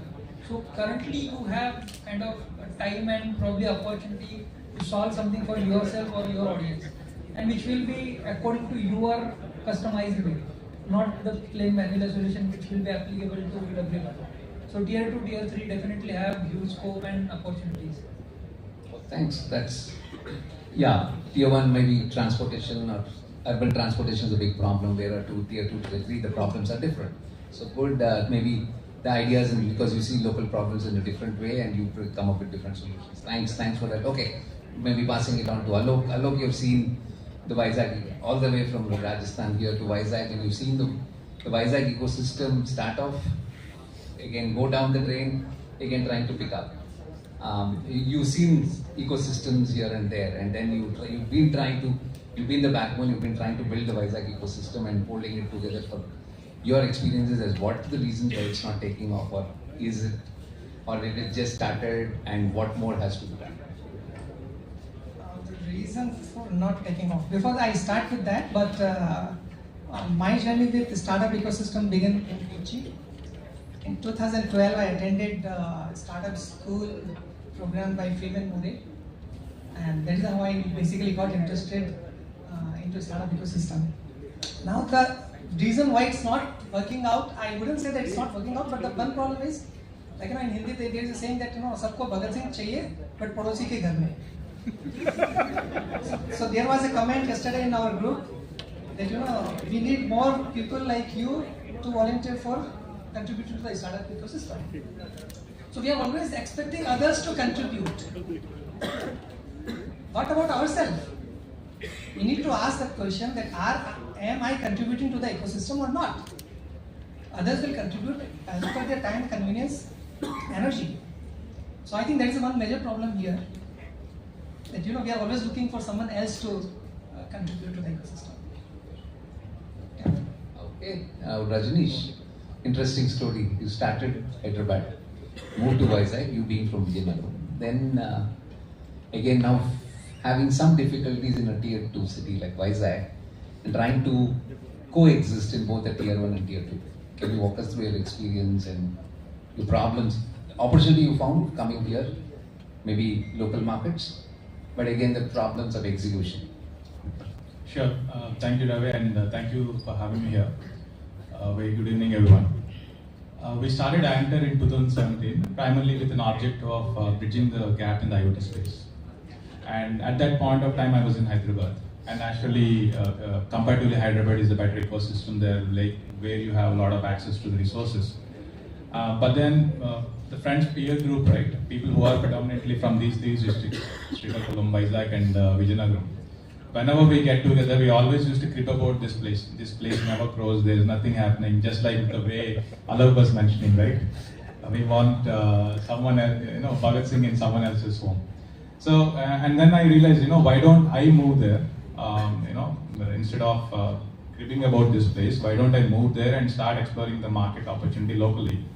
And given the fact that it is a smaller ecosystem, it's easier to get access also. So that way, it has actually helped us. Our business, in fact, grew after we came back to Vizag, because it was very easier for us to connect with local industries. If you look at the entire coastline, there are so many industries. And as a part of the digitalization initiatives in India, everyone wants to get more out of their existing machinery and things like that. But then the quality solutions that are available are very less. Even for the local companies, access to quality services is it's a rare thing. I've seen myself. So I found that as an opportunity. We moved here. We started building teams here, and everything was good, right? So initially it's good. But then now coming to the difficult part of it, why Tier 2, the challenges are there, right? The first challenge is it's very difficult to retain talent here. Let me ask you, how many of you already have offers? Do you have any offers released by companies? Okay, let's say if I give you an offer right now, would you join Anta? With a 1-year commitment? No. One hand. Okay. See, this is the situation, right? Tier 2, the problem is, even if the market is bad, even if you do not have an offer in hand, even if I'm giving you a commitment that I'll give you an offer right now, no one is willing to join. That exactly is the problem. Even if it is given by package also, but they give you an offer. Yeah. So then unfortunately, that's the harsh reality here. So that's one of the biggest problems why it's difficult to maintain businesses out of Tier 2 locations. To mitigate this, what we are typically doing is we have a healthy mix of, if you look at the pyramid, we have the middle layer in Hyderabad, so that you have some senior guys who can train the entry-level graduates here. And we keep on hiring the interns, so that some of them will stick for us for a few months or a year or two, and then they'll eventually move out. But then it's a continuous process. And this is a very big challenge. In my view, that has been the key hindrance. Market opportunity wise, I don't think so. There is any depth for opportunities. And also there is a common misconception, right? Particularly people from the final year students and all that.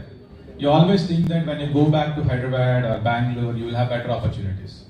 I'll tell you recently, I have a few freshers, I would say, who are joined from Amazon and Bosch. For all of them, they got offers released, but the offers were cancelled. Okay? And I have one candidate who has worked in TCS and some other company, and then he reverse migrated again back to Vizag. So if you look at their profile, the experience-wise, they are having about 4.5 years of experience. But if you compare the quality of the work that they have done, it's as good as a fresher. I think it's a great opportunity for you, coming from Tier 2 locations, to work for startups, places where you can learn. And the growth will be exponential. You're looking at the initial 1 or 2 years, and you're compromising on the longer goals. But if you can focus on that and focus on addressing the actual problems, working directly with the clients, it will help you get a better exposure. Yeah, thank you. Okay, thanks, Prathamesh. Okay, now I have Sudhakar, who was spearheading the startup, the startup team at ITAB, IT Association of Andhra Pradesh, which is the state body for bringing all the ITS association on one platform. You can say the NASCOM of AP. So he was spearheading the task force of startups at ITAB, and he himself being an entrepreneur, now I hear that most of the time he spends in Australia. He's in Sydney, a Tier 1 global city, and then from Vizag. Two things. One, reactions from the clients when you say I am working out of Vizag. Two is trying to, now I know you're going scouting for funds and other stuff. Is it that the funds are not available locally? Maybe in and around HNI is not interested, or what's the reason for going all the way to Australia and trying to find funds? Yeah, thanks, Ravi. First of all, to answer the question, we need to understand the source of funding. Not that HNIs are not available here, but it's also important to how we make the connect. What is the network we are working with? Who are the people we are talking to? And end of the day, it's all about. In the morning, somebody else was talking about presenting the storyline. How you present yourself to the investors, to the advisors. So it's all talking to people outside India, or outside not India, outside Vizag. I find they're more approachable and more, I would say, more coming forward to understand the problem, understand how this particular investment can benefit their investment. So there are a lot of things that I found it's easier to approach people outside Vizag. And also, what is important is, honestly speaking, I have not approached anybody in Vizag. I told you this morning, my next stop is you only. So we'll talk about it tomorrow. But yeah, so there are. It's not that there are no HNIs over here or no investment companies surrounding Vizag or in Andhra. It's just that I did not. I bootstrapped the company right from the beginning. I completely bootstrapped it. But we have reached a stage where it cannot run by bootstrapping. I need to have funds coming in larger quantities because the company is growing. I have to meet the requirements of my staff. I have to meet the requirements of infrastructure and also travel because we go and sell. We work with airports. We work with Bangalore Airport is our client, for example. Kochi Airport is going to be our client very soon. I traveled many times to Kochi also. But we have to travel. Let's spend a lot of time meeting them, multiple meetings. Every travel is going to cost us lots of money. Okay, so it can't be bootstrapped anymore. So that's the reason why I started looking out for the investment. As soon as I started looking out, I happened to come across this guy from Sydney who runs a investment firm in Sydney. So I talked to him and they said, "Come over, we will talk." So that's how I went to Sydney. That's one reason, but my kids also live there, so it makes me, I have to be there for them also. So that's how I went. It's not that there are no investors in Vizag. One is sitting right next to me here, and the other one is sitting in front of me, pretending not to hear me. So there are Alco partners, angel investment firm, and then there are so many other investment firms outside Vizag also. There are many HNIs available who may be interested in your idea as long as you present it to them properly.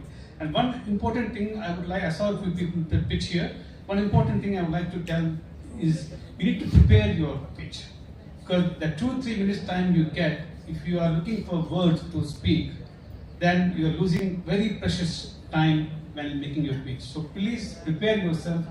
You should be able to speak without looking at the presentation slide. The slide is only for the people who are sitting opposite to the slide.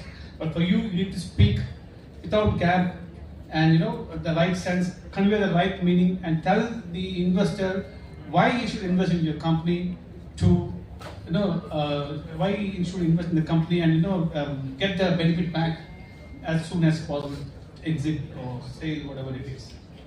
Okay, and the other part of the question, which was operating out of a tier 2 town, your international clients, when you say it's Visakhapatnam, probably connectivity to is maybe some of them don't even know the place. Very true, Ravi. Nobody knows Visakhapatnam, Vizag, Voltaire, multiple names. It's causing a lot of confusion also. I think we should stick to one name for the city, probably call it Vizag, and easy to pronounce. Again, if India is being changed to Bharat, then Vizag should also be Visakhapatnam. So we should think about one name and stick to it.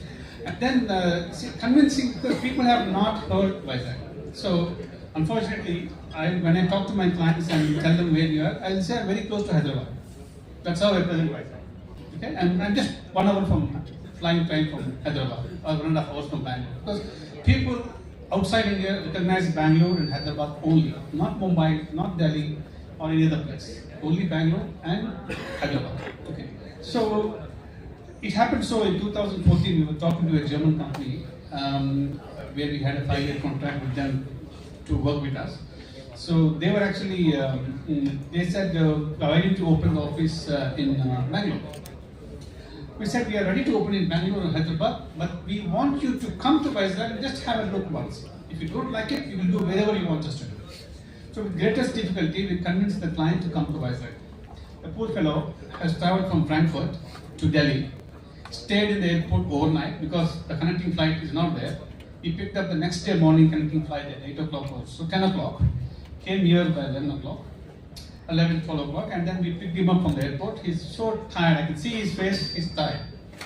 So we brought him from the airport to Novotel. It took us like 30 minutes.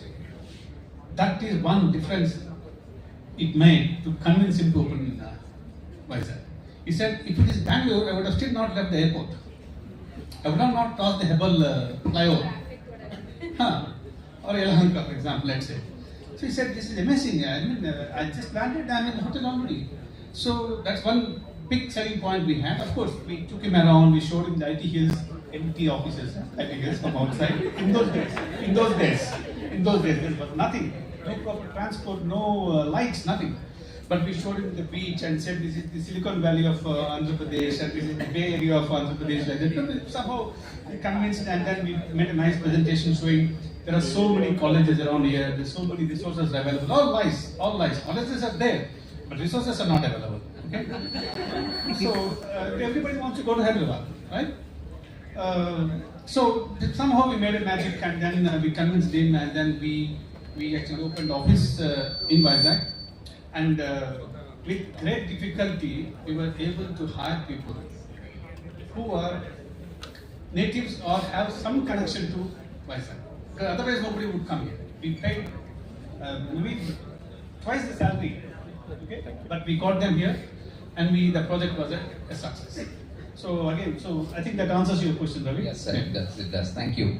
Okay, now over to you. Are there any sectors that are city specific? Maybe like I was talking about the transportation problem, Bangalore, Hyderabad, Delhi's and other stuff. So that's a problem there. Maybe startup should be located there. Maybe Vizag is petrochemical, heavy engineering, defense, pharma. There are sectors that are very specific. Maybe agrarian stuff would go to a tier 3. So are there any sectors that are suitable for a specific city? What do you think that it's better to start a startup of this nature in this city and this nature here?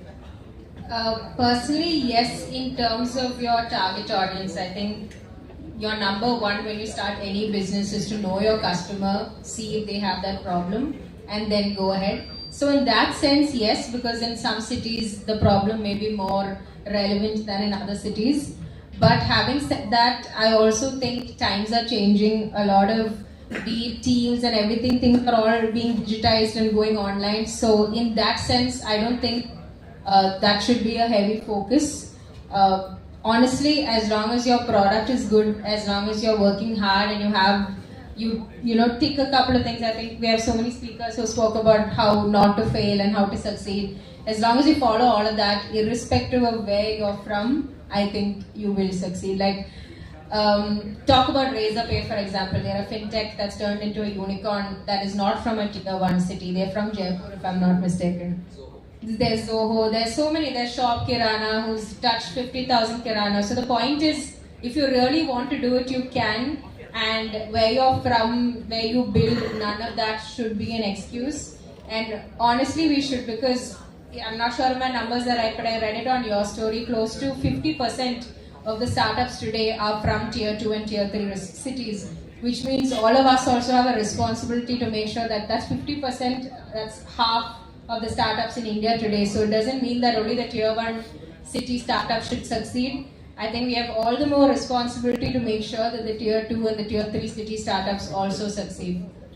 Great, thanks. And then I will pass it on back to Aishwarya, because Google, I think, if I remember right, has announced a 100 crore fund for tier 2, tier 3 city startups. I don't, this is what I read.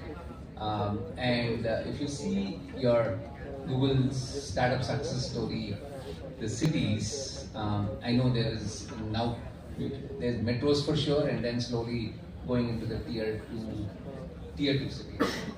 Any plans, because I know your GDG groups and everything, you're trying to penetrate into the next tier cities, tier 2, tier 3. So what's Google's stand? If you, it would be good if you can throw some light on it. If it's something beyond you, then okay, we will Yeah, move so on. probably Anjali is the right person to answer this. But then it's not only about the 100 crore which has been kind of announced by Google. There are tons of budgets which has been announced by Google for a lot of maybe different streams. So maybe tier 1 cities, tier 2 cities, for projects like you might have seen all railway station has been digitized and provided internet. They are focusing on a lot of aspects. It's not only about the startup funds. Recently, they have invested in the GIFT city of the Ahmedabad, Gandhinagar. So there are a lot of you can see initiatives Google runs on that, and maybe 100 crore is something. There is news about that, but then such funds there are multiple numbers. So maybe multiple times 100 crore they have kind of announced in multiple areas. So definitely there is a scope and there are funds available to that. And Google is of course focusing on every other tiers, not only tier 2, tier 3 or tier 1. Because Google knows, or even any other enterprise knows, wealth is always underneath the pyramid. So basically, if you solve the problem of the end person, so it doesn't matter who stays where. In fact, I mentioned in earlier also. So you have various kind of funds and probably ecosystem players to support you there. So definitely, and Anjali can probably guide you something. Not talking about the fund as such, but generally for our accelerator programs, we get anywhere between 1,000 to 1,500 plus applications. And from that, we can choose only 20 startups which are high potential. And trust me when I say this, we go over the applications so many times to find, because we also want our cohort to have a good balance. We want to make sure that there's tier 2 and tier 3 representation. It could be, maybe there are good startups that are not applying for our cohort, that could be a reason, but it just so happens that when that final 20 comes, it's when that final 20 comes, it's again mostly say within Bangalore or Delhi or Mumbai. It's not that we choose it that way, but if there are more applications that come from tier 2, tier 3 cities, and they're good quality applications, then we are happy to support them. So the point is, you need to, and generally people have that thing that, that imposter syndrome of I'm not good enough. You may be seeing startups only from tier 1 cities, so you might not even apply for the program. So my advice there is, there's no harm applying. Apply, you may be that change maker that inspires so many others from smaller cities to apply and get that mentorship. What are the chances for a social entrepreneur, tribal welfare, rural development related? Does Google consider those as important? And so for our accelerator program in particular, so Google is a tech company, which means a majority of our expertise also lies in tech.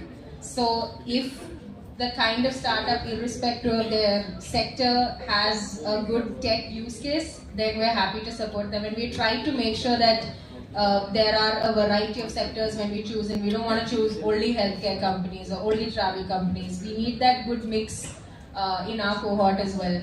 Same case now, talking about founders in general.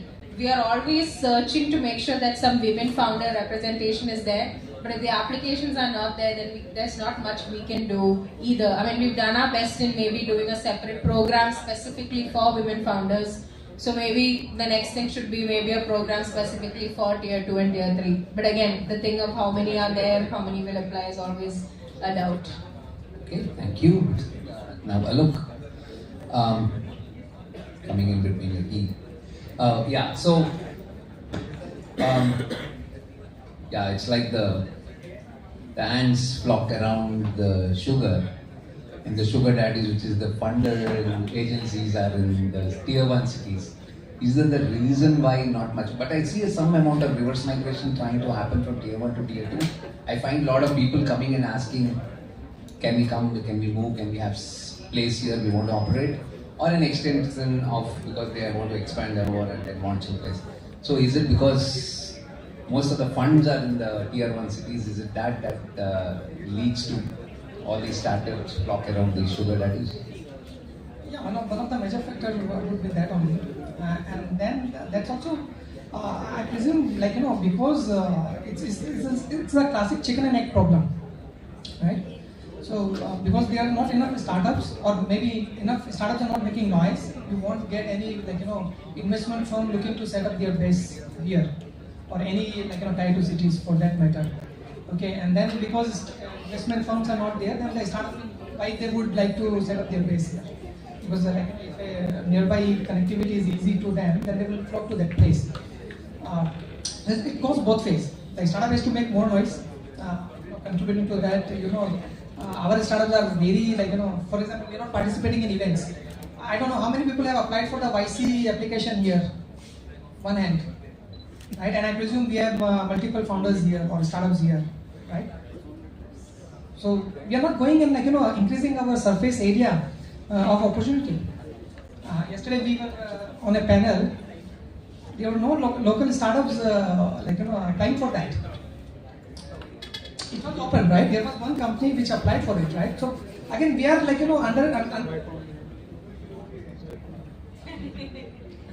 again, so we are underestimating the eyeballs you can get to your startup by being virtue of participating in multiple such opportunities. So we cannot solely blame the investors for that. They will go where they can think of making money, right? So if our startup show them that yes, we can make money for you, they would be happy to come here also. Oh yeah, please. I'll just add one point here. So basically, if you see the startups in tier 1 cities or something, so they are already having ecosystem over there. So a lot of investors are there, a lot of maybe supporters are there who help them and get their valuation increased. And in fact, a lot of startups have overvalued themselves in tier 1. And people always seek for where something I can make larger amount of money. So it's same as basically land deal. So basically, if you wish to buy a certain home in Bangalore versus a certain square foot home in Bazaar, so you will feel the difference. So 1 crore you will get something here, you will get it in maybe 30-40 lakhs. So the something. Okay, so I'm not sure about this, but okay. So this is something happening around the startups as well, because tier 1 cities, they are already having the ecosystem, and most of the time these startups are bidding what they want. So basically, what the amount or probably what the valuation they want, they get it. And the tier 2, tier 3 cities, they are kind of about to start or probably about to reach to certain level. So they are kind of a right target for investors to choose and get the larger equity or larger shares with less cost. So that is something tier 2 cities should aspire to. So tier 2 cities should make more noise. Okay, that's okay. Now, Rajnish, as a startup, what do you suggest? Do you regret coming into Vizag? Do you think that you missed the bus, or it's delayed your growth story being in a tier 2? Or because you said as I come in, I have a lot of, I moved from a retail to an industrial thing, and then I got some business locally available, which is, it's added to the growth. But if you're talking to the startups that are already there in Vizag, some of the founders are here, some come from outside, what would you say? What do you think they should do? Tough question to answer, but see, I think personally, for me, it has been great. Okay, given the fact that I worked in Hyderabad and other places for about 18 years before having my startup, it's so crowded. The environment is not really great. It's like morning 7 o'clock you'll start, and by the time you come home, it will be 9, 10. After all that experience, coming back to Hyderabad, Vizag has been a blister. The beach, the empty roads, they're as if, they're there just for you.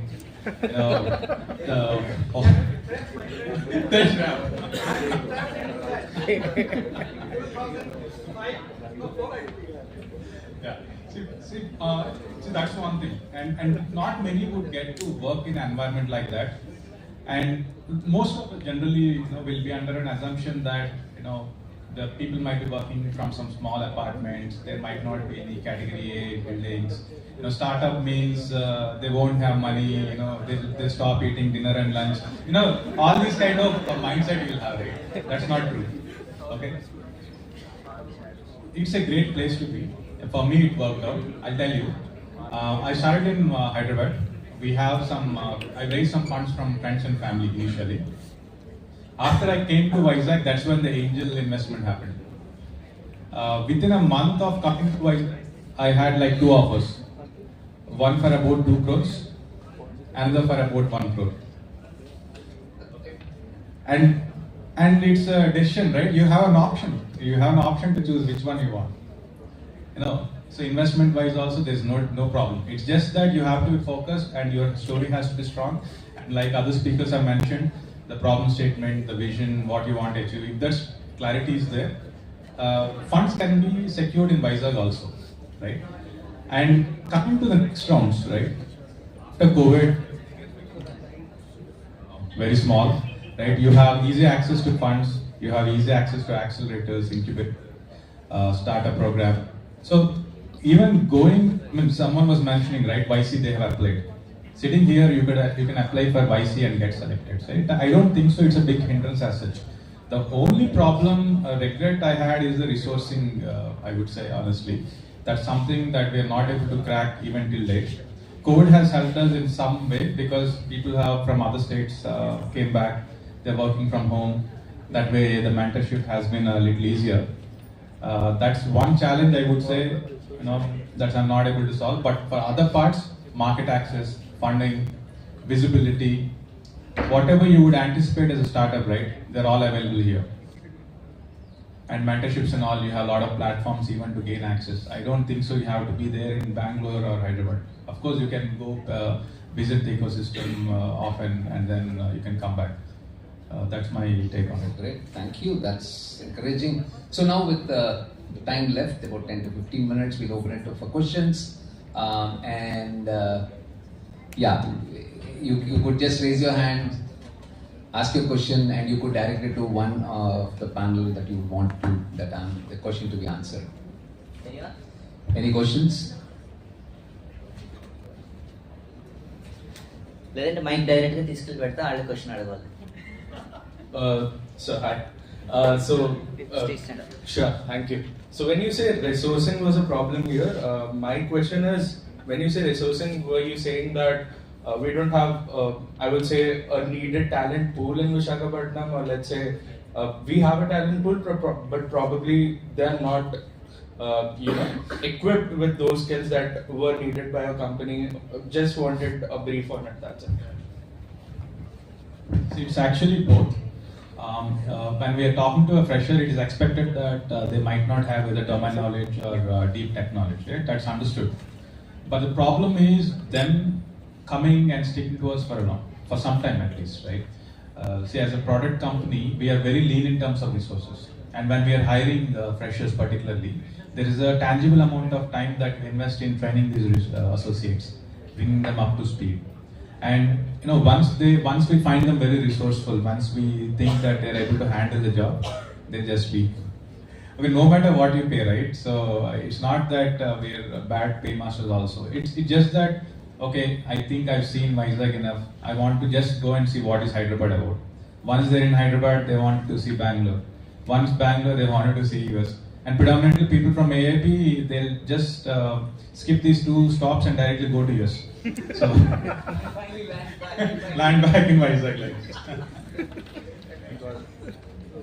Anyone else? Any other questions? Please raise your hand. Yeah, okay, proper. Okay.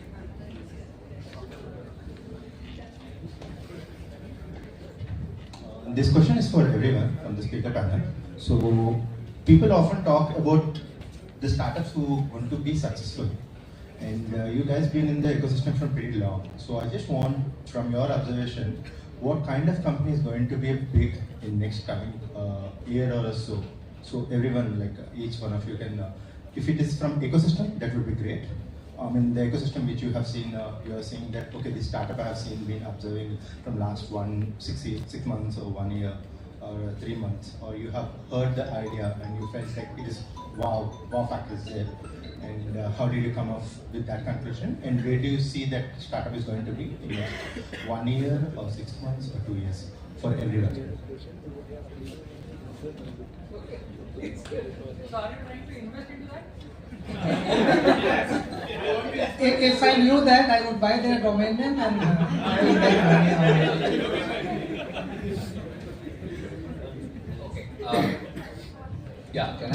The reason for asking this question is it's not about only what we hear from the big newspapers. Like I want the ecosystem people also doing some research, and the student per se, they need to understand that how people are really focusing on individuals.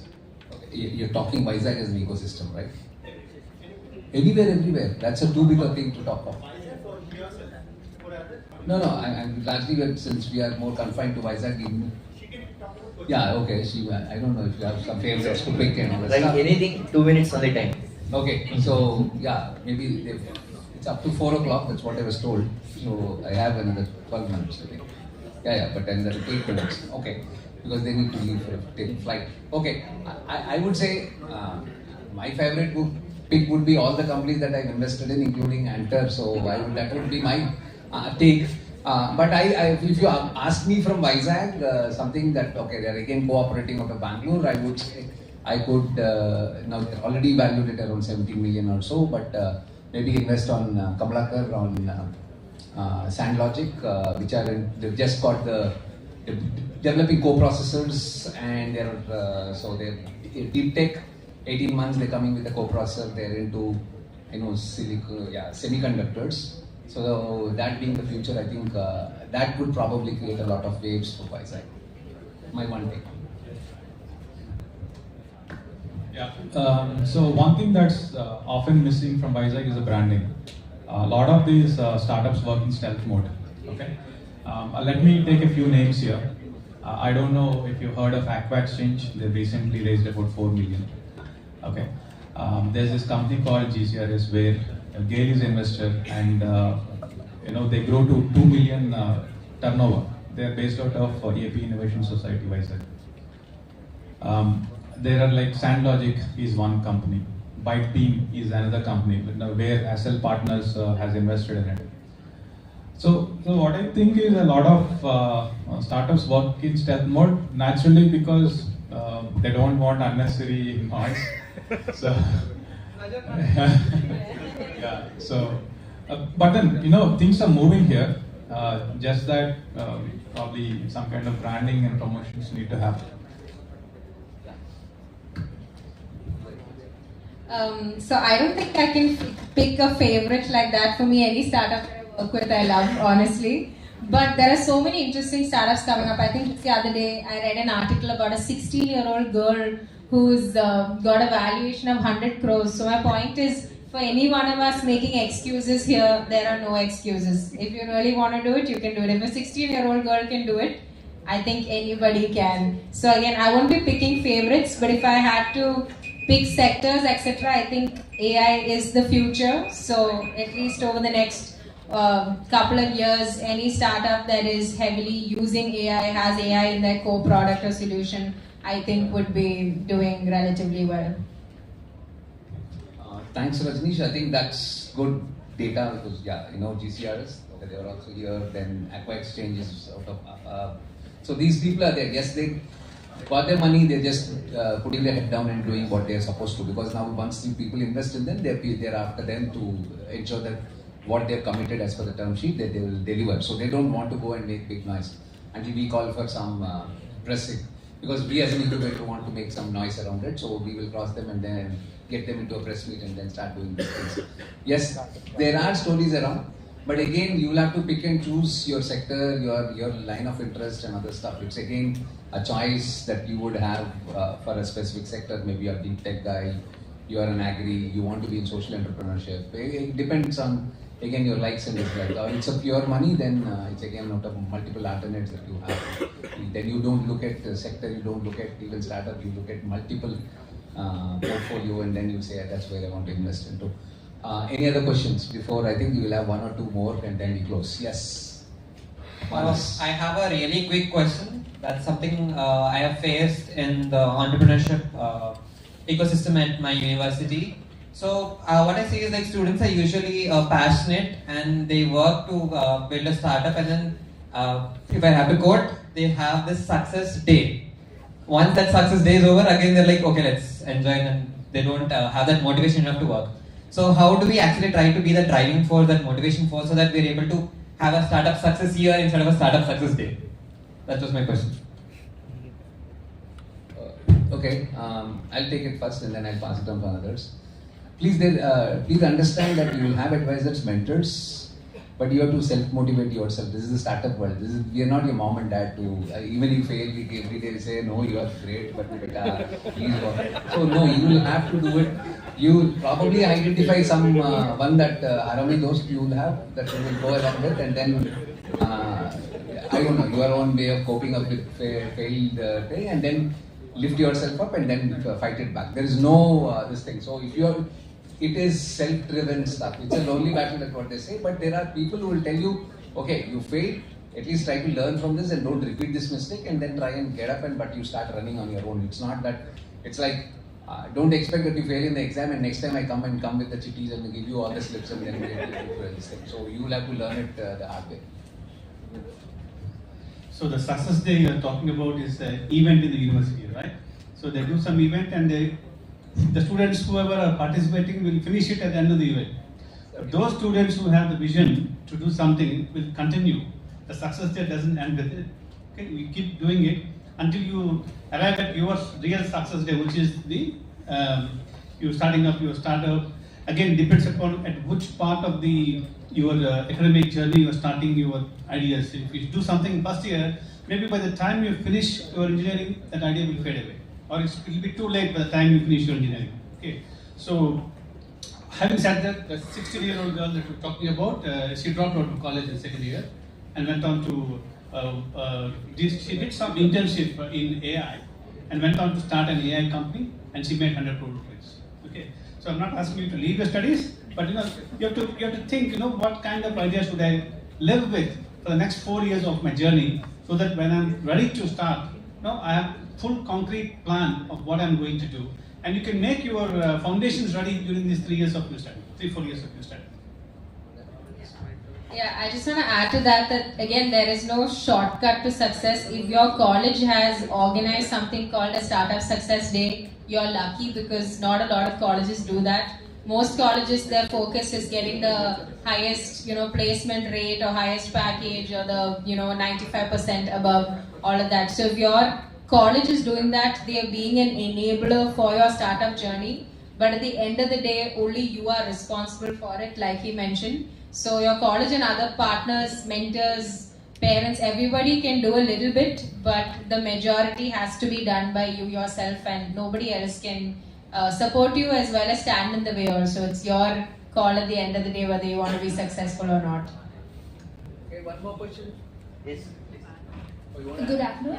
How could we go to venture capitalists and ask for funding? Oh, that was this topic. Okay. Thank you.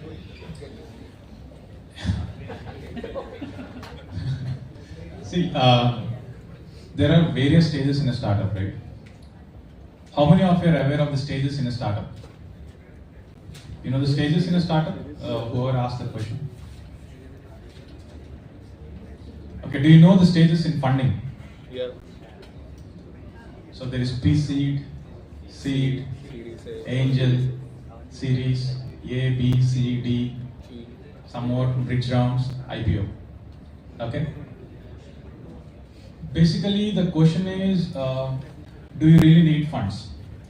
Again, one misconception that I often see is, if you raise more funds, you are more successful.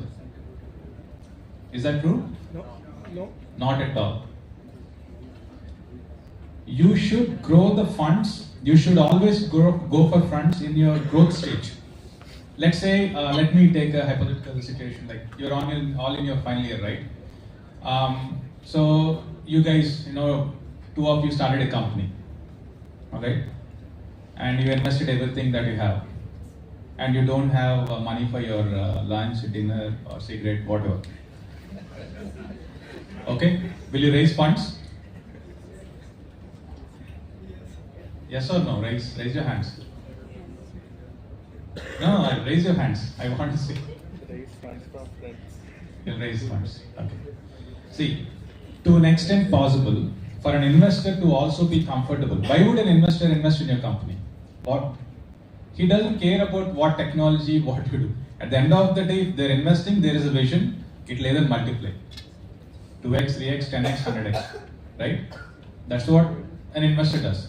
And in investors, there are different categories. Strategic investors, wherein who, predominantly they'll bring their network along, they'll work alongside with you, they'll help you grow, they'll mentor you, guide you and all that. Okay? So, it's always important that you invest. If you yourself do not trust, how will someone else trust? Okay, that's the fundamental aspect. Again, going back to the situation, right? If you do not have any financial backup plan, and if you're in an illusion that everything will be all right, let me correct that. That's not the right approach. You find a way to be financially stable first, and work on your ideas. Okay, and when to raise VCs? VCs is a long game. Initially, it is predominantly friends and family, who would be trusting you and giving you some money. You will be building some prototype, and customer. You'll identify a customer. It's not important to build what you want. You need to build what customer wants. Once you build it, then the next step would be again your angel or pre-seed. Okay. In angel round, you'll talk to people. They'll see the potential of a product, and then they will invest. Angels are typically ex-entrepreneurs or CEOs who either made a lot of money or burned their fingers, have some money, right? They can understand your feelings, they can understand your pain, they'll put that money. Okay, they'll travel along with you. I hope that answers your question, right? I just wanted to add to that, like you said, funding does not equate to success, and how it's important to know your customers, it's also important to know your VC. Now, if you're a student founder just starting out, it doesn't make sense for you to have Sequoia as your dream VC. There are VCs, there's grad capital, campus funds, they exclusively invest in student founders. So know your advantage and then play the long game. Don't see what the hype is about and see which are the biggest VCs and target them. Yes, someday you will reach that stage, but also know where you can sort of play your advantage. Yeah. Last question. Oh, no, I think we run out of time. One question. Okay. Yeah. As we told that AI is booming now, can you predict that any other sector which can boom in over a decade, as you have an experience of 5 to 6 years? Yeah.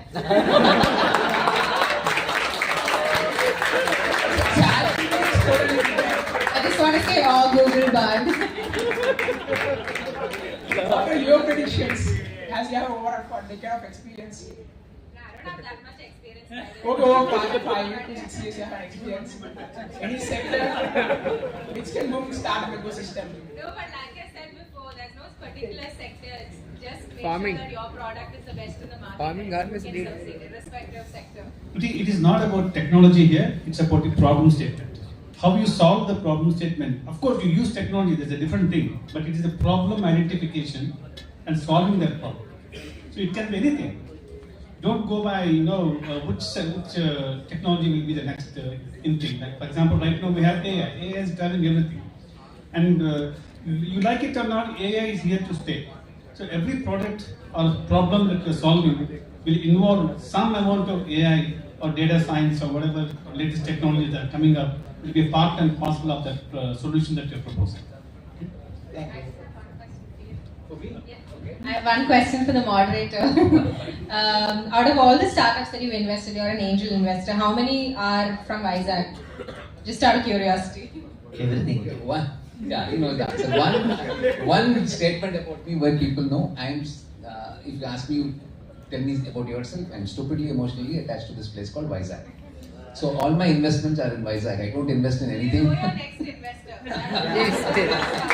He's not only investor, he is a time investor, money investor, knowledge investor, everything. So he's investing in a lot of angles, not only in money. Okay? So Thanks. I think thanks. Great time. At least first he said I couldn't find anybody to invest in Hyderabad. Came to Vizag and then said, okay, good. So that was the extension of their friend, family, and then the fool. But then they gave me an assurance that you're working for your investor to ensure that he's getting that this thing. So both has been done. Thanks for your time. Wonderful. I hope A round of applause for all the panelists out here. A wonderful insights. Thank you for your time. And thanks GDC for giving us this thing. I know we are just 4:43 on the clock. I think 2 of them have to rush to the airport and then catch a flight. Thank you, and you have a great evening. Thank you. I can hand it over to you. Stay on group photo. Usha, please. Thank you, Alok sir, and Rajesh sir, for having us.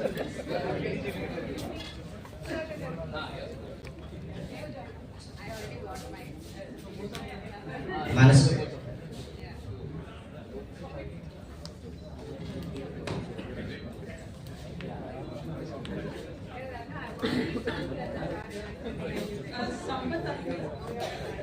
Madam, at the bill. Where? Looks like that has some.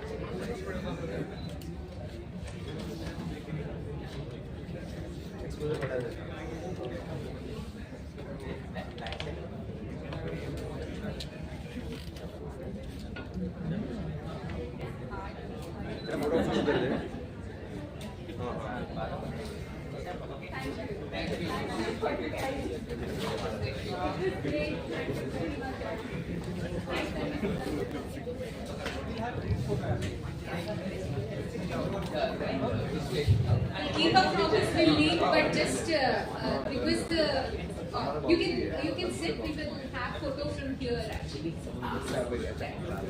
Somebody Yeah, volunteers. see how we can Volunteers, please come front. Request all of you who are at the back, just try filling in. You can stop here. No, right. No problem. Request all people to just keep filling in so that there are no empty seats and even you can come to the picture.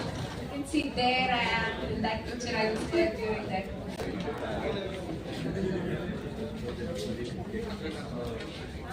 Yeah, sure.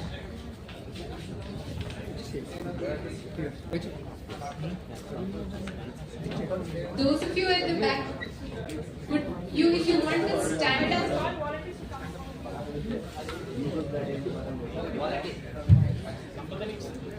those of you at the back, if you want to stand, you can stand. Volunteers, please.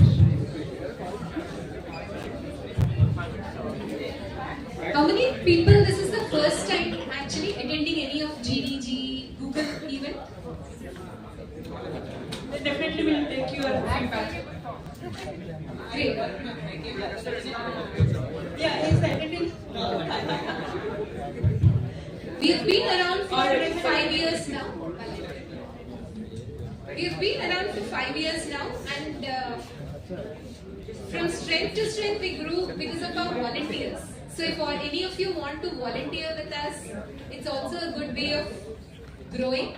So consider when giving feedback, you can just reach out saying we want to volunteer, either as a student. How many of you are students here? How many of you want to volunteer with us? How many of you have GDSEs in your college? How many of you came through GDSEs? Yeah, I would want you to see all these hands actually. Thank you. One thing I would want to share is, in 2019 we had one GDSE in entire Andhra. From there we started. We have been closely associated with them, and this year we have 34 GDSEs. All thanks to GDC Vizag, we have been across, we have been, each member has been coming from there and going back, applying to be a GDSE, making their team strong, getting connected from here. So we are like interconnected, collaborating, cross collaboration. And a lot of our volunteers have been going on, and coming back again. So, yeah.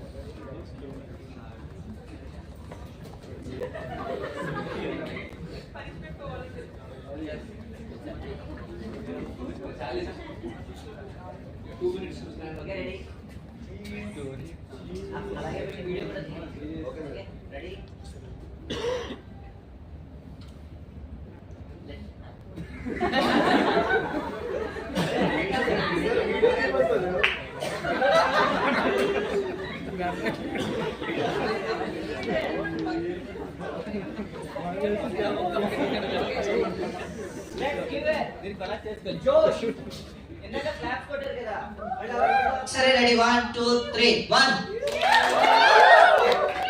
2, 3. These are continuous, non-stop. Ready? 1, 2, 3. Come on.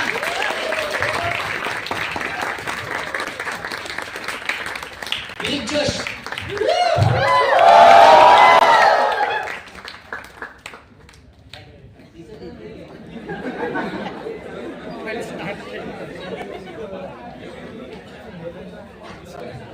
Guys, in the few startups, the opportunity only, please stay.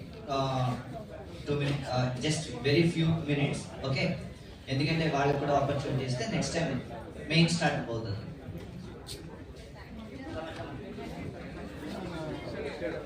So yeah, thank you so much for waiting this out. All right, so we have snacks on the way for all of you. It's taking a bit some time. They are on the way. They are getting packed.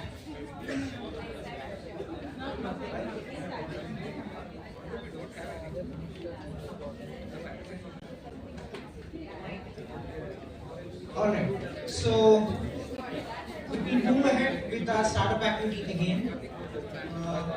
Volunteers, we can clear the space, stage area, please.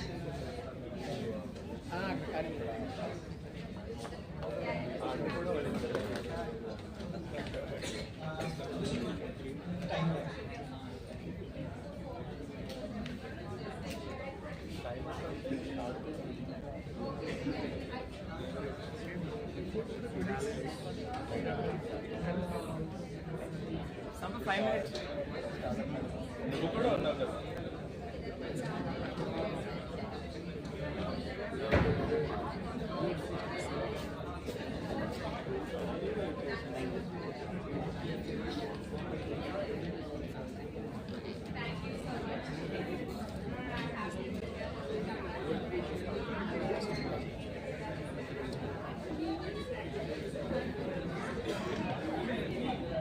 All right. Yeah. Hey people, can I have your attention? Say hi, please. Hi. Hello. Hello. Hi. Okay, when I say hi, say hello. Hi. Hello. Hello. Hi. Awesome. Thank you so much. Awesome. Thank you so much. All right. We'll start with.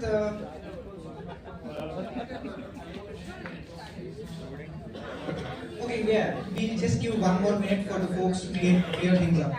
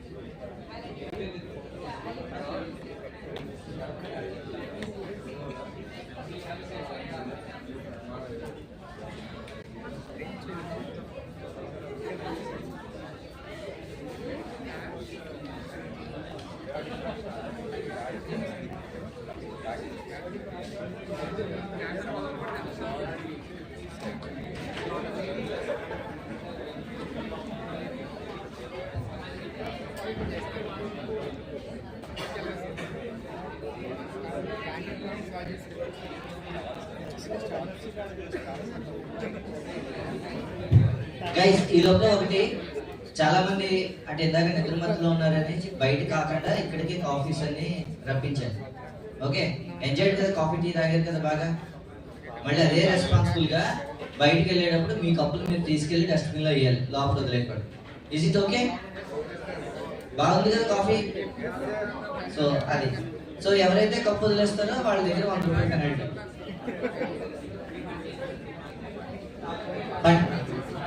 Startup funding. Awesome. Hi people. Hello. Hello. Hi. Hi. Hello. Hello. Hi. Awesome. All right. We'll start with our activity again. The first startup coming again is Cashflow. I think Girish is pitching it. So yeah. So we have 2 minutes. Not yet. अंदरिकी नमस्कार. कैसे हो आप लोग? Guys, I can hear you. I won't start pitching until I hear your voice. So कैसे हो आप लोग? सब बढ़िया. So yeah, beginning it. Right. So I am on behalf of Casheho, similar to Casheho. So what is Casheho, right? So we are acting like a focal point between startups, students, the Lotax, thanks, and also Sampath. He's part of the Casheho. He's one of the main pillar, and we have Shashi and you have me. So thank you. If you want swags, we are here. If you want cards, we are here. Please reach out to us and get Casheho. Bye. Thanks.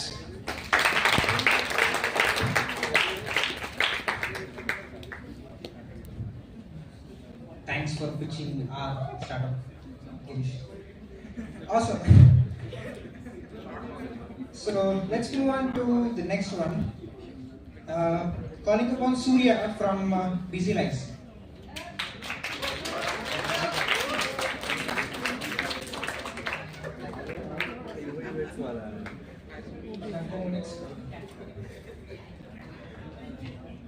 Hello everyone, I am Surya Prakash. I am an UX designer and design consultant in Cloud Career. As comes to our startup, we are a team of 4 members. Before starting with the technical stuff, I want you to imagine that if you are a owner of a big shopping mall or a big brand that has hundreds of salesperson in it. Okay, here comes the problem where the customers are not satisfied with the salesperson behavior. It's customers' loyalty is based on how they are treated, but it's hard to track each and every employee performance. Now here comes our product Busy Lives comes to solve this problem. You are wondering like what's inside this box? There is a camera and Raspberry Pi in this kit. Now okay, let's explain how our product works. The camera will be set up on the desk and it records the conversation between the salesperson and the customer. Then the video will be uploaded through the Raspberry Pi to the cloud, and then our model processes the conversation video, like it extracts the facial expressions and the audio and do the sentiment analysis, and these metrics will be uploaded to our website. Our product helps the organizations to grow their business, their sales metrics, and then they keep track of how their employees perform. Okay, like we are in talks with local malls with our product, and we are working rigorously that you will see our product will be using within a couple of months on every local shop near to you. I'm a freelance designer too. This box is also designed by me. You can reach out to me, for any branding or design work in LinkedIn. It's Surya Prakash Musnuri, and then in Instagram it's Pixel Prakash. Yeah, thank you.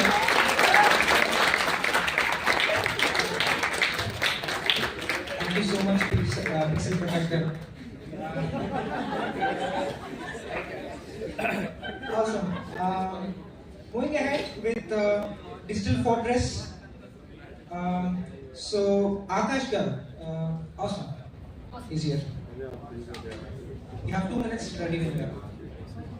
Good evening all. So this is Akash from Digital Fortress Private Limited. So we are a startup driven by the students and we have a product name called Income. So it was like an employee-based monitoring system and we created a more than SDK where it's going to be used as a security thing. It was also certified by the FIDO Alliances, and then we also won in FinTech Challenge and APIS in Vizag itself, so that is really great. And and we also we also gave the contribution to the open source community on the no code basis. So one of the software we are working on is like drama generator. So like generally what it does is like it going to convert the scripts into the movies. So we are working on the no code based solutions, and we also I will be also suggesting to look on with the project IDX by the Google. So if this has like a no code based solution which is going to be let you people to write your code within your own language. So that is a really great tool. Right now it is in a beta stage. Yeah, that would be really good. And one more, like we are really appreciated enough to be working with us. I was an entrepreneur, worked as an employee and became a co-founder of the company, and I was working as a full stack product developer. I would be really appreciate like if you really join with us. You can contact at HR@Digital Fortress. We'd be like to see your profiles, and then and you can reach us through the LinkedIn as well. Thank you.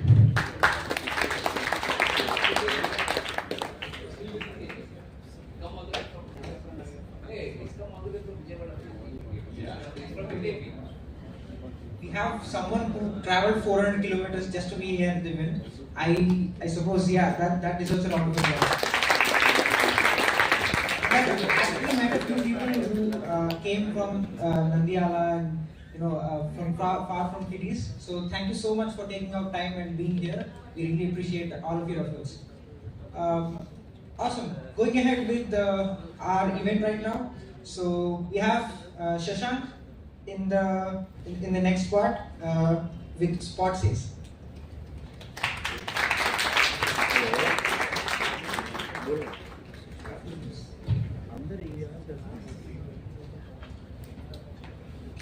A very good afternoon, everyone. Myself, Shashank, representing Cloud Careers Incubation Center. So whenever we visit movie theaters or shopping malls, the most common problem that we face in our daily life is to find a mere parking space to park our vehicle. Sometimes we enter the mall, we make some circles all around the parking area, and we still fail to find the correct parking spot for our vehicle. So here we came with a product. Our product name Spot Says, which is your smart companion for a hassle-free parking. So this time, when the user or the customer visits a specific mall, he just goes to the website, he just selects the specific mall or a shop theater, and which level does he want to park, and there he can find all the empty parking spaces with their respective IDs, and empty spaces like bounded with green. Simply, we take the video feed from the cameras that are placed in the parking area, and actually we process them using computer vision techniques, and we show to the user what are empty and what are already occupied. So nowadays everything is getting smart. We have seen smart transactions, smart networking. So I hope our product will also open the gates for smart parking in the days to come. Thank you.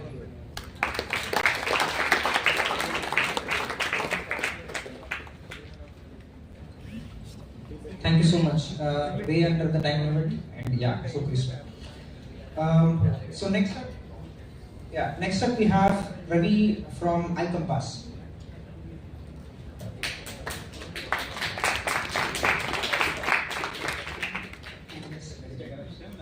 So Ravi is our co-founder. I generally carry his car.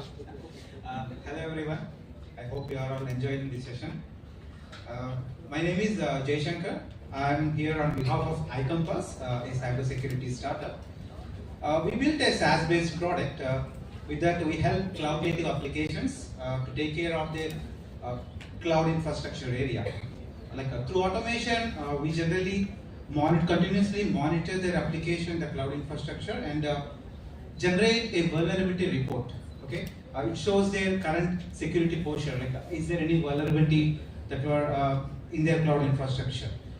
We are not only generating a report of vulnerability, but also we are providing some knowledge-based documents where they can rectify, remedify that particular vulnerabilities with that remediation policies. And the other feature module of iCompass is the cost optimization module. We give some recommendations, give some suggestions how to reduce their cloud expenditure, because we are establishing a trust relationship with the cloud infrastructure, so that we are able to generate a report for that as well. And the other feature module is the compliance lifecycle. If you are familiar with the compliance and its lifecycle, generally it takes time, somewhere around 9 months to a year. But with our tool, we are able to reduce the time and make that happen within weeks, like 7 to 10 weeks. That's how we are helping, especially small and medium enterprises. And we recently partnered with AHub. Thank you, Revit Alexa, for that opportunity. And as a partners, we are committed to provide some of our future modules for free of cost to all the startups who are tied with the AHub. And thank you, the organizers, for giving this opportunity.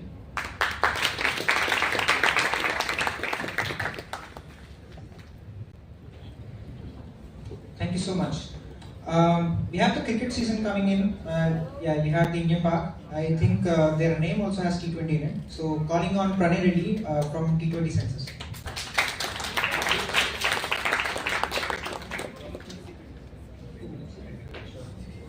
Okay, hi everyone. As he already gave the introduction, how many of you watch cricket? Seriously, how many of you just watch cricket? Because cricket is not just a game, it's an emotion. People bet on it. My friends, they feel like they're the investors. They put in all their money. They take it, Daddy, I need 3,000. Today is India's match. And they just put in all their money. That's an emotion. And what do we want to do? We, T20 Cents, we are from Cloud Career, as it's on our t-shirt. So we want to be the one-stop solution for cricket. What do? We collect every data. We provide scorecards, and for say, yesterday or someday, the match happens.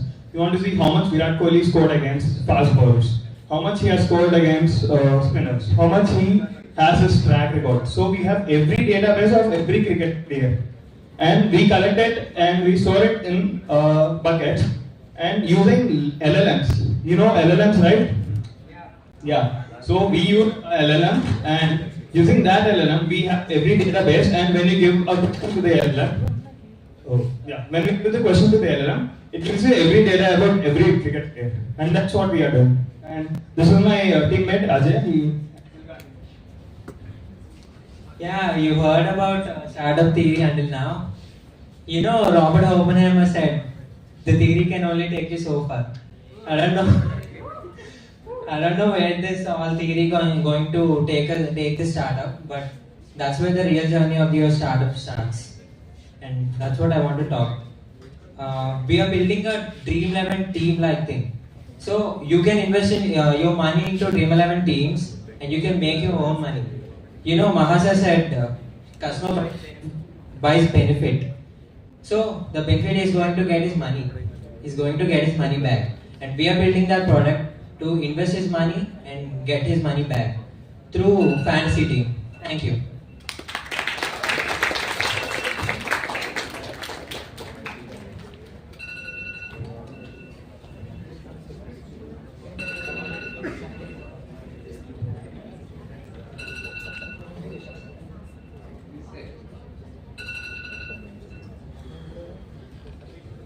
Thank you for stopping the member. Awesome. Next up, we have Monica from Swasa.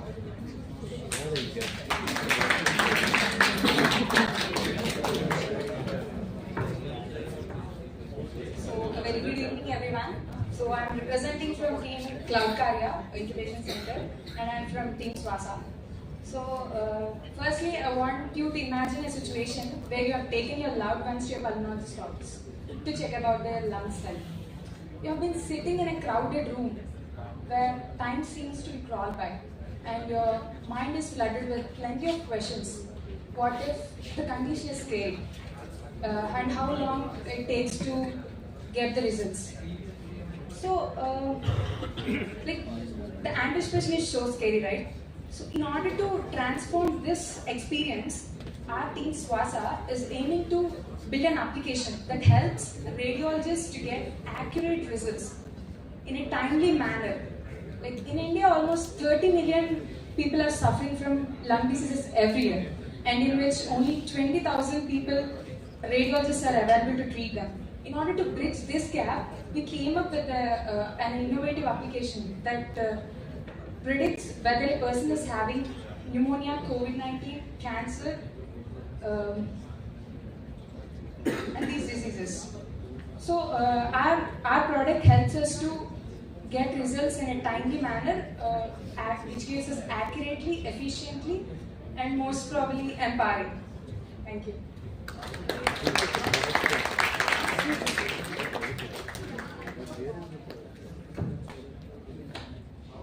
Alright, thank you so much for keeping us in this. Next up, and this will be the last startup pitch for the day, we have Indian EdTech. Awesome.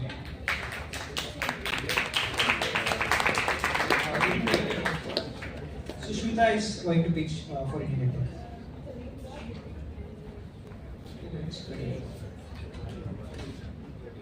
Very good evening to everyone. The startup called Indian EdTech is, I started it, I am the founder of it. But I just want to state the problem which is faced by a lot of engineers in India.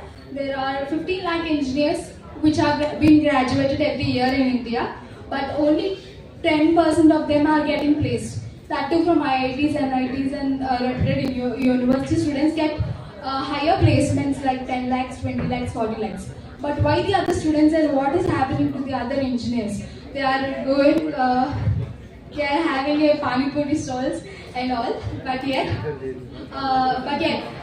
there are 26 courses in engineering, but yet the 26 courses in engineering are very much important, like chemical engineering, but students are mainly focused on CSE, even me. As a chemical engineer, I am very much focused into CSE because I don't know what is the software used in chemical engineering when I was in first year. And then I got an idea of why don't I do it. I went to the industrial experts.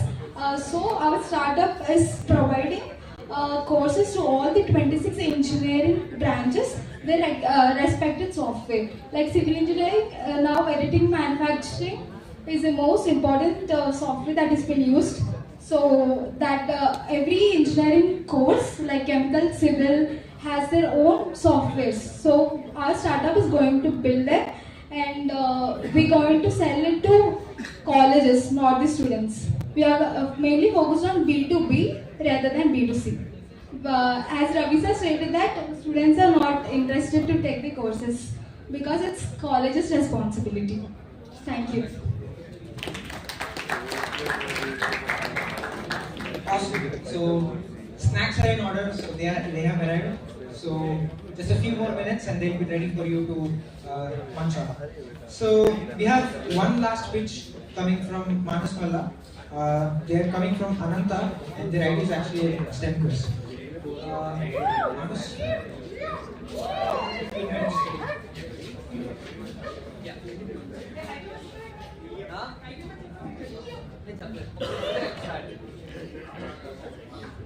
So hello everyone. So I'll just take 1 minute, I'll try. So frustration.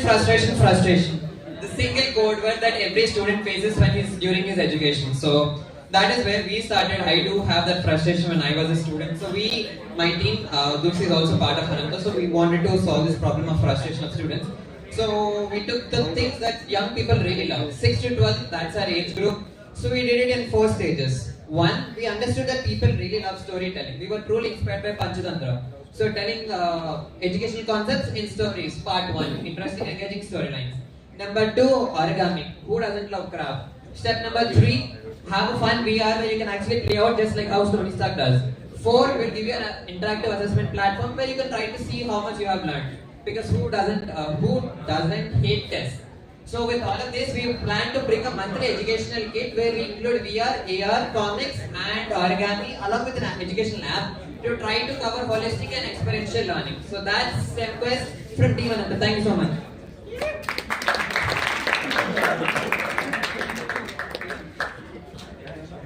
You cut down the mic right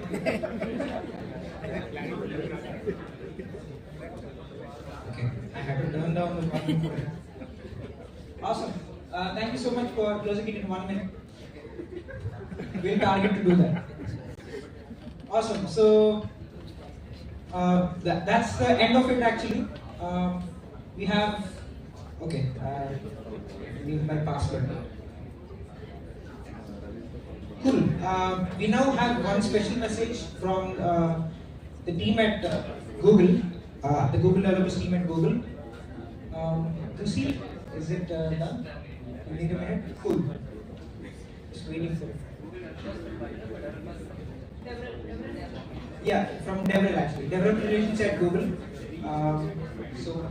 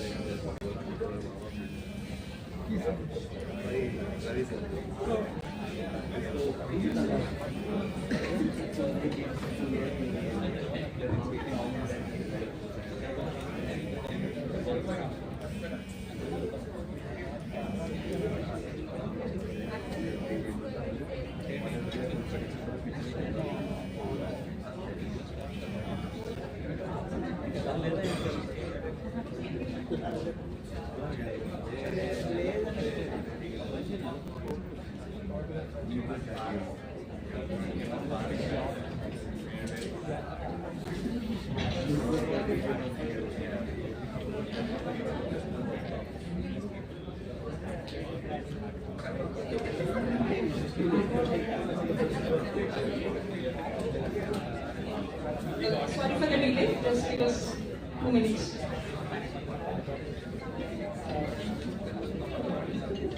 Yeah, so we have a message from Google Developer Relations, that is Harsh Tani. Here is the people.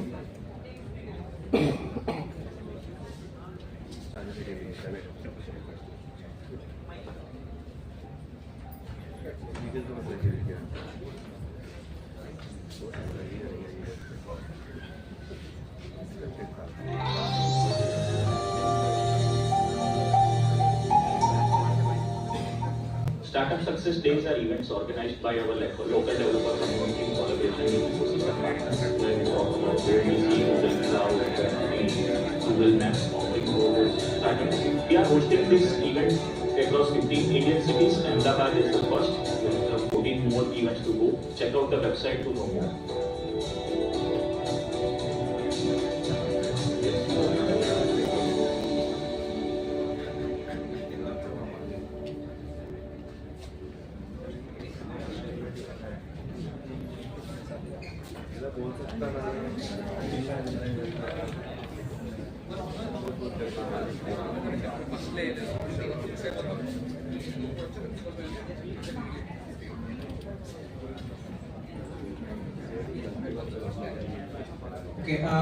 okay, we have one more speech for us today. This is coming from Prabun Ilapanya.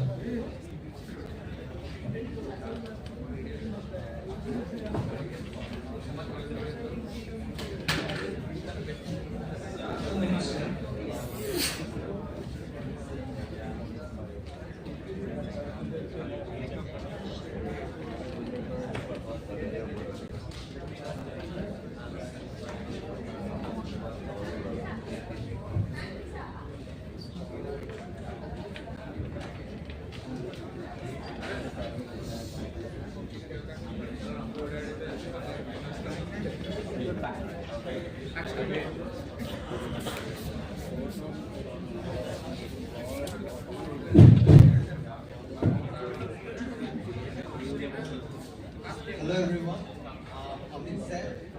first year CSE. So actually my experience about the program, it was a 5-day program.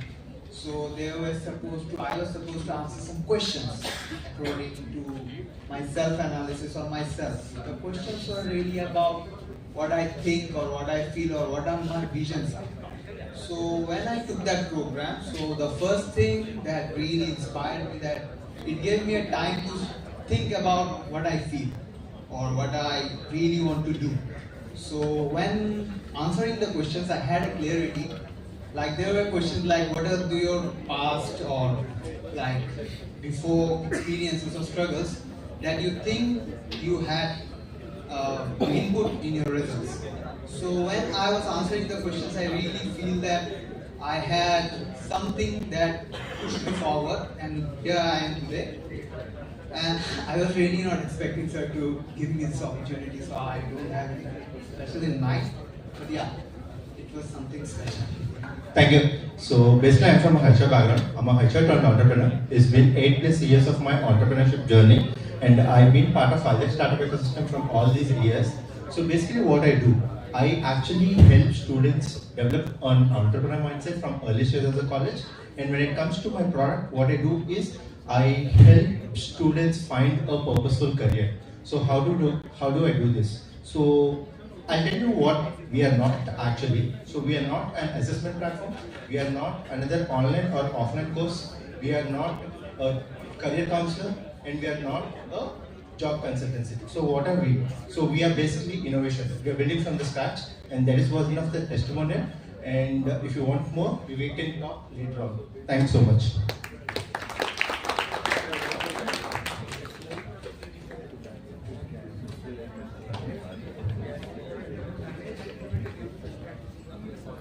Awesome. Thank you so much. In that, we will conclude this event for today. But before we go, I would like to thank a few people. So, starting with you guys, everyone here, the attendees. I know it's a weekend, it's a Sunday, you could have stayed home, you could have chilled out, watched some Netflix or something like that.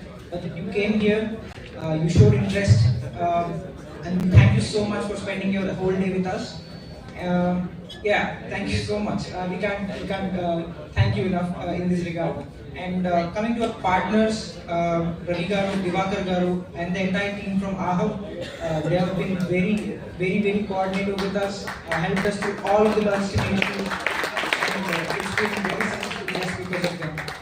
And we would also like to thank Satish Garu, who has been just supporting us all through the event. He helped us set up the food, vendors and everything. He's been there throughout the event. We thank you so much for all of your support all the time. And we also thank all of the volunteers. Say hi. Give them a big hand. Yeah, please give them a big hand. Thank you so much for staying with us and helping us out. And we would also like to thank the electricians, the AC tech. He had some issues, but then it was fixed on time thanks to all of the support from AHAV again. And the screen tech, the auditorium staff, and a special mention to Ganesh Garu, who is actually a student here, who helped us with the auditorium on a weekend. And yeah, with that, let's close this off.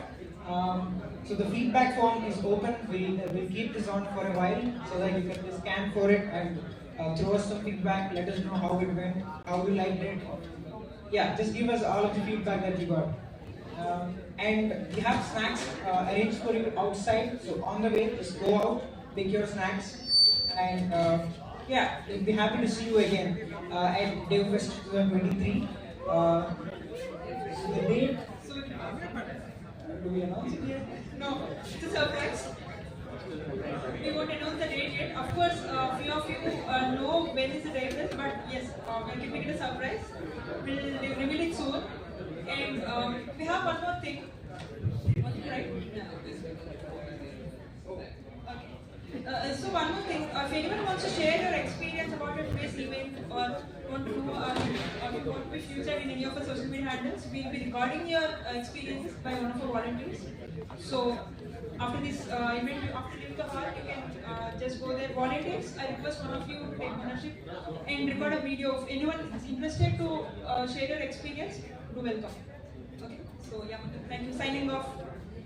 Bye bye. Bye.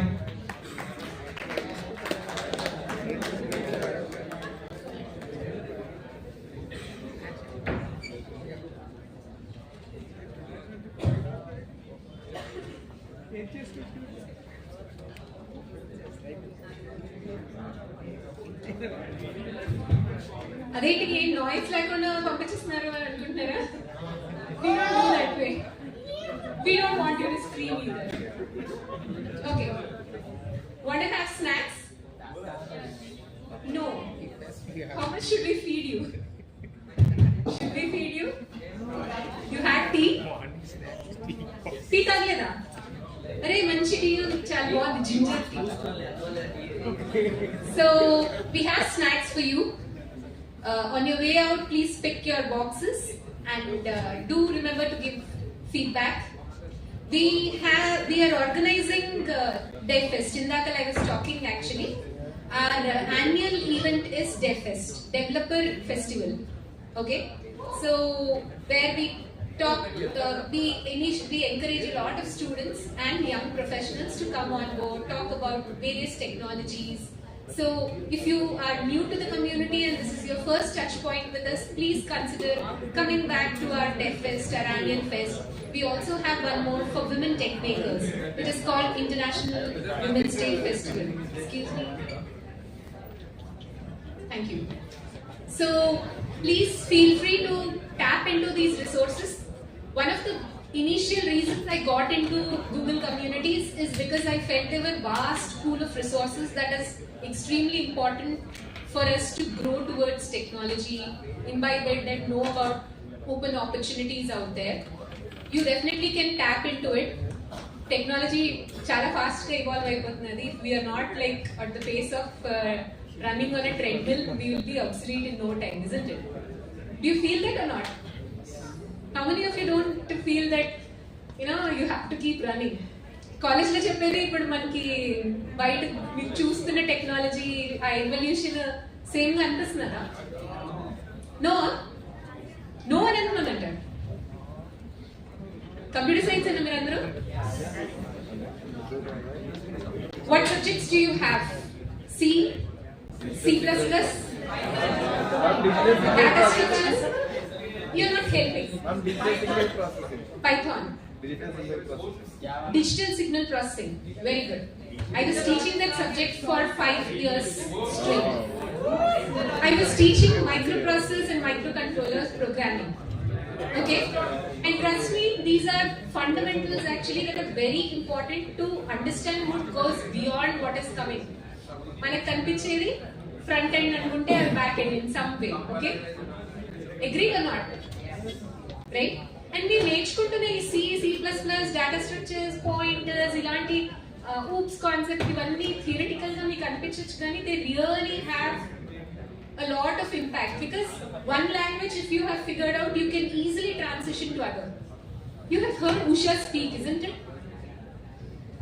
Listening to her, it was like just 2 lines of code and everything you can figure out in the operation మనం ఏం చేయక్కర్లేదని ఆవిడ అన్నారు కదా. Have you heard her or not? Did you not want to try it out actually? And it is simple. And a lot of no code is coming these days. Why? Because people are getting very they are feeling fearful. There is technology out there which I don't know. భయం వేస్తున్నారు actually చాలా కొత్తది నాకు రాదేమో తెలియదేమో అని. But unless you try, how can you know actually? Isn't it? Anyway, all these discussions, everything, each technology and all that, be connected to us. We will be, conducting talks, lightning talks, sessions, discussions, every format that you have seen and many, many more. Even hackathons are coming up and all that. Be connected to our community. You will surely hear more from us. Thank you so much for your time today. I think we have to leave you here. Go back to your families. Enjoy the rest of your Sunday. Thank you so much.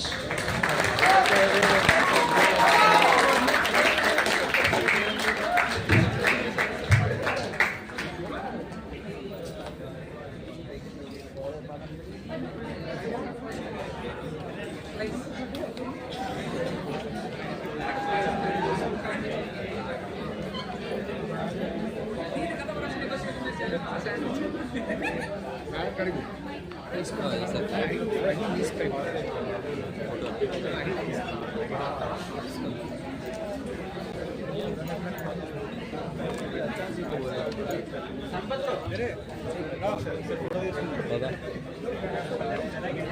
screen will be on with logos. If you want to, you can actually come here and take your photos.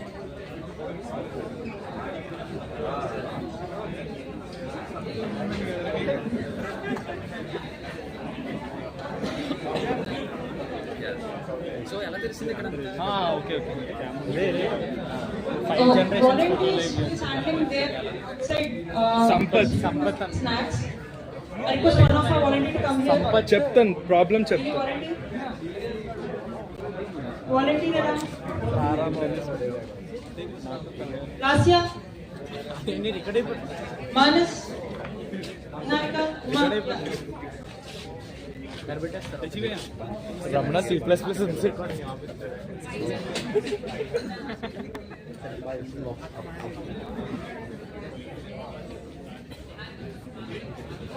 హరికి బందీ Angel మరి చెప్పించుకుంటున్నాడు హరికి బందీ Angel Angel investor Haricharan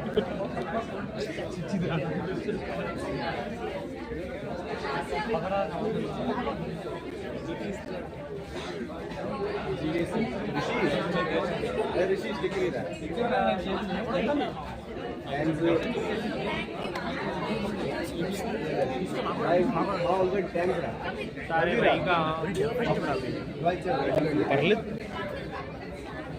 నీకు నేను T shirt చూసుకోవడం रवि रवि का गैटरिंग मोहित मोहित बहुत बुरा लग रहा है इसमें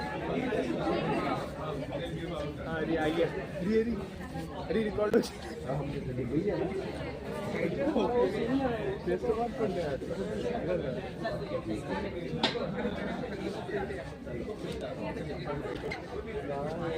చెత్తం పద మనం